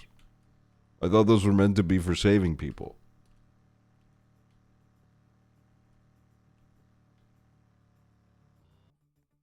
Okay. Well, damn. Wait, there's slides in hospital RP, bro? This is like a Tim Robinson sketch. You just joined the hospital RP for the slides. Wait, a bicycle.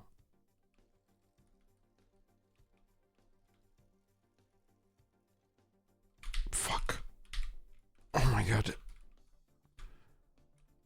Oh, fixed?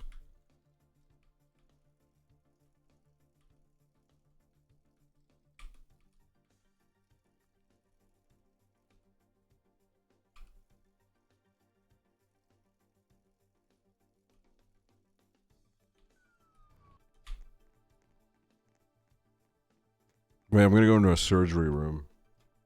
I don't know why this funeral music's still playing. I'm not dead anymore. Can I eat the food?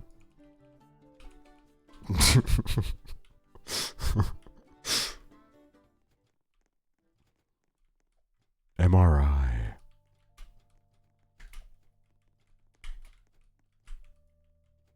No, I don't want to be on a stretcher, bro. I want to fucking...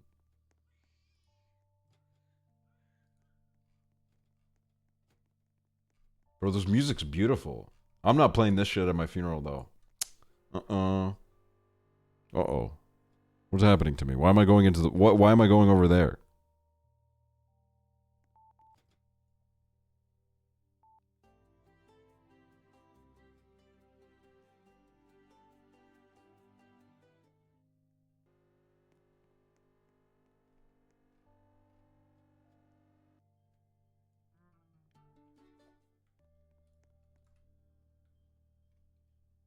This is painful to watch. Wait, this is literally house now.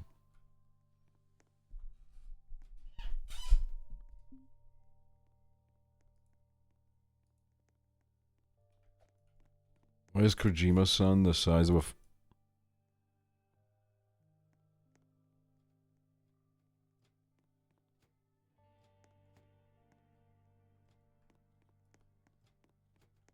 They play this at a funeral?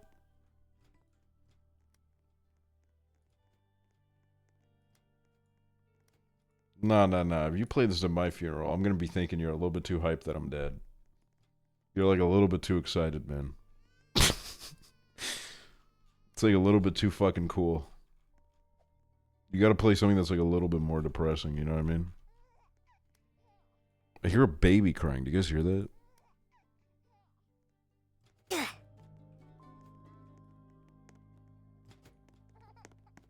Can you be pregnant? Ew!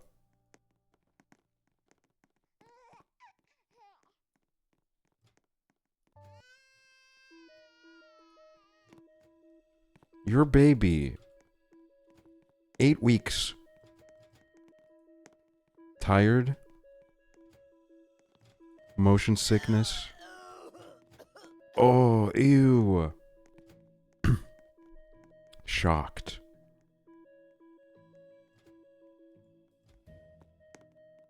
No, I don't want to end my pregnancy.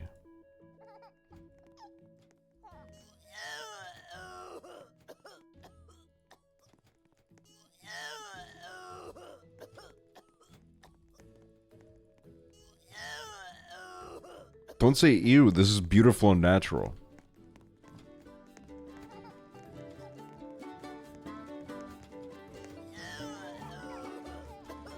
What is this fucking shit that's playing in here?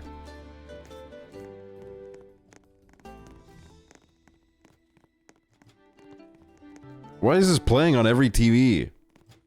Oh my god. I'm sad. I have cramps. And I vomit.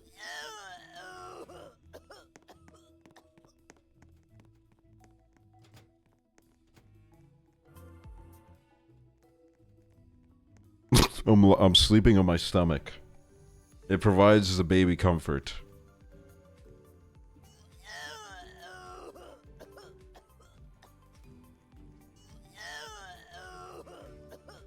Give me some of that oxygen.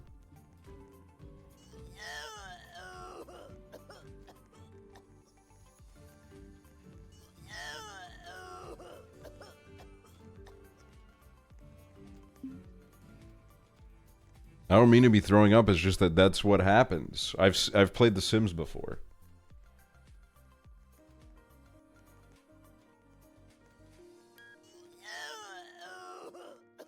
Oh my god, 16 weeks. I have an aversion to burgers.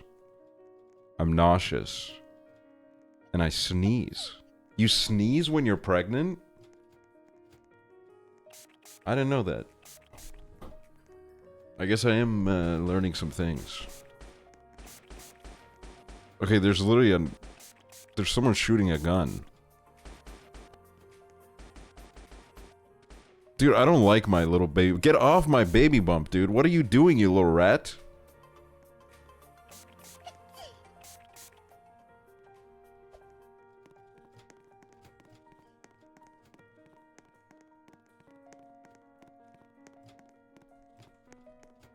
Oh, I don't want to talk to anybody.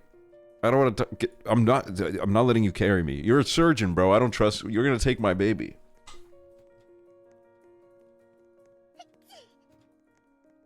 Oh. Cuddle belly. Craving. The hell is that?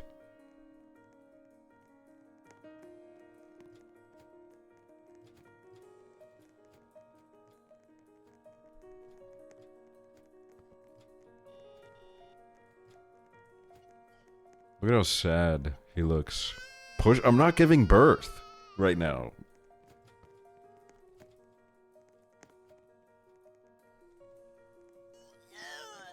Are you still puking? You're on 5 months now. Get over it. Never tell me to get over it.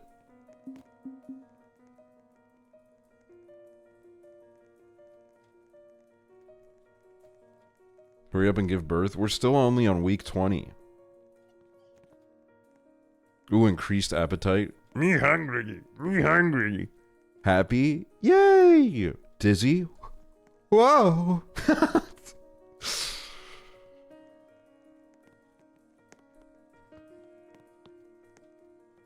Bro, what the hell? This shit's turning into a fucking avocado. Why is there a bed on top of me? Can you get... this is not about you guys, okay? Get your fucking babies out of here, seriously. Yo, can I bunk?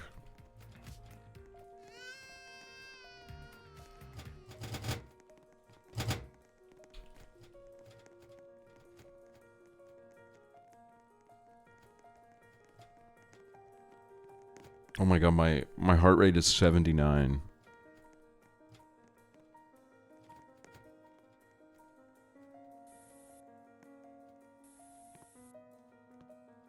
Your baby. Oh, what the fuck? What?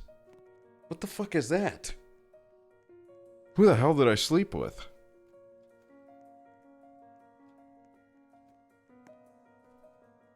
Wait, this is literally my life. Back pain, sleepless day sleeping?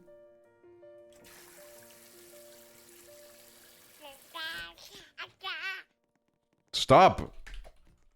You're not funny. What is this fucking big urine stain that's following me?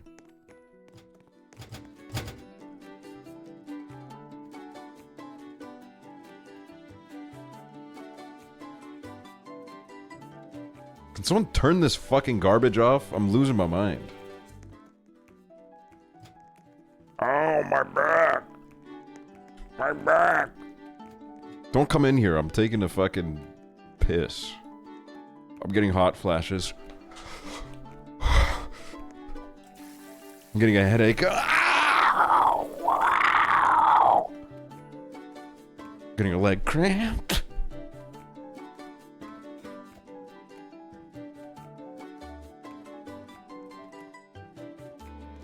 Turn that fucking music off before I fucking shoot myself in the head.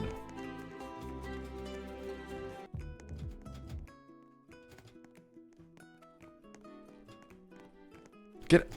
What the fuck is this little rat in the bed?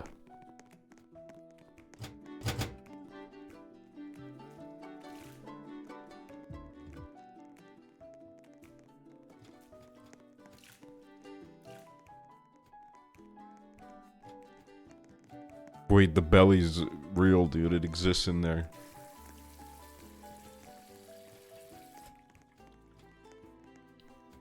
Difficulty breathing.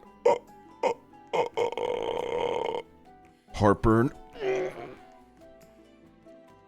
Fatigue. Oh, I'm tired.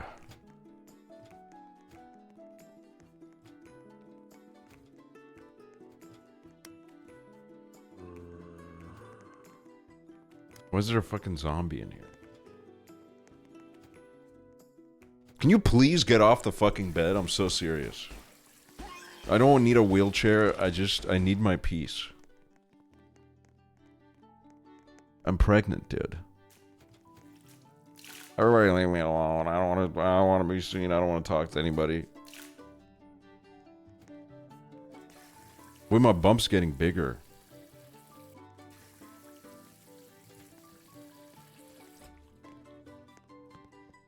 Why is that tube in my belly? You're bleeding, girl? Oh my god, contractions. Oh, I've seen the Shay Carl vlogs. I know what this phase is like.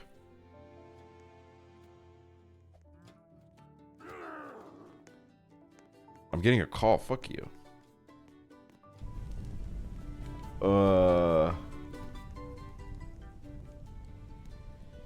What the fuck is that?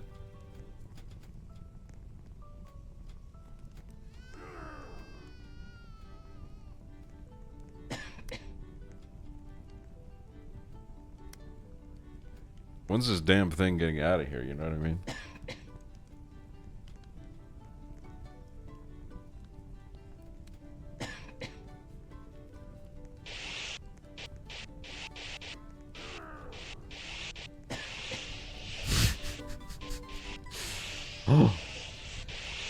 Oh my god, I gave birth. What?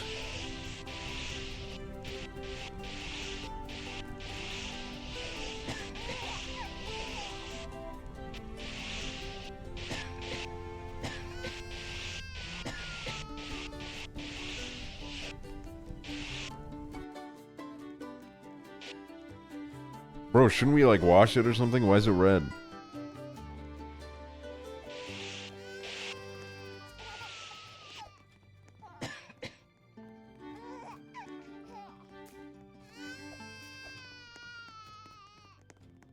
Are you actually pregnant or is it just a Roblox thing?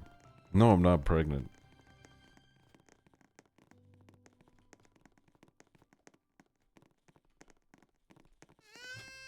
Dude, it's crying. What do I do with it?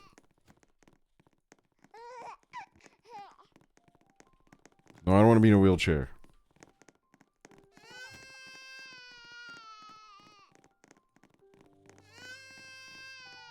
What's her name? How do I name it?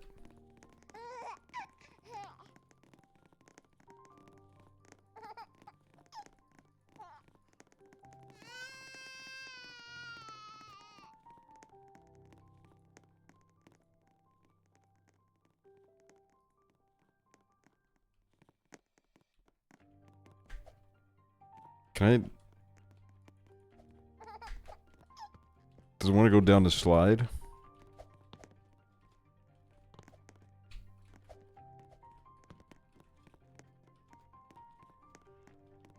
I like this part of the animation where you're kind of like swinging your arm back and forth with the baby in your hand.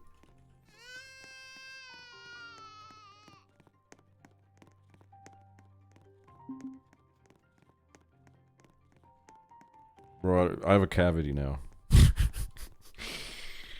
I gave birth so hard it gave me a damn cavity. Why do you have two, bro? Get away from me.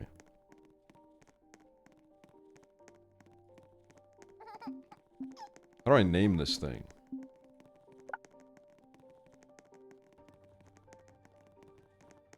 Wait, now I'm the baby. I thought that was gonna let me select my baby.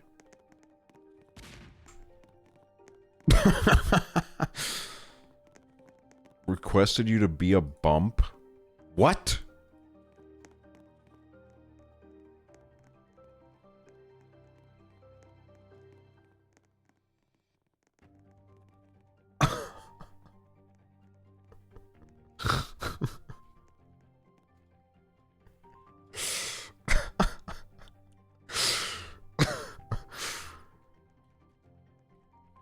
Bro, what the hell is going on, man?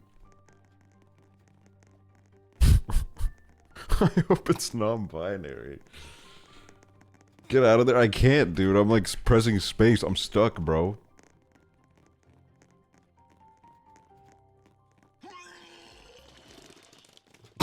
I'm fucking throwing up in hopes of getting out of here.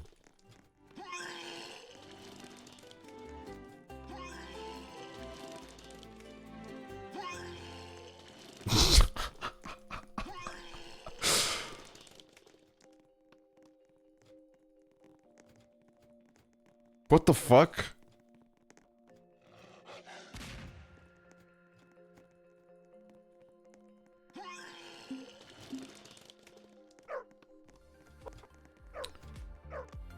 I've never done anything like this in my life, bro.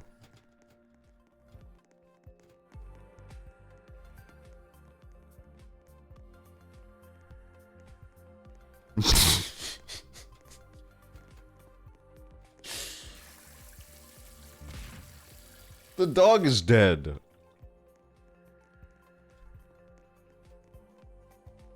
Start kicking.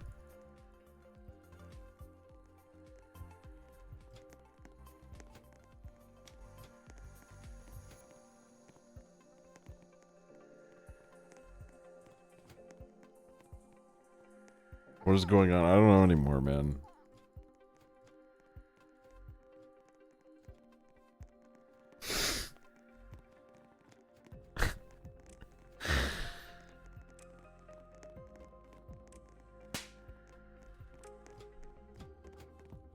Oh my god, I'm free. Get me out of here. Get me out of here.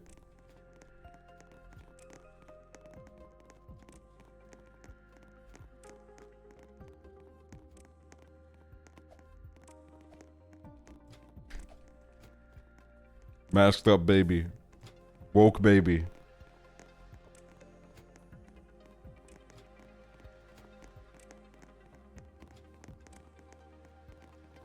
No, don't fucking pick. Get away from me. Nobody touch me.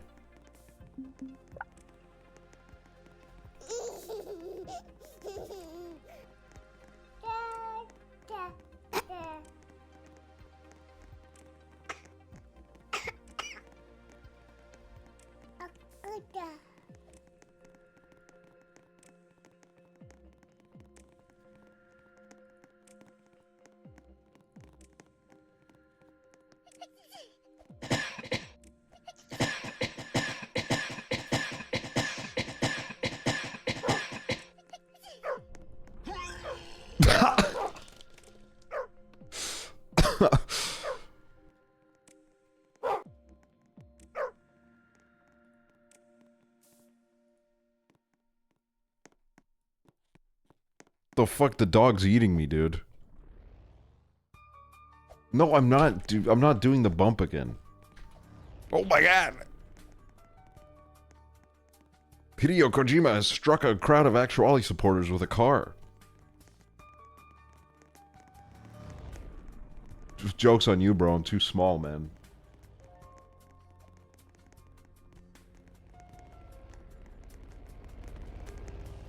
Ow! Hit me with your damn wheel, bro. Oh, this is the graveyard.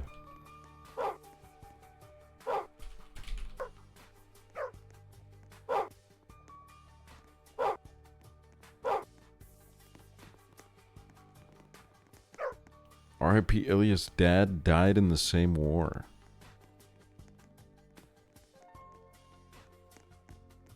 Mimi's mom.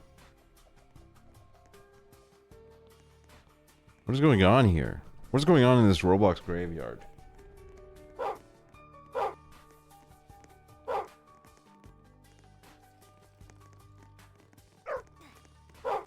Old Town. Sturdy.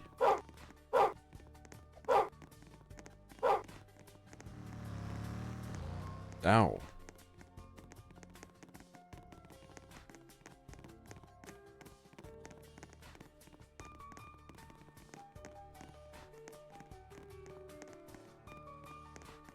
I'm actually, like, horrified by what's happened in this game.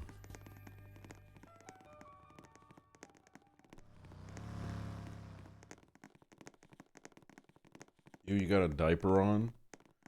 You know, one day we're all gonna have diapers on. We're gonna revert back to the diaper days. Do you understand this? One day we're all gonna be wearing diapers again.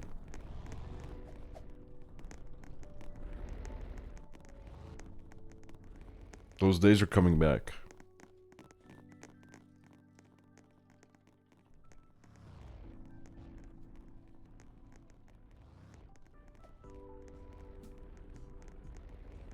What happened? I went to order food. A viewer gave birth to me, and I didn't mean for that to happen, but it did. So now that's just something that we're gonna have to live with for the rest of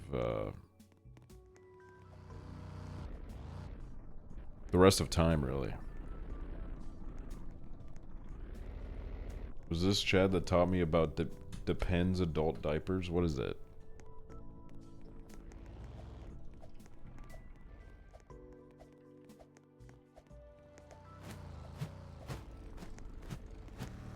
Aksel is an Estonian YouTuber and Twitcher. Chills once called him Chicken Little Looking Ass. He used to date bald activist Northern Lion, but then... But then what? But then what?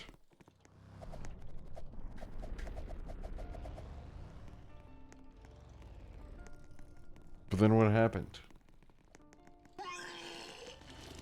You, Bro, I'm actually... There's a cop here. Name and shame the cop, bro. Whoever came out of that cop car, name and shame. Who is that? So Weave 2007. Oh, this is probably just someone that's,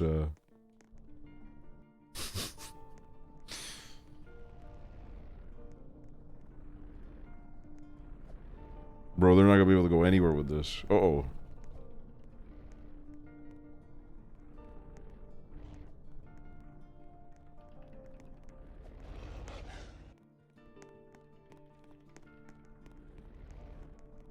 Saw 4 2007. That's a actual viewer. Oh, I still have like 100 Saw movies to watch, bro. Oh my god, fuck my life. Hundreds of them, Jesus. Someone born in 2007 is 18. Bro, I was on Habbo Hotel in 2008. When these people were being fucking... When they were in diapers crawling around, man.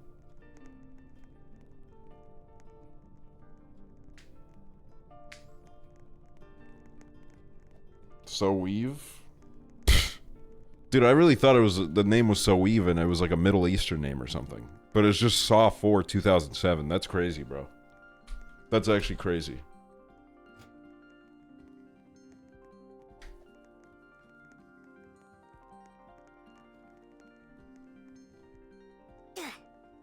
Da. Wait, that was kind of good. Da. Da. Da.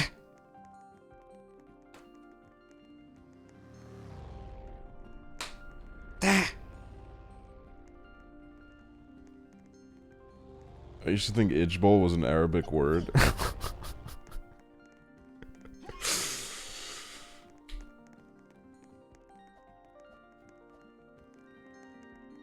We live in a freaking society, y'all. There's nothing to do about that.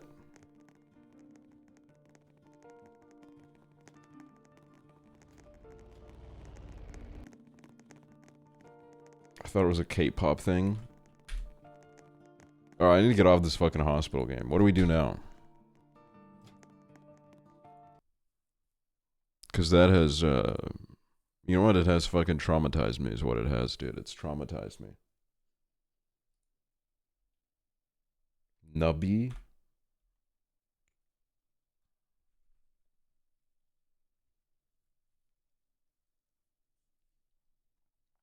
You know what I need more of? I need more like 2-hour story games to play on this stream, man. That would be fucking awesome. Like, I don't know. I can't like find them anymore. I don't know where they're hiding them. Ina Dream Barbecue. I saw someone play a little bit of that. That looked crazy.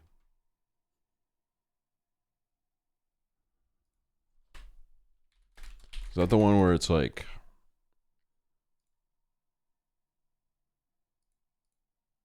Oh yeah, it's this game. Where it's like, what is going on here?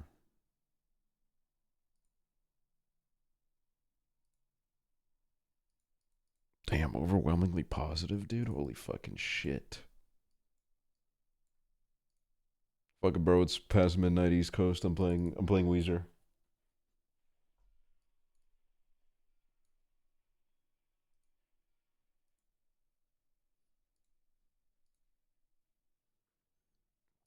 No, I'm not gonna play this right now, but Should probably do this at some point.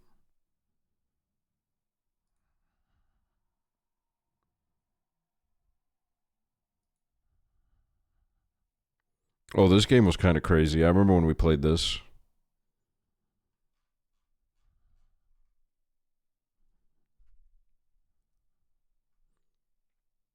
The subject.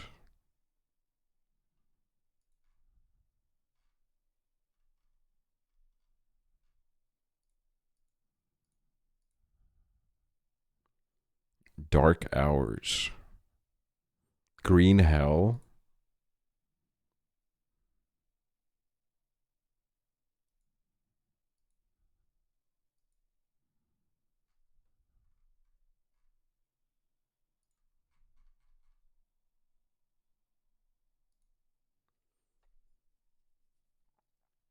Hypnagogia Boundless Dreams.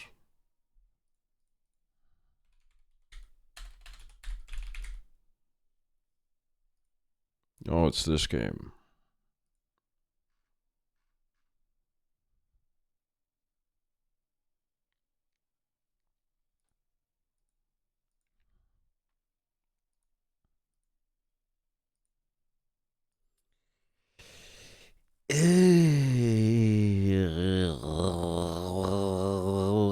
Like, where are the... There's too much, like, fucking simulator slop now. We need more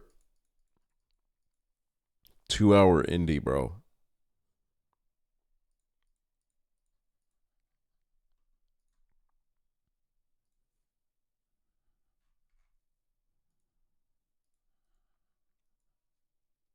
The Crooked Man.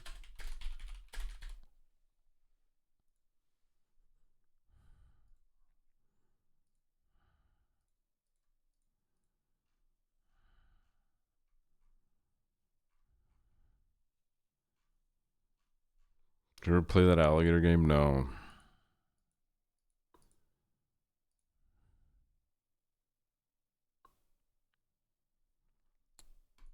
Infinite games, but no games, bro.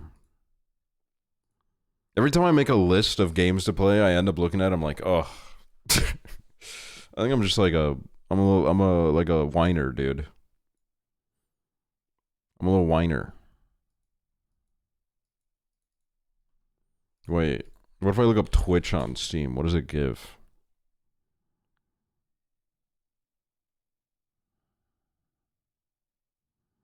Lurkbait Twitch Fishing, a Twitch-powered interactive cozy fishing idle game. Add as an overlay for your stream and let your viewers fish with commands. Hell no, dude. I don't need that to get my chat moving.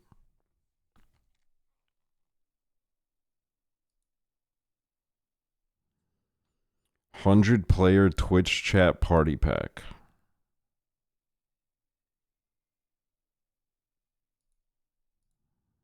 What is this?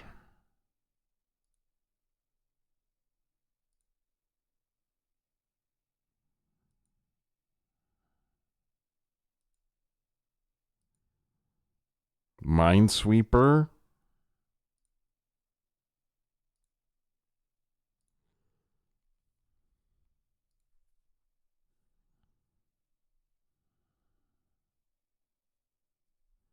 Magic Mike 4 happening?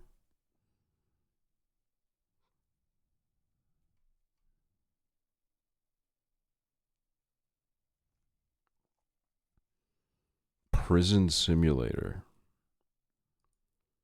YouTuber's Life 2. Did you guys see that YouTuber's Life 3 is going to be like an MMO?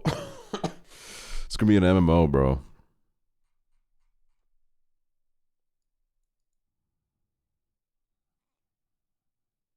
Where is it? YouTuber's Life 3 stream together. Reach the top of the rankings. Create your dream home with a luxury setup. Compete online in real time with other users by streaming, creating VODs, and editing them in the most epic way. And don't forget to share your photos in the unique and time-limited events on your calendar. Bro, you get to go to VidCon. Should I pre-order Switch 2? Well, I did it. And I'm so delighted with my purchase.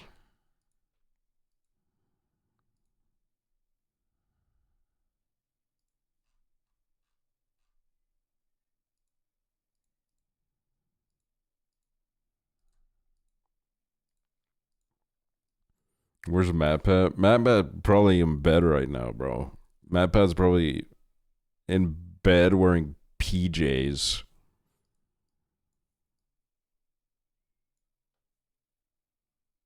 You're gonna watch Magic Mike 4. I haven't even seen Magic Mike 1. How could I possibly make that promise? I need to see the first one and figure what that's about.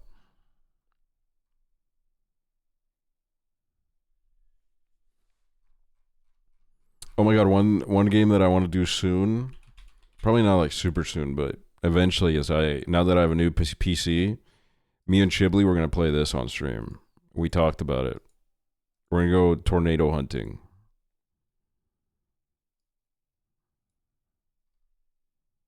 Why the fuck is it 33 euros, bro? That's crazy.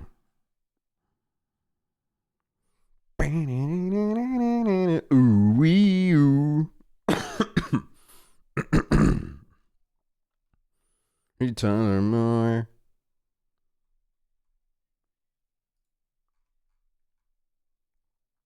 But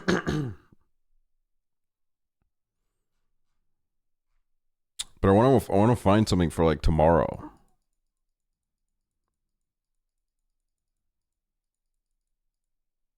Hop on.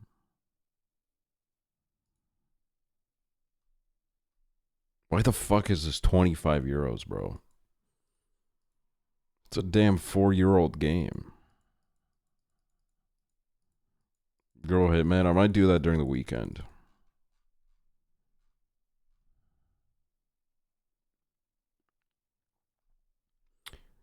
Really don't like the open world kind of feel this game gives.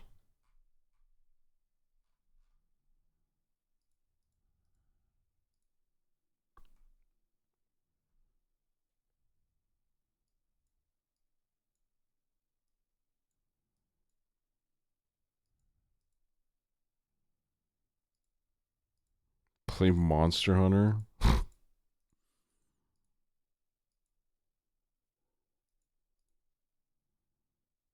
Oh, I forgot I have this game, bro. Forgot I bought this. Whoa, 1,200 online right now.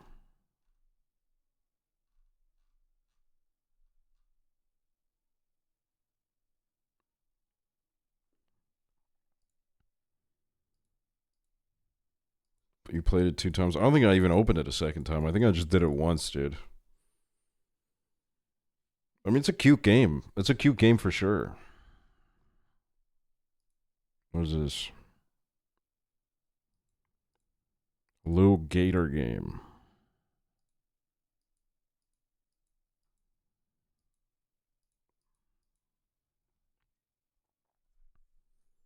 My mom was on that for months, but now she's back to Stardew. We love a gaming mom. Hello, gaming mom.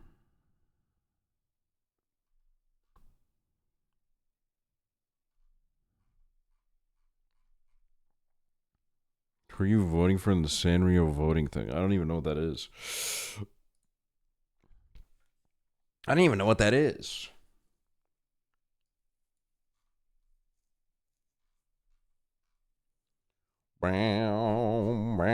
Should I call it a lurker right now? Why am I hiccuping?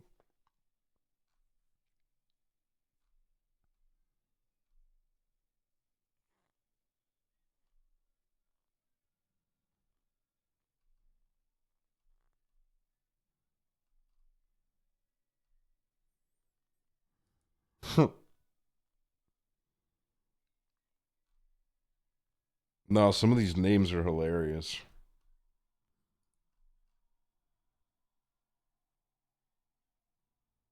Oh my god, Po Fart? I remember this chatter, dude. I remember them sending a message once. That's an iconic name.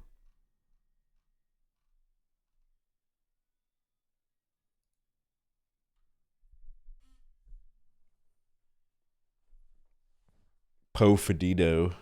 Po Fedito. It's a Sanrio character ranking. I don't know what's going on.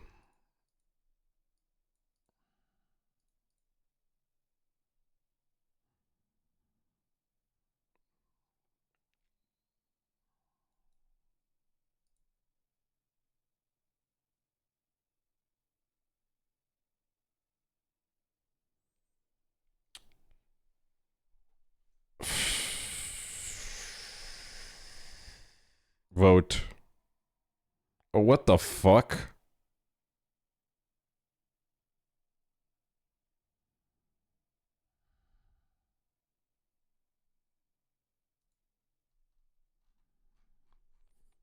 What does this mean when you vote? Like, what does the winner get?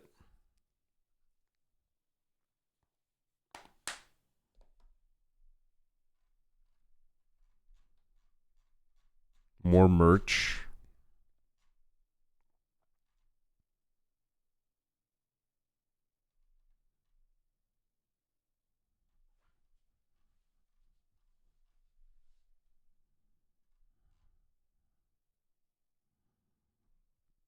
Pandapple.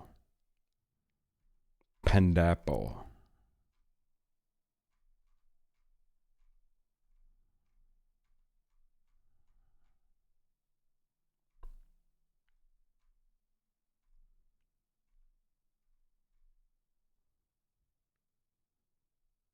Check out profile.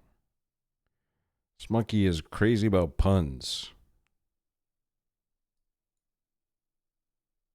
Sure, I'll vote for this monkey. Age 20 to 29. Male. Estonia. This is my first time voting.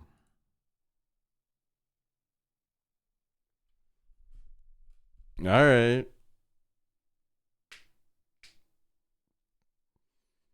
I hope this monkey gets everything it deserves. I hope it gets what it's... Good vote. Thank you.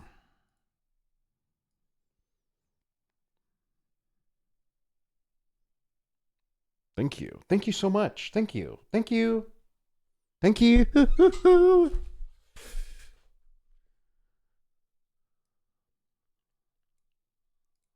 Wait, should we do one more tasting history before I leave? Doesn't have to be Titanic, though. I wonder what else they have.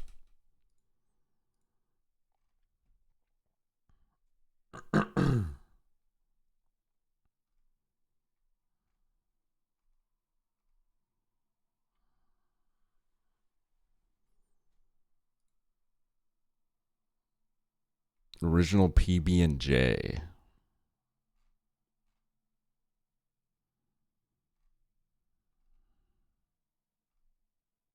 Al Capone soup.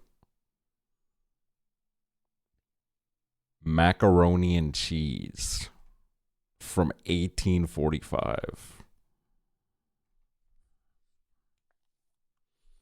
I want something with like a... Ooh, what did Genghis Khan eat? Dude, that's my uncle, dude. I mean, really, that's all of our uncle. French onion soup.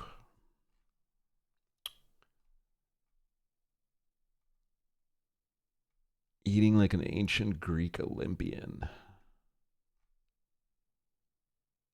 Ooh, Titanic crew member, though? Wait.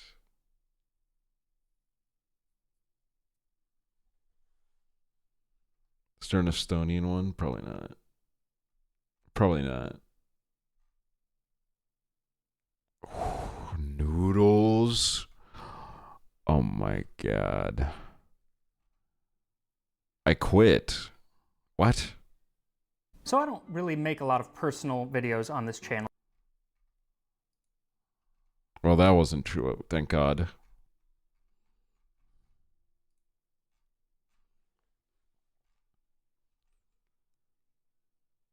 Maybe Titanic second class. Let's hear a little about the people that weren't like filthy rich.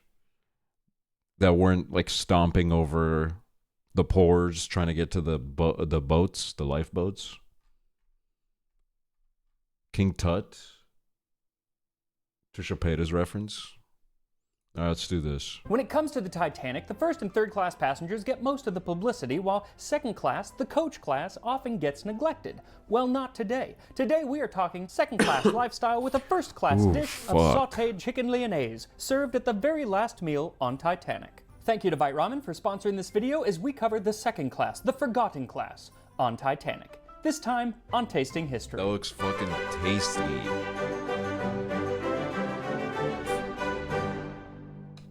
So today we're covering the second class, but the dish that we're making was served to the first class as part of the fourth dinner course on the night of the sinking. So I chose to do this dish rather than a second class dish from that last night because 1, it sounds really good, and 2, because it could have very well been served to the second class just on a different night that we don't have a menu from. Often the dishes were served to both classes on different nights. When it comes to the recipe, we must look to Auguste Escoffier. The restaurants on the Titanic were often meant to resemble those at the Ritz Hotel, where Escoffier was the head chef. And his recipe for this dish is a little bit different than its modern counterpart, which is usually coated in flour and some herbs, but he calls for a plain sautéed chicken with sauce lyonnaise. Heat 50 grams of butter in a pan, add 250 grams chopped onion, and cook slowly to a golden color. Add 2 deciliters each of white wine and vinegar, reduce by 2/3, and add 7.5 deciliters sauce demi-glace. Simmer gently, skimming as necessary for 5 to 6 minutes, and pass through a sieve. So the sauce is the star here, otherwise it's really just plain chicken. And his recipe I'm going to cut down a little bit just so it makes enough sauce for 4 chicken breasts, and they should be fairly small chicken breasts. As I said, this was part of the 4th course of 10 courses. So the dishes tended to be rather small, just a few bites of everything. But even then, after 10 courses, I would imagine one feels rather bloated. Not a guy Something like you me, won't bro. feel after eating ramen from Guy like today's me? sponsor, Vite Ramen. Most instant ramens are packed with sodium, and so shortly they use and I want based on you can order and receive an but to make chicken lyonnaise, what you'll need is 2 tablespoons or 28 grams of butter. The hell? The 2 video's small old onions, as hell. about That company's probably 150 grams bankrupt. chopped julienne, aka strips, a little less than a half cup or 100 milliliters of white wine, a little less than a half cup or 100 milliliters of white wine vinegar. Now this is the big difference between this version and the modern version of this sauce, the amount of vinegar that Escoffier calls for, and you would not be wrong in cutting it by like 75%. But for today, since this is the amount he calls for, that's what I'll be using. And now for the secret sauce of this sauce, you need 1.5 cups or 350 milliliters Maybe I of should make demi-glace. this, dude. Demi-glace is a rich brown sauce that is absolutely magical, but it can take up to 8 to 10 hours to make in the modern version. And if you go by Escoffier's version, it takes 48 hours to make. Luckily, you can also just buy it concentrated, and I'll put a link in the description where you can get that. No doubt making it from scratch does taste better, but that's a lot of work, and I'm not sure that my palate could tell the difference. Now, Escoffier calls for veal demi-glace, which is a much darker, rich brown.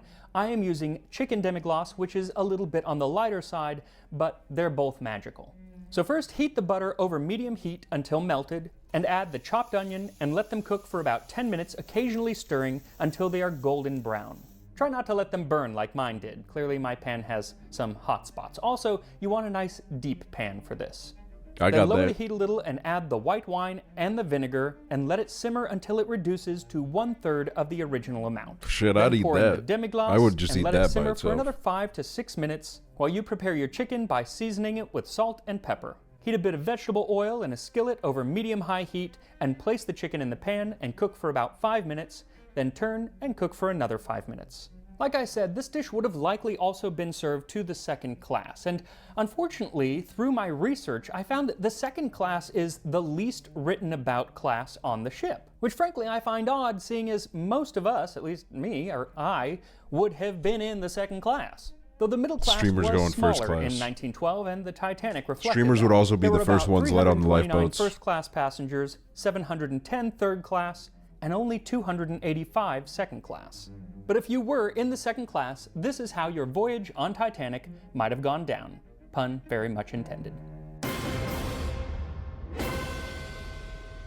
So there were a few places where as a passenger you could have boarded the Titanic. In Southampton, England at noon on April 10th, later that same day in Cherbourg on the coast of France, or on April 11th in Queenstown, Ireland, where some of the very last photos of Titanic were taken. There it Interestingly, goes. most of the photos of the Titanic, at least on board, are actually of her sister ship, the Olympic. And I'll touch more on that ship and their other sister, the Britannic, all built in Belfast, Ireland, in a future episode. But if you were in the second class on Titanic, you probably were boarding at Southampton, England. Likely, it would take in the 8:30 a.m. train from London, which was especially meant for Titanic's passengers. There were actually 2 trains, one for first class and one for second and third class. Oh my And God, the they were first both classers unbelievably really late, but wanted the nothing second to and do third with the class poor, train man. didn't get to port until 11:30, you only wanna a get half on the an same hour before the train. ship was meant to leave. Luckily, since you weren't third class, you didn't have to go get checked for lice. Rather, you could just walk onto the ship on sea deck. Immediately, it would hit you that the Titanic was quite a cut above most other ships of the day. They spared no expense. You'd descend a fine oak staircase to your cabin, though unlike in third class, the second class cabins were much more varied. So much so that sometimes Okay, the I'm best starting to think I'd be in second-class third cabins could be class. used I didn't for realize there was a first-class class of cabins, below and the worst second second-class class. cabins could be used for third-class cabins. But most were right in the middle. If they gotta were check 'em for designed lice, I 2 know they're or fucking 4 checking me, bro. passengers, I and know if they're you were checking single, me. you likely shared a room with a stranger. Great way to meet people. And if you didn't need all of the bunks, some could be folded up into an upholstered sofa. Upholstered because you didn't have lice. The rooms had running water, though it wasn't hot and cold from the ship's pipes like in first class, but instead came from a tank that had to be periodically filled. Like third class, the ship's beams were often left visible, but like first class, they were furnished with fine mahogany furniture, and a few even had carpet on the floor. You also had more storage than a third class passenger, but one thing you didn't have was your own toilet or bath. Those were still shared accommodations. Now, most people at the time would have considered second class really top drawer, better than first class on most other ships. But there is always someone who's going to complain. During the Senate inquiry following the sinking, Imanita Shelley used her official affidavit as less of a think that's a viewer discussion attack, of the creep sinking spinach. and more the way that you would complain in a Yelp review. Instead of being assigned to the accommodation purchased, we were taken to a small cabin many decks down in the ship, which was so small that it could only be called a cell. It was impossible to open a regulation steamer trunk in said cabin. It was impossible for a third person to enter said cabin unless both occupants, first of all, crawled into their bunks. She complained in a note to the ship's purser that she was very ill, and owing to the freezing cold of the cabin, was in great danger. And if the purser refused to act, she, Mrs. Shelley, would appeal to the captain. I would like to speak to the manager of the Titanic, thank you very much. And sadly, after working in restaurants for many years, I have realized that complaining actually works, and it worked for her. She and her mother were upgraded to Oh my a God. better cabin, but even then, she said this cabin, though large and roomy, was not furnished in the comfortable manner as the same accommodation procured on the Cunard or other lines. Then she went on to complain about the food, the toilets, and even the temperature of the air outside, though they were too far north for the season and there were icebergs about, and so maybe she had a point there. Though she also complained about being uncomfortable in the lifeboat, which included, and I quote, a crazed Italian. But Mrs. Shelley was definitely in the minority because most second-class passengers seemed overwhelmingly happy with their cabins and with things like the fact that they had a barber shop on board and a library decorated in the 18th century Adams style where you could borrow a book or sit at one of the writing desks in a plush green upholstered chair and write a letter home that could be posted from the Titanic, as she was a Royal Mail ship. You could often do this while listening to the string quintet that played 3 times a day outside of the Oh, library. I know they're a hoot. The second class also had some of the best promenade space on the ship. There were long covered spaces with deck chairs on B and C deck, but if you really wanted to feel the wind in your hair, then head on up to the aft boat deck. You could lounge in the shadow of the 4th funnel, which wouldn't even have any smoke coming out of it, because that funnel was actually pretty much non-functioning as a smokestack, but rather there for decoration and to help ventilate the lower decks. You would also have a great view of the stern, but it would have been harder to look off the side of the ship due to lifeboats being there. The first See? class had a lot more space on the boat deck that was unencumbered by those pesky lifeboats, though the original design would have had lifeboats there as well, 48 in all, enough for everyone on board. But J. Bruce Ismay, chairman of the White Star Line, believed the deck would look too cluttered, call him out, and so dude. dropped the number of lifeboats to 16 lifeboats and 4 collapsible lifeboats, making it all the worse that he made sure he was on one of those lifeboats when the ship went That's down. crazy. What's crazy is that even those 20 lifeboats were more than were required by law. And that was because the law was rather outdated and was written not dependent on how many people were aboard, but the tonnage of the ship. And since it hadn't been updated in years, it maxed out at 10,000 tons. But the Titanic was 46,000 tons. Bro, that's crazy, man. They fucking forgot to drop an update. Now, when it comes to second-class food, again, it's really a I love how they first-class didn't even experience. think to, like, In maybe fact, both change it when classes' the food Titanic was made in made. the same galley or kitchen, Or like and any of those featured boats, many bro. of There the were same plenty of those dishes. big boats. The biggest difference was simply the choice and quantity of those dishes. Instead of multiple restaurants, second class only had one. It spanned the width of D-deck, letting in lots of natural light from portholes on either side, and it could accommodate 394 passengers. It was well lit with lamps in the ceiling and had a piano to provide music during meals. In fact, it was also kind of music that called you to your meal. While third class was called to meals with a bell and first with a bugle, second class enjoyed the There was a dulcet circus tone down of there. a gong. You'd sit at large communal tables in mahogany and crimson leather swivel chairs that were bolted to the ground. But it was not open seating. Everyone was assigned a different seat, so you better hope that you're not sitting next to a loud chewer, because you might not be able to move. And while the meals aren't as decadent as first class, they are a lot more robust than third. An 8 a.m. breakfast included oats and hominy, fresh fish, and Yarmouth bloaters. That's a smoked and salted fish with a very unappetizing name. Ox kidneys and bacon, ham, eggs and potatoes, scones and buckwheat pancakes with syrup.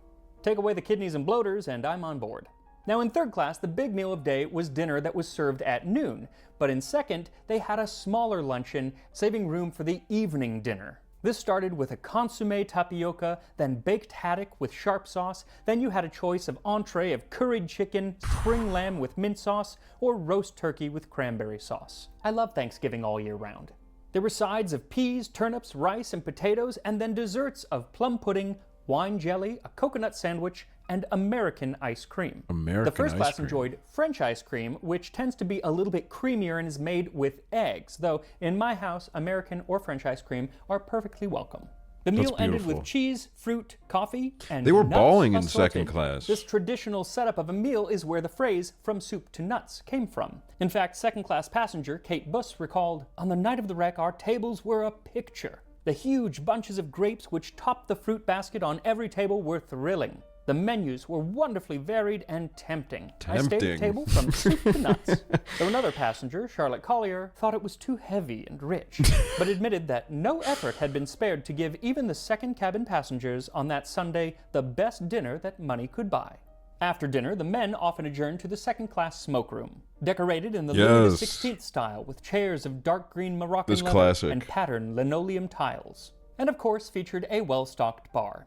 Benjamin Hart was actually playing cards there on the night of the sinking and didn't get to his room until 11:30. His wife Esther was also awake when he got there, but she wasn't getting ready for bed because she spent most of the day sleeping and stayed up all night watching.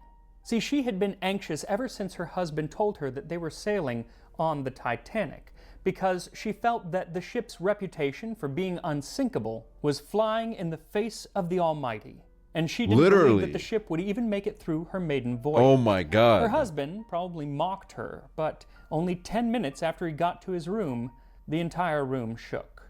Another second-class passenger, Lawrence Beasley, also felt the jolt, but didn't think anything of it. A moment later, when the engine stopped, he did decide to get up and go out just to see what had happened. He saw some men playing cards in the smokeroom and asked what To be fair, in like 1912, if they told me that shit was unsinkable, I'd be like, yeah, I mean, it's gotta be. Going on, and they said that they had grazed an iceberg that they There's had no seen way it's pass not. by the window just Look how a big it moment is. before. How could Now, something you'd so think big that sink? this would It be probably cause for alarm. wouldn't even But be it able to wasn't. sink all the They way. went It's back so to their big. cards, and Lawrence went back to his cabin. A while later, he heard people going upstairs, and so once again he decided to leave his room and went outside and noticed that the ship was listing forward ever so slightly. Mega line, He thought that mega line, maybe a thank you. few compartments had flooded in the front, but Titanic was made for that, so everything would be okay. And again, he went back to his cabin. Then he heard a crew member calling for all of the passengers to come out onto the deck with their life belts. And so he put on some warmer clothes and his life belt and went up out on deck. But again, he thought it was just a precaution and said that everything was calm and nobody was panicking. And then they saw crew members uncovering the lifeboats. Men were told to stand back while the women and children got into the boats, though they were slow to do so, feeling that the boats were less safe than staying on the ship. And so Lawrence stood and watched several boats lower half full. Still no panic. Then when lifeboat 13 was ready to go down, again, not entirely full, a crew member looked around and called for Kamala. more ladies, and nobody came, so he told Lawrence, "You better get in," which he did. But as the boat lowered down, they realized they couldn't find the pin to release the boat from the ropes. And it turned out that the Titanic was pumping water out of the side of the ship, which formed a stream that pushed their lifeboat right beneath lifeboat 15 as it Remember lowered. breakfast? It Probably very nothing. nearly crushed them, and would have had someone not had a knife I don't and have cut breakfast through their most pulley days. ropes so they could push away from the ship at the very last moment. Then they rode out into the darkness, and it was dark. It was a moonless night, My breakfast and the is only coffee. light was from some stars and, of That's about course, it. the ship itself. Also, there was no wind, so the water was perfectly calm. He said up, that from Rami a Binky distance, Cat? everything on the ship looked normal, except that he did notice that the water was now covering the bottom row of portholes. Then at 2 a.m., things took a turn. She slowly tilted straight on end with the stern vertically upwards. As she did so, the lights in the cabins and the saloons flashed once more and then went out altogether. At the same time, the machinery roared down through the vessel with a groaning rattle that would have been heard for miles. It was not yet quite the end. To our amazement, she remained in the upright position for a time, which I estimate as 5 minutes. Damn. It was certainly for some minutes that we watched at least 150 feet of the Titanic towering up above the level of the sea, looming black against the sky. Then, with a quiet, slanting dive, she disappeared beneath the waters. Then there fell on our ears the most appalling noise that human being ever heard. The cries of hundreds of our fellow beings struggling in the icy water, crying for help with a cry that we knew could not be answered. We longed to return to pick up some of those who were swimming, but this would have meant the swamping of our boat and the loss of all of us. His is one of the best accounts of what the people in the lifeboats saw as the Titanic finally sank. And second class did fare far better than third, but even then 166 were lost and only 119 survived. And among the survivors was the worrying night owl Esther Hart and her daughter Eva, She who later deserves it. credited their survival to her mother's refusal to sleep at night. She was right. Unfortunately, Esther's husband, Benjamin, could not get into one of the lifeboats, and he died in the disaster. Now, we will be getting to the first-class stories, which in many ways are the most interesting. But first, we're going to cover the crew. Often in books, they are just as neglected as the second class. But without them, the ship wouldn't have moved, everything would have been dirty, and there would have been nobody to make some chicken lyonnaise. So once the sauce is ready, pour it through a my sieve, and then pour that onto the God. chicken, Oh and my then garnish with a God. bit of the onion. And here we are, sautéed chicken lyonnaise from I'ma the eat last that. meal on the Titanic.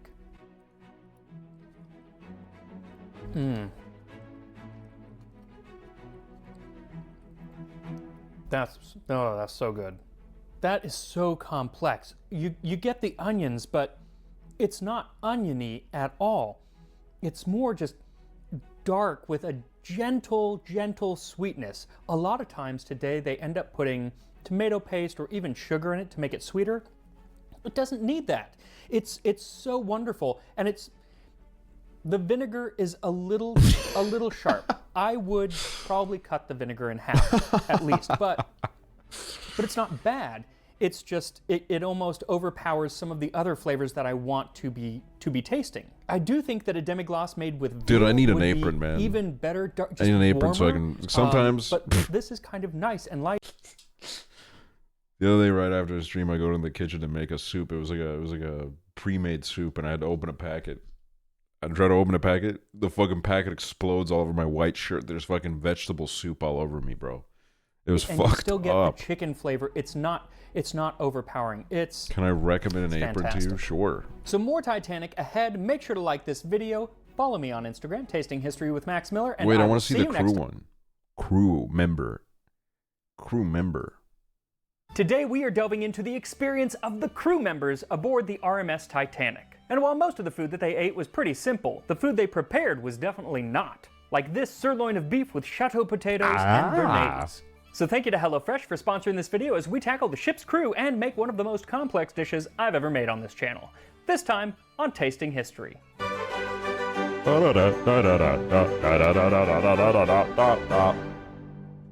Now, while most of the crew ate pretty simply on the Titanic, there were a couple who got to dine first class. Literally. Both Captain Smith and the ship's purser Hugh Walter McElroy had their own tables in the first-class dining saloon. And at the very last meal served aboard Titanic, the 5th course included sirloin of beef with chateau potatoes. Now, the menu does not mention any sauce that was served with it, but we know that it would have been served with sauce because pretty much everything was served with sauce. So as the menu was largely based on the cuisine of Auguste Escoffier, I looked through his recipes, and it just so happens that he has a recipe for sirloin of beef with chateau potatoes, and he says it should be served with béarnaise sauce. Wow. Entrecôte à la béarnaise. Season and grill the sirloin steaks. Delicious. Place on a long oval hot dish. All right, hold on, let me see this apron. I can't show Amazon on stream because it loves to be like, here's where you live. Okay, it's giving me a fucking captcha, bro. What the fuck? KBBFEB. Holy fucking shit, this apron's crazy, bro. I'll bookmark this. It's got pockets and shit. It's got everything. At each end of the dish, place a bouquet of small pommes chateau, brush the steaks lightly with some light meat glaze, and finally It's a regular border apron. each steak All with right, hold thick on. sauce. Let's understand this interaction that just happened. You recommend me an apron. I say, wow, this is a great apron. And then you come back with, it's a regular apron. What the hell, dude? Béarnaise. So it sounds simple, but it is not. In fact, it is probably the most complicated thing that I've ever made here on the channel because not only do we have to make the steak and the potatoes, we have to make 2 sauces, the meat glaze and the béarnaise. Escoffier describes the meat glaze as a brown stock that has been reduced. The glaze is ready when it adheres to the back of a spoon in the form of a glossy It's an apron coating. with pockets. Though even Look, I've making never had an apron. I don't know how they work. that brown stock to reduce is quite a feat, so I purchased brown stock and will let it reduce on low heat for about 4 hours until it coats the back of the 4 spoon. hours? And since it takes so long, you can pretty much let it do its thing while you make the rest of the dish. First, the chateau potatoes. Not Trim even in the our potatoes class. Dude, you think our schools have the fucking budget for that shit, dude? You got dirty and you loved it. to the shape of large olives, place them in a shallow pan, season and cook slowly in clarified butter until very soft and golden brown. Arrange in a deep dish and sprinkle with chopped parsley. So for those, I suggest using 1 pound or 450 grams small golden potatoes and a couple tablespoons of clarified butter or ghee. Ghee. The hardest part about making the chateau potatoes is the shaping of them. You know, you're supposed to kind of cut them into the shape of olives, which I thought was going to be easy, but I was wrong. You start by cutting off the sides and the ends to make it into a What's up, rectangle, Catholic tea? then carefully use a paring knife to carve it into an olive or barrel shape. And I'm not gonna lie, I got about a dozen done before my hand started cramping up so bad that I had to quit. And that proves that I am not a trained chef because I'm pretty sure that the cooks on Titanic could do like hundreds of them without batting an eye. So like the meat glaze, for the average home cook, shaping these potatoes is going to be rather time consuming, unlike making a meal from today's sponsor, HelloFresh. See, after spending way too much time shaping potatoes, the last thing that I wanted to do was plan another meal. Coli Doors, burger. pleasant Thunderbird, juicy and bold for the cook for HelloFresh gift. Quick rest tackle, entire berry ingredients, and some of my sources, as well as my Patreon page. I'm also going to follow Escoffier's exact proportions. Shout so out I'm to going to cut them in Patreon. half because I'm not trying to feed a whole restaurant here. So for this recipe, what you'll need is 100 milliliters of white wine, 100 milliliters of tarragon vinegar, that's vinegar infused with tarragon, 2 tablespoons of chopped shallots, Look at my apron. Everyone's got aprons all of a sudden. Everyone's got aprons. All right, that's cool. 1 cup or 15 That is grams cool. of tarragon leaves, roughly chopped. He actually calls for 1/3 of those leaves to be chervil, but for some reason that herb is like being boycotted where I live. I could not find it anywhere. Make fun So of me, I you're used so all rude. tarragon, which is actually more common today, but if you can find chervil, use chervil. 2 teaspoons or 2.5 grams whole peppercorns, roughly pounded, a pinch of salt, 3 large egg yolks, 2 1/4 sticks or 250 grams of butter, 3/4 of a tablespoon finely chopped tarragon, and a pinch of cayenne pepper. So add the wine and tarragon vinegar to a large saucepan and add in the roughly chopped tarragon, chopped shallots, peppercorns, and salt, and bring it to a simmer.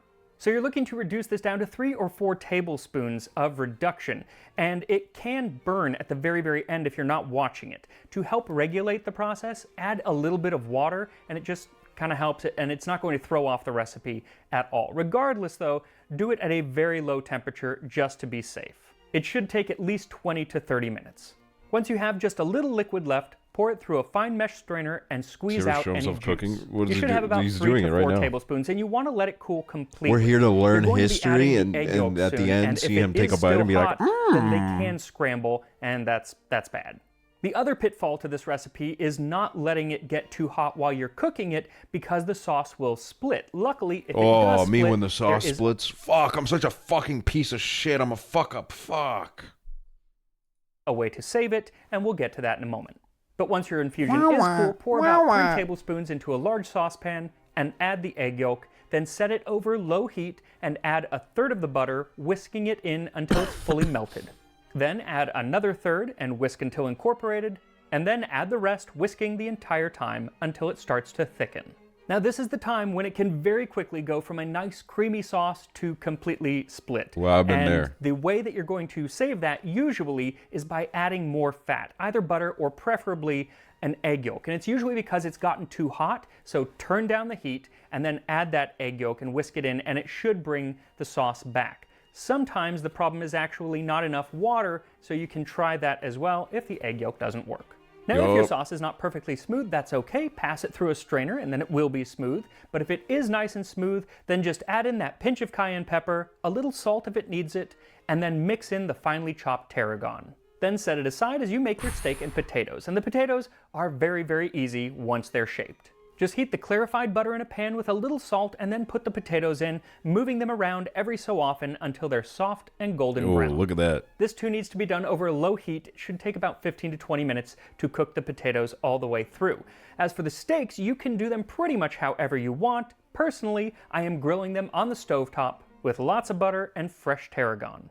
While it gets a nice crust on the bottom, spoon the butter over the top of the steaks and then flip them over and finish cooking. If your steak is really thick, like mine, you can butterfly it, but if you don't mind a really kind of a dark crust on the top and bottom, then there's no need to butterfly it, and it'll get cooked all the way through and you'll just have a nice crispy crust. Now the hardest part about this is definitely timing everything, because there are so many moving parts. You've got the steak, the potatoes, the béarnaise, and that meat glaze, which I'm guessing you've already forgotten about. I But if you did. were a cook I on the Titanic, you wouldn't be clocked, doing all of this yourself, because you'd have a whole brigade of cooks helping you. The cooks being part of the crew that we're about to discuss right now. Yes. The Titanic had over 900 crew members on its maiden voyage, and their jobs were incredibly varied, but they all fell under 3 departments. There was the deck department, which was made up of 66 men and included the captain, officers, and sailors in charge of the ship. The engine department, led by Chief Engineer Joseph Bell. It was 325 men and in charge of generating all of the power in the ship and making the ship actually go. These included the engineers, stokers, trimmers, and greasers, and had what I think has to be the hardest job on the ship. Most worked tirelessly in 3 shifts a day in the 6 boiler rooms, keeping the furnaces stocked with coal to keep the engines running. And because of their physical location on the ship, all the way down at the bottom, and possibly because of their place in society, they had the lowest survival rate, only about 1 in 5 making it onto a lifeboat. Now the 3rd department was by far the largest department, and that was the victualling department. With 495 men and women, the only department with women, the department was led by the ship's purser and was in charge of the hotel aspects of the ship. This was most everything that affected passengers directly. The cooks, waiters, bartenders, cabin stewards, cleaners, elevator operators, those who worked in the Turkish bath, the gymnasium, the barber shop, and usually counted amongst them were the 8 musicians and the 5 You think they had naked barbers on the Titanic? postal clerks. The victualling department was also in charge of most of the security on the ship, everything from making sure people didn't smoke in non-smoking areas, to making sure that life vests were worn and that the portholes were closed on the night of the sinking. Now the name victualling department originally came from the word victuals, which meant food, and food was still the major part of the victualling department. What do you think? Every day, the ship's purser don't know. would meet with the head chef and his cooks to discuss the menus of the day. Then the storekeepers would begin procuring all of the ingredients for those menus. These 8 crew members were in charge of making sure enough food was loaded onto the ship at port and then stored at the correct temperature and kept ready at all times. They mostly worked in this labyrinth of rooms on G-deck dedicated to the different ingredients. There were separate rooms for milk and butter, fruit, eggs, bacon, ham and cheese, meat, fish, and an entire room dedicated to mutton, and another just to ice cream. Holy if you're looking shit. for me, I'll be in the ice cream room. I They used a feel system that. of elevators to transport the food up to the first and second class kitchen, or galley, and usually just walked the food over to the third class galley, which was a lot closer. And in addition to supplying all of the ingredients for the passengers' food, they also supplied the ingredients for the crew's food. Now, I used to work on a cruise ship, and everyone seems to assume that I was up like eating at the buffet every day. I was not. I spent a year living mostly off of hot dogs, cereal, and cold French fries. And you know what? It was fantastic. But the only ones eating like the passengers were like the officers and the captain. And it was pretty much the same thing on the Titanic. See, the captain and the purser could eat in the first-class dining saloon where they each had their own table. They could also eat with the other officers in the officers' mess, which was probably served second, if not even first-class food. Most of the other crew probably ate more like the third class if they were lucky. Filling, but not fancy. The engineering department had their own mess down on E-deck near their quarters and their work area. Since they worked in shifts around the clock, this mess was probably filled with engineers all Captain day Lee and is all calling. night. I don't pick As up for the victualling calls from department, they people I didn't don't have know. a specific place to eat. It seems they mostly dined in the passenger dining rooms between meals, likely the third-class saloon. Though stewardess Violet Jessup wrote that when she was on the Olympic, the sister ship to the Titanic, they ate their food standing in any available corner of a greasy pantry amid steamy smells and nauseating grease-strewn decks, eaten in the quickest possible time in order to get away. Now, as unpleasant as that sounds, Violet's position on the ship wasn't unpleasant at all. She was not only a stewardess, but a first-class stewardess. Now, the term steward or stewardess on the Titanic really has a whole host of meanings and could apply to many passenger-facing jobs, from the elevator operator to the person who took your luggage when you first boarded the ship. But the two most numerous stewards were the saloon stewards, essentially a waiter, and the cabin stewards, Top which is 5 what Violet vegetables. Jessup was. And in either of these positions, it was paramount that you try to work your Cauliflower, way broccoli. up to working for the first-class passengers. Onion. Because while everyone received a salary, just like in America today, That's a all I need. majority sometimes of their income was based on tips. A first-class saloon steward could earn up to 4 times what their third-class counterpart made. Potato? Now, a saloon Alright, steward's sure, position potato is can get fairly in there. self-explanatory. Just think of the very best Bad server list, at the the best fuck? restaurant ever, following you from meal to meal and being there for absolutely every bite and drink that you take. The cabin stewards, on the other hand, are something that we're not really accustomed to today. They were highly trained in the Edwardian style of service. Think Downton Abbey. And each one looked after between 6 and 12 cabins and their occupants. They were in charge of keeping Do you like rooms olives? clean and stocked with hot The older I water get, the more and I like other them. amenities. Working in pairs, taking shifts, they watched over the cabins day and night as the passengers did not have keys to their own rooms. They also polished passengers' shoes free of charge, delivered meals to the room if a passenger decided to take their meal in their cabin, changed the sheets and towels daily, at least in first and second class, and for a fee they took passengers' clothes to the laundry on F-deck to be washed and pressed. This was the only laundry that was actually done on Titanic because there were only 3 laundry stewards. Everything else, the towels, blankets, sheets, napkins, and tablecloths, were all washed on shore. Now, while a cabin steward's work wasn't as backbreaking as that person shoveling coal into a furnace, their schedule was probably the most grueling, as it often started at 5:30 a.m. and didn't finish until midnight, Jesus. 7 days a week. And it's actually still that way on a lot of cruise ships today. Now, with that kind of schedule, Violet Jessup was on hand to rouse her first-class passengers and instruct them to don their life vests shortly after the Titanic hit an iceberg at 11:20 p.m. Nah, bro, if I'm a stewardess and the Titanic's going down, I'm like, it's after midnight, bro. I clocked out. I'm not on the clock right now. I'm getting into this boat. I'm getting out of here. on April 14th. She wrote that, as she was from Argentina, she was told to also wear her life vest as an example to those non-English speaking passengers in second and third class. But she was also told that it was just a precaution, so once she had done what she needed to do, she went back down to her bunk.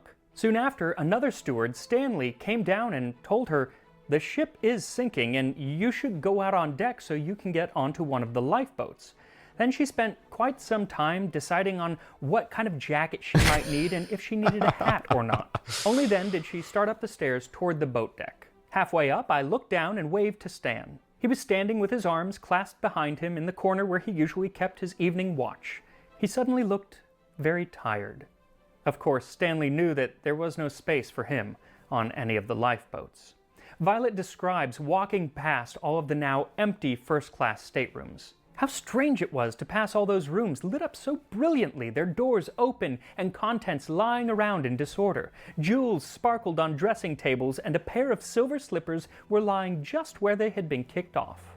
When she arrived back up on the boat deck, she stood waiting patiently near the boats and describes how it was as people slowly began to realize that something was really wrong. First, when distress rockets went off. And then when third-class passengers who had already seen the water below decks started coming up on deck. And finally, when a mailman casually mentioned that mail was floating as far up as F deck. But Violet was able to get into a lifeboat, and just as it started to go down, another crew member handed her something, almost tossed it, she says. It was a baby, and she held on to that baby as the lifeboat went down, as they rowed out into the dark, and as they watched the Titanic slowly go under the waves. She held that baby all through the night, and all the way onto the Carpathia, which was the ship that came to rescue them. And only after a while of being on the rescue ship, while I stood, still clutching the baby in my frozen arms, a woman rushed up, snatched the child, and ran away with it. Now, Violet Jessup's story is not all that different from many, many other people aboard the Titanic. What is a little different is that this was not her only sinking on a White Star Line vessel. See, Titanic was the second of 3 ships. The way I imagine it is that one video where it's like I remember this video so vaguely, but it's like a guy takes and then goes, and then runs away, runs out the door. Olympic class. The Olympic, the Titanic, and the Britannic. And Violet worked on all 3 of them. In 1911, when she was on the Olympic, it collided with the British warship HMS Hawke, which caused considerable damage, but it did not sink. This classic. Afterward, she switched over to the Titanic, and, well, that didn't go well. Then a few years later, she was aboard the Britannic during World War I, but this time not as a stewardess, but as a nurse, because it had become a hospital ship. There was an explosion while she was on board, probably due to it running into a mine. Look, girl, love you and shit, but like you gotta cut this out. And the ship sank in just 55 minutes. But she was able to get into a lifeboat, but then had to jump out because the lifeboat got hit by the propellers and splintered it into a million pieces. What's weird is that not only did she survive that, but 2 others who were in the crew on that ship had also survived the Titanic with her.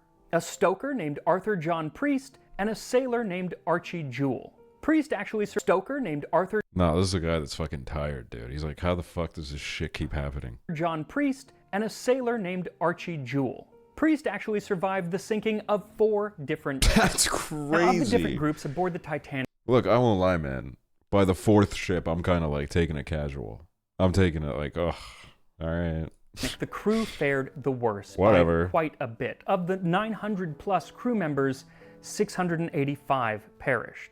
And on top of that tragic loss of life, the White Star Line then behaved, as you might expect, abominably. Any crew member who did survive got home to find out that at 2:20 a.m. on April 15th, as the Titanic sunk beneath the water, their employment was at an end and they would expect no pay after that moment.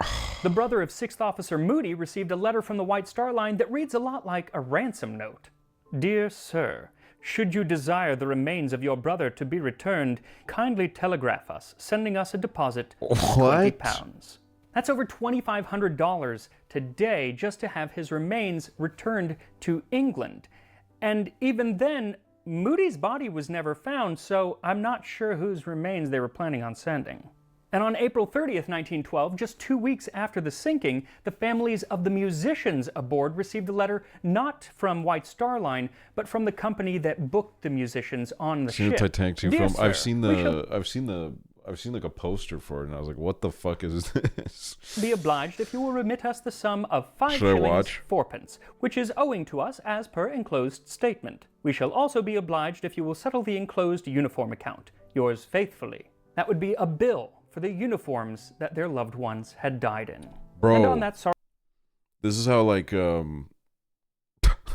my mom, well, this isn't really exactly like that, but my mom forgot to like, I don't know, she owed €4 to a garbage company.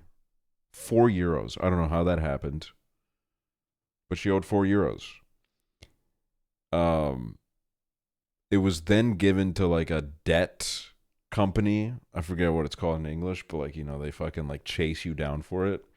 And they were like, we need €34, €4 for your debt and €30 as the debt fee.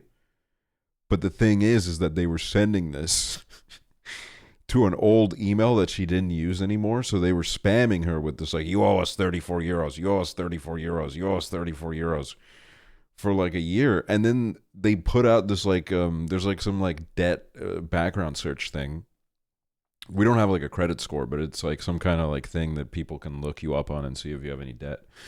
And they put her ass on there because she didn't pay €4 to some garbage company in 2015. And they said this fucking lady has horrible debt. Powerful note, let us remember the brave crew members of the RMS Titanic, some Like, of what whom the would have fuck? made this wonderful dish of sirloin of beef with chateau potatoes. So once your steak and potatoes are cooked, set them on a plate and brush the steak with the meat glaze. Add a bit of the béarnaise sauce, garnish the potatoes with parsley, and serve. And here we are, sirloin of beef with chateau potatoes and béarnaise sauce, as served at the last meal aboard RMS Titanic. Wow.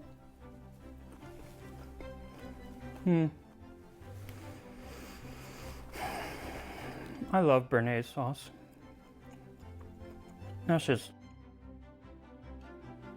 That's ridiculously delicious. Oh, I thought So it was there's going to this be wonderful crunch slash negative. to the steak, but then the inside is just so tender.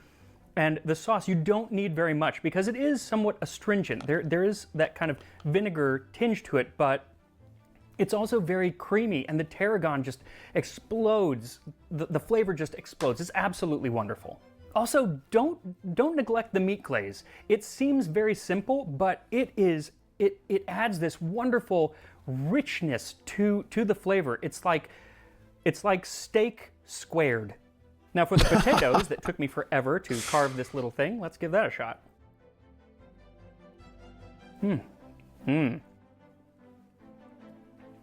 So soft and buttery. The fact that it's like cooked in the clarified butter or the ghee, that's fantastic. That's pretty much going to be the only way that I make potatoes from now on, actually. So yeah, it is a Fair lot enough. of work, this meal, but it is definitely worth it. Now, for more on Titanic's crew, watch this video, which is about the baker who survived because he got drunk, and Oh, this dude, that's the playlist- one. That's the one I talk about. Let's watch this, dude. This is One the, of my favorite stories this is that the guy I came out talked of the about sinking today. of the Titanic was the story of the head baker, Charles Jockin, who famously got drunk and rode on the stern of the ship as it went beneath the waves. And as I tell his story, I'm going to make a cocktail that he might have enjoyed. The Murphy cocktail, using a recipe from 1910. Charles Jockin and the Murphy cocktail, this time on Drinking History. Dude, when you go to like a millennial gay's house and they got the fucking whole bar and shit, like top 5 human experiences, bro. Top 5 human experiences.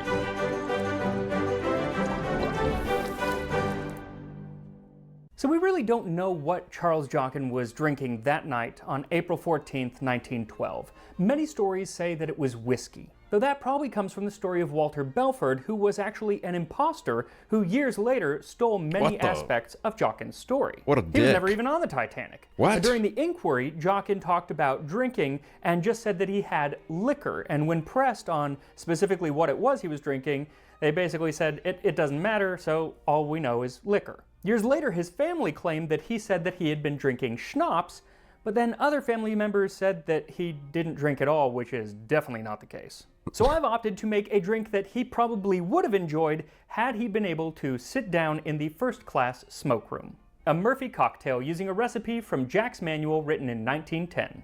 40% Italian vermouth, 40% rye whiskey, 20% sloe gin, a half glass cracked ice. Frappe and strain, serve. So for this cocktail, I'm using 3 liquors that would have been available in 1912 and are available today online at Curiata. I'll put a link in the description. So it's 1 jigger of Carpano Antica Vermouth, 1 jigger of Canadian Club Rye Whiskey, and a half jigger of Hayman's Sloe Gin.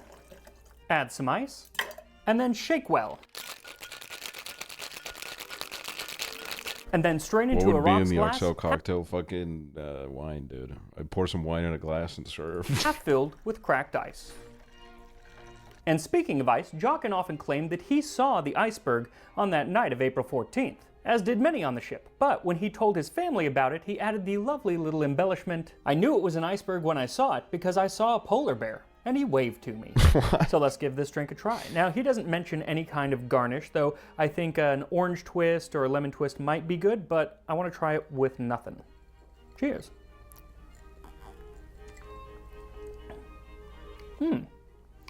Interesting. That's good. So you get a little he's bit drunk. of the whiskiness. You get that kind of He's wasted. woody.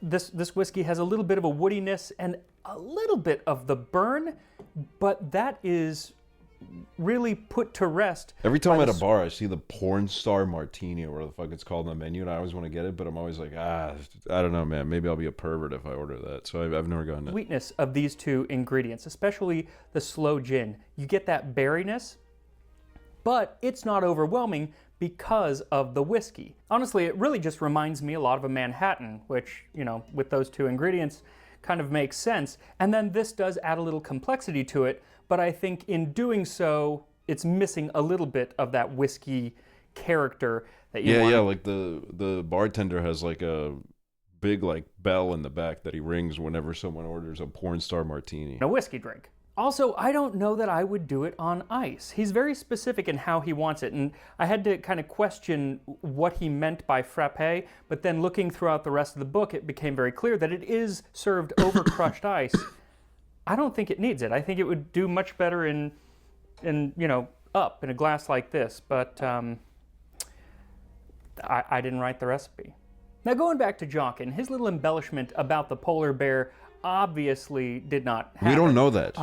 And there are other aspects of his story that kind of change with each telling, because he is asked about it many, many times. And of course, when you tell the same story over and over, details will kind of change. Also, he was probably very drunk that night, so, you know, things are a little fuzzy, especially in that kind of situation. But for the most part, the narrative of his story remains consistent. And this is that narrative. Yes. Charles Jockin was born in Birkenhead, just outside of Liverpool, Oh, okay, we're in getting the whole story. 1878. So he was only 33 years old when he was given the post of head baker on the Titanic, though the person that plays him in the 97 movie is like in his late 50s, so I don't really see why they did that, but neither here nor there, that doesn't matter. What does matter is Charles Jockin's story of what happened to him on the night of April 14th, 1912. He told the British Inquiry that he was actually in his bunk when the ship hit the iceberg. Even though he was midship, he still felt the collision and got up. Not long after, Second Steward George Dodd came by and said, "Get up, lads, we're sinking." And whether or not he had already been drinking at that point in the night, we don't know. It wouldn't be surprising based on other people's accounts of Jockin, but he was clear-headed enough to know that he had a job to do. Now, each lifeboat was already stocked with water and hardtack. But one of Jockin's duties was to further stock the lifeboats with fresh bread. So at 12:15 a.m., he roused the 13 bakers on his staff and directed them to get bread and take it up to the lifeboats. 15 minutes later, all the bread had left the bakery, and so he locked up and went up on deck to help load lifeboat number 10, which was the lifeboat that he was assigned to actually have been on when the lifeboat lowered into the water.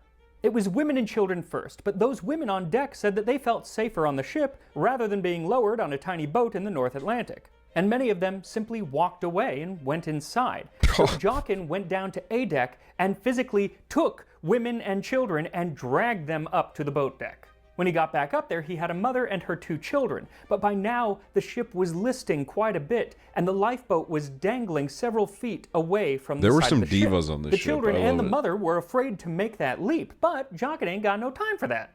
Another crew member, Frank Evans, said that Jockin threw them onto the women and he was catching children by their dresses and chucking them in. But the mother refused to be chucked and instead decided to leap. She missed her footing. This steward named Burke got hold of her foot and she swung head downwards for a few minutes. Somebody caught her into B deck. No, A deck. Jockin doesn't mention her again, but Evans did say that she was able to get back up to the boat deck just in time to be reunited with her children. Once the boat was full, though it wasn't full, it could have easily carried 10 more people, Jockin stood there waiting to be ordered into the boat that he was supposed to be on.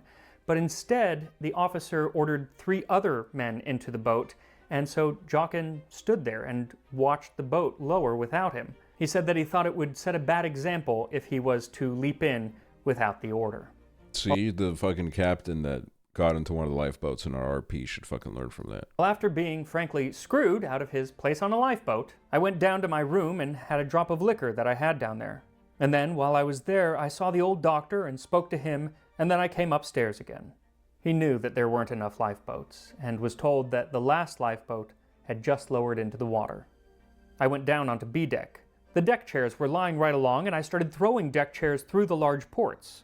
He threw about 50 deck chairs into the water, hoping that one would still be available when he needed it. Then I went to the deck pantry, and while I was in there, I thought I would take a drink of water. And while I was getting the drink of water, I heard a kind of crash, as if something had buckled. It was not an explosion or anything like that. It was like as if the iron was parting, as if part of the ship had buckled, and then I heard a rush overhead. He came out to see people fleeing toward the stern of the ship, and so he ran along, though tried to stay separate from all of the other people. And just then the ship lurched, and he said that he saw hundreds of people thrown to the side. But he was able to grab a hold of the railing and swung himself onto the outside of the ship and worked his way along the starboard side to the very back of the poop deck. He testified that he didn't see anyone else there, so that makes this exchange completely historically inaccurate. But in those last seconds, rather than panicking, well, I had tightened my belt and I had transferred something out of this pocket into my stern pocket. I was just wondering what next to do when she went. And when she went, rather than being sucked down with the ship, he says that he was able to just step off into the water like an elevator. I do not believe my head went under the water at all. For over 2 hours, he treaded water in the pitch black, unable to see anything around him. And most people died long before 2 hours. During the inquiry, they suggested that it was the amount of alcohol that he had coursing through his bloodstream that actually kept him warm in the water. And I'm pretty sure science refutes that, but something worked. Yeah, Because he's he alive, was still dude. floating Or he in was. daylight when he Rest saw in the peace. overturned He died at some collapsible point. boat. It had 25 men clinging to it, including Second Officer Lightaller. He swam toward it, though he knew that there was no space on it for him, though that didn't mean he didn't try, but he was pushed away. But one of the men, a cook named Isaac Maynard, reached out and grabbed his hand and pulled him to the boat. He didn't get him onto it, but he held him at the side. A half hour later, one of the lifeboats, with room for 10 people, came within about 50 yards, and so he let go of Maynard's hand and swam to it. A few hours later, the Carpathia arrived and rescued them, and his only ailment was frozen, swollen feet, which later he claimed were thawed out in an oven. They popped me in the oven like one of me own pies.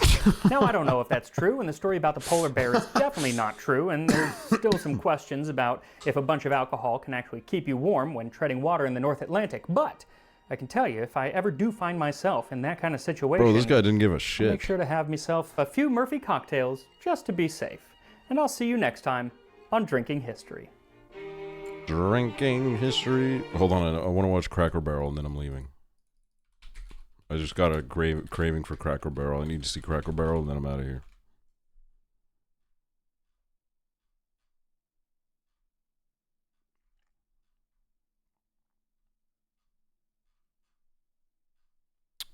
Cracker Barrel, Cracker Barrel, Cracker Barrel. Oh, this is the fucking Italian guy that's like, oh, you Welcome Americans. back, everybody. I'm Carlo. And I'm Sarah. If you guys don't know and you guys are new here, I'm from America. Carlo's from Italy. He just moved here actually 2 years ago now. It's been a year and 7 months. 1.7, yeah, something like that. Yeah, like a year and 7 months. So there's a lot of America that Carlo has not experienced yet. And there's a lot that we're going to introduce him to. We're going to Cracker Barrel.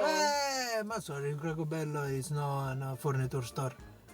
Cracker Barrel. So another furniture store that do food too. So we go shopping. Not Crate and Barrel. Are two different things. Cracker Barrel. Cracker Barrel, it's Cracker. Repeat. Cracker Barrel. Cracker Barrel. Cracker Barrel. Cracker Barrel, it's breakfast all day. Okay, another one, the furniture. Crate and Barrel. Okay, crate and barrel. Crate and Barrel. Crate and barrel. Similar, you got it. So say fast. Oh, the rocking chair, You can bro. buy the chair, Carlo.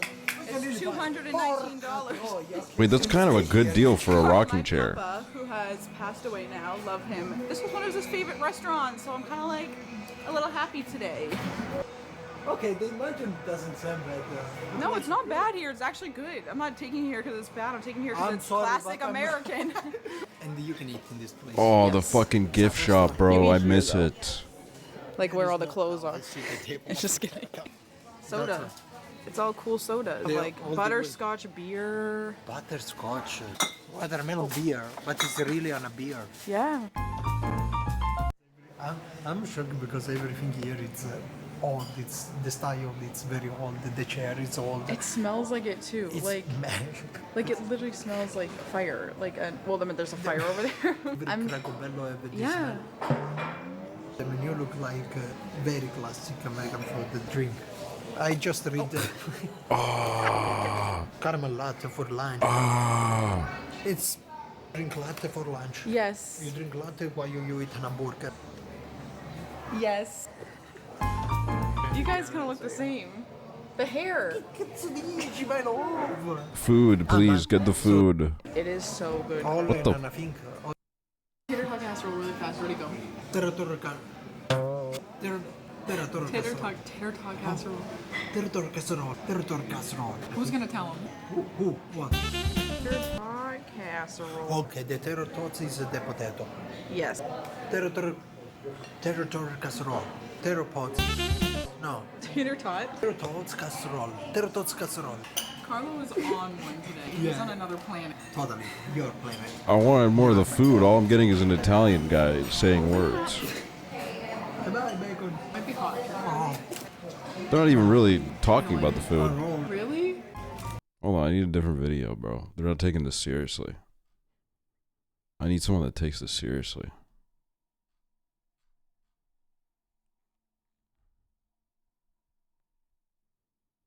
Brits try Cracker Barrel breakfast.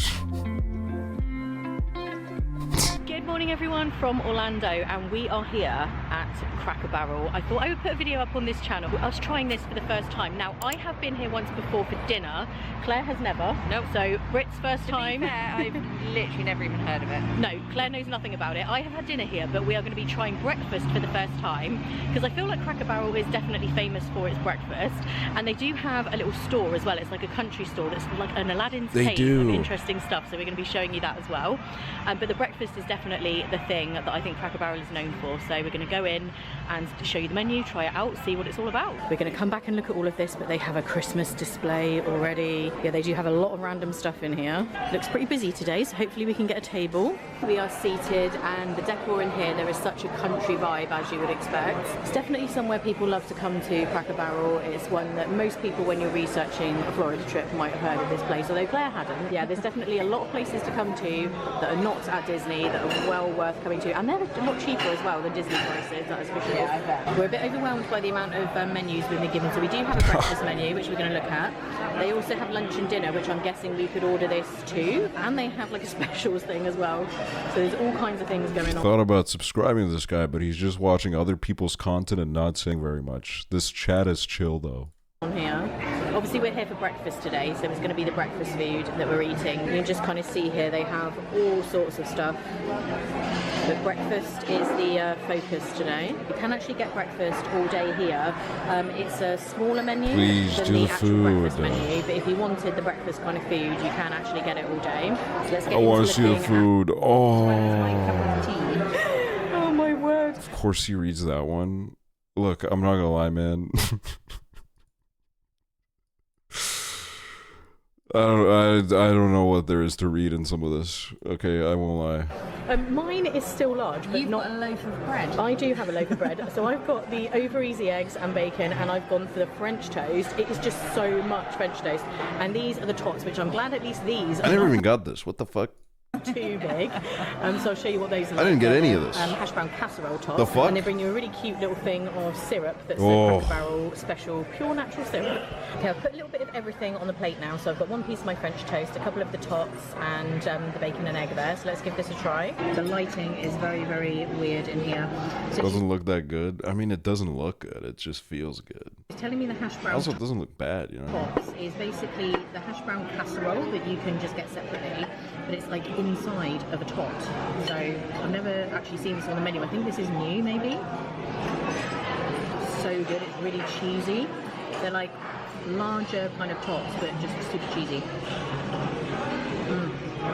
So good. That is like a 10 out of 10. Sorry about this lighting. There's like a window right behind me. Now I'm trying the So this is a French breakfast toast. restaurant? I wouldn't call it a breakfast restaurant. They do breakfast, but like, I'm not gonna lie, man, every time I went there, it was like 4 p.m. There's the syrup and everything on the butter as well. I never went there in the morning. I do love French toast. In the UK, we basically have something that is a little bit like that. We call it eggy bread. So it's a similar sort of thing where you soak the bread in an egg mixture and then fry it, but it's not sweet. So we don't put like cinnamon What'd you or get when you syrup went? Fuck, I can barely remember. It's been like 3 years. I got like the fucking on it or anything like that. It's just called eggy bread. I love eggy bread. the like the casserole thing. But I would put sugar over the top. Oh, did you? I got the Oh, mac I've and never done cheese that. for sure. Like a friend, I went round and that's what they did, and actually I loved it. Oh, okay. I've always had eggy bread. And I'm trying to remember what kind of meat I got. I actually love I don't know if I got the beans. chicken. I don't remember eating the That's chicken. probably very British. But I love it with just That like kind of sounds quite normal, actually. Yeah. You know, eggs, All I remember is that when I went with Trevor, they ID'd him 3 times for 1 beer. eggs and beans. That's Yeah. quite a normal food. It's really good. We did observe though on the menu here, you can't get just normal toast. Yeah. I mean, maybe you could ask for it, but that's not something that they offered. So they don't have like just regular toast. But both of those are really, really good. The eggs look perfectly cooked as well. Never heard that happening. It's just so big. It was like a confusion thing where he asked for the beer and then they ID'd him, and then the beer wasn't coming, so he asked one of them, "Hey, could I ordered a beer a while ago, but nobody brought it," and then they ID'd him again, and then when the person brought a beer, they ID'd him again, so it was 3 times. You definitely could share a few things, and then you can try a bit of everything. But the amount you get for the pancakes is just actually quite funny. Like Claire was just like, "Wow, that is huge." We're now out of the restaurant, and we're just going to take a look around here in the store. Really, really giant Twizzlers, and look at this massive Kit Kat. Obviously, the ones inside. The hell was that? It? Wrapped like small ones, but the packaging just looks like a giant. There's not enough good Cracker Barrel Some content in this weird world. Christmas stuff already in September. Actually, no, it's October now. And No I have seen disrespect to in these here queens. before. I'm just saying, you know what I mean?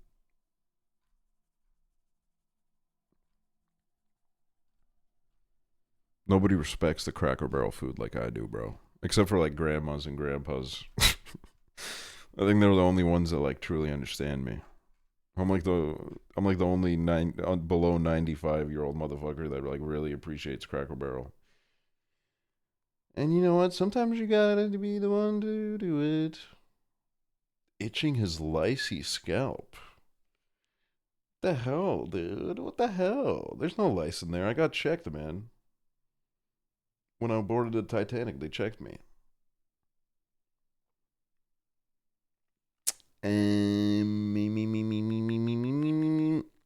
Okay, I'm leaving. Tomorrow, I'll be back. I'm going to try to stream a lot this week. I'm going to try to do a lot of streams this week.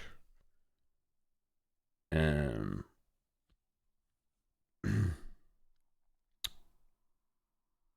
figure out a game for tomorrow. That would be sweet. That would be sweet. And maybe, I don't know.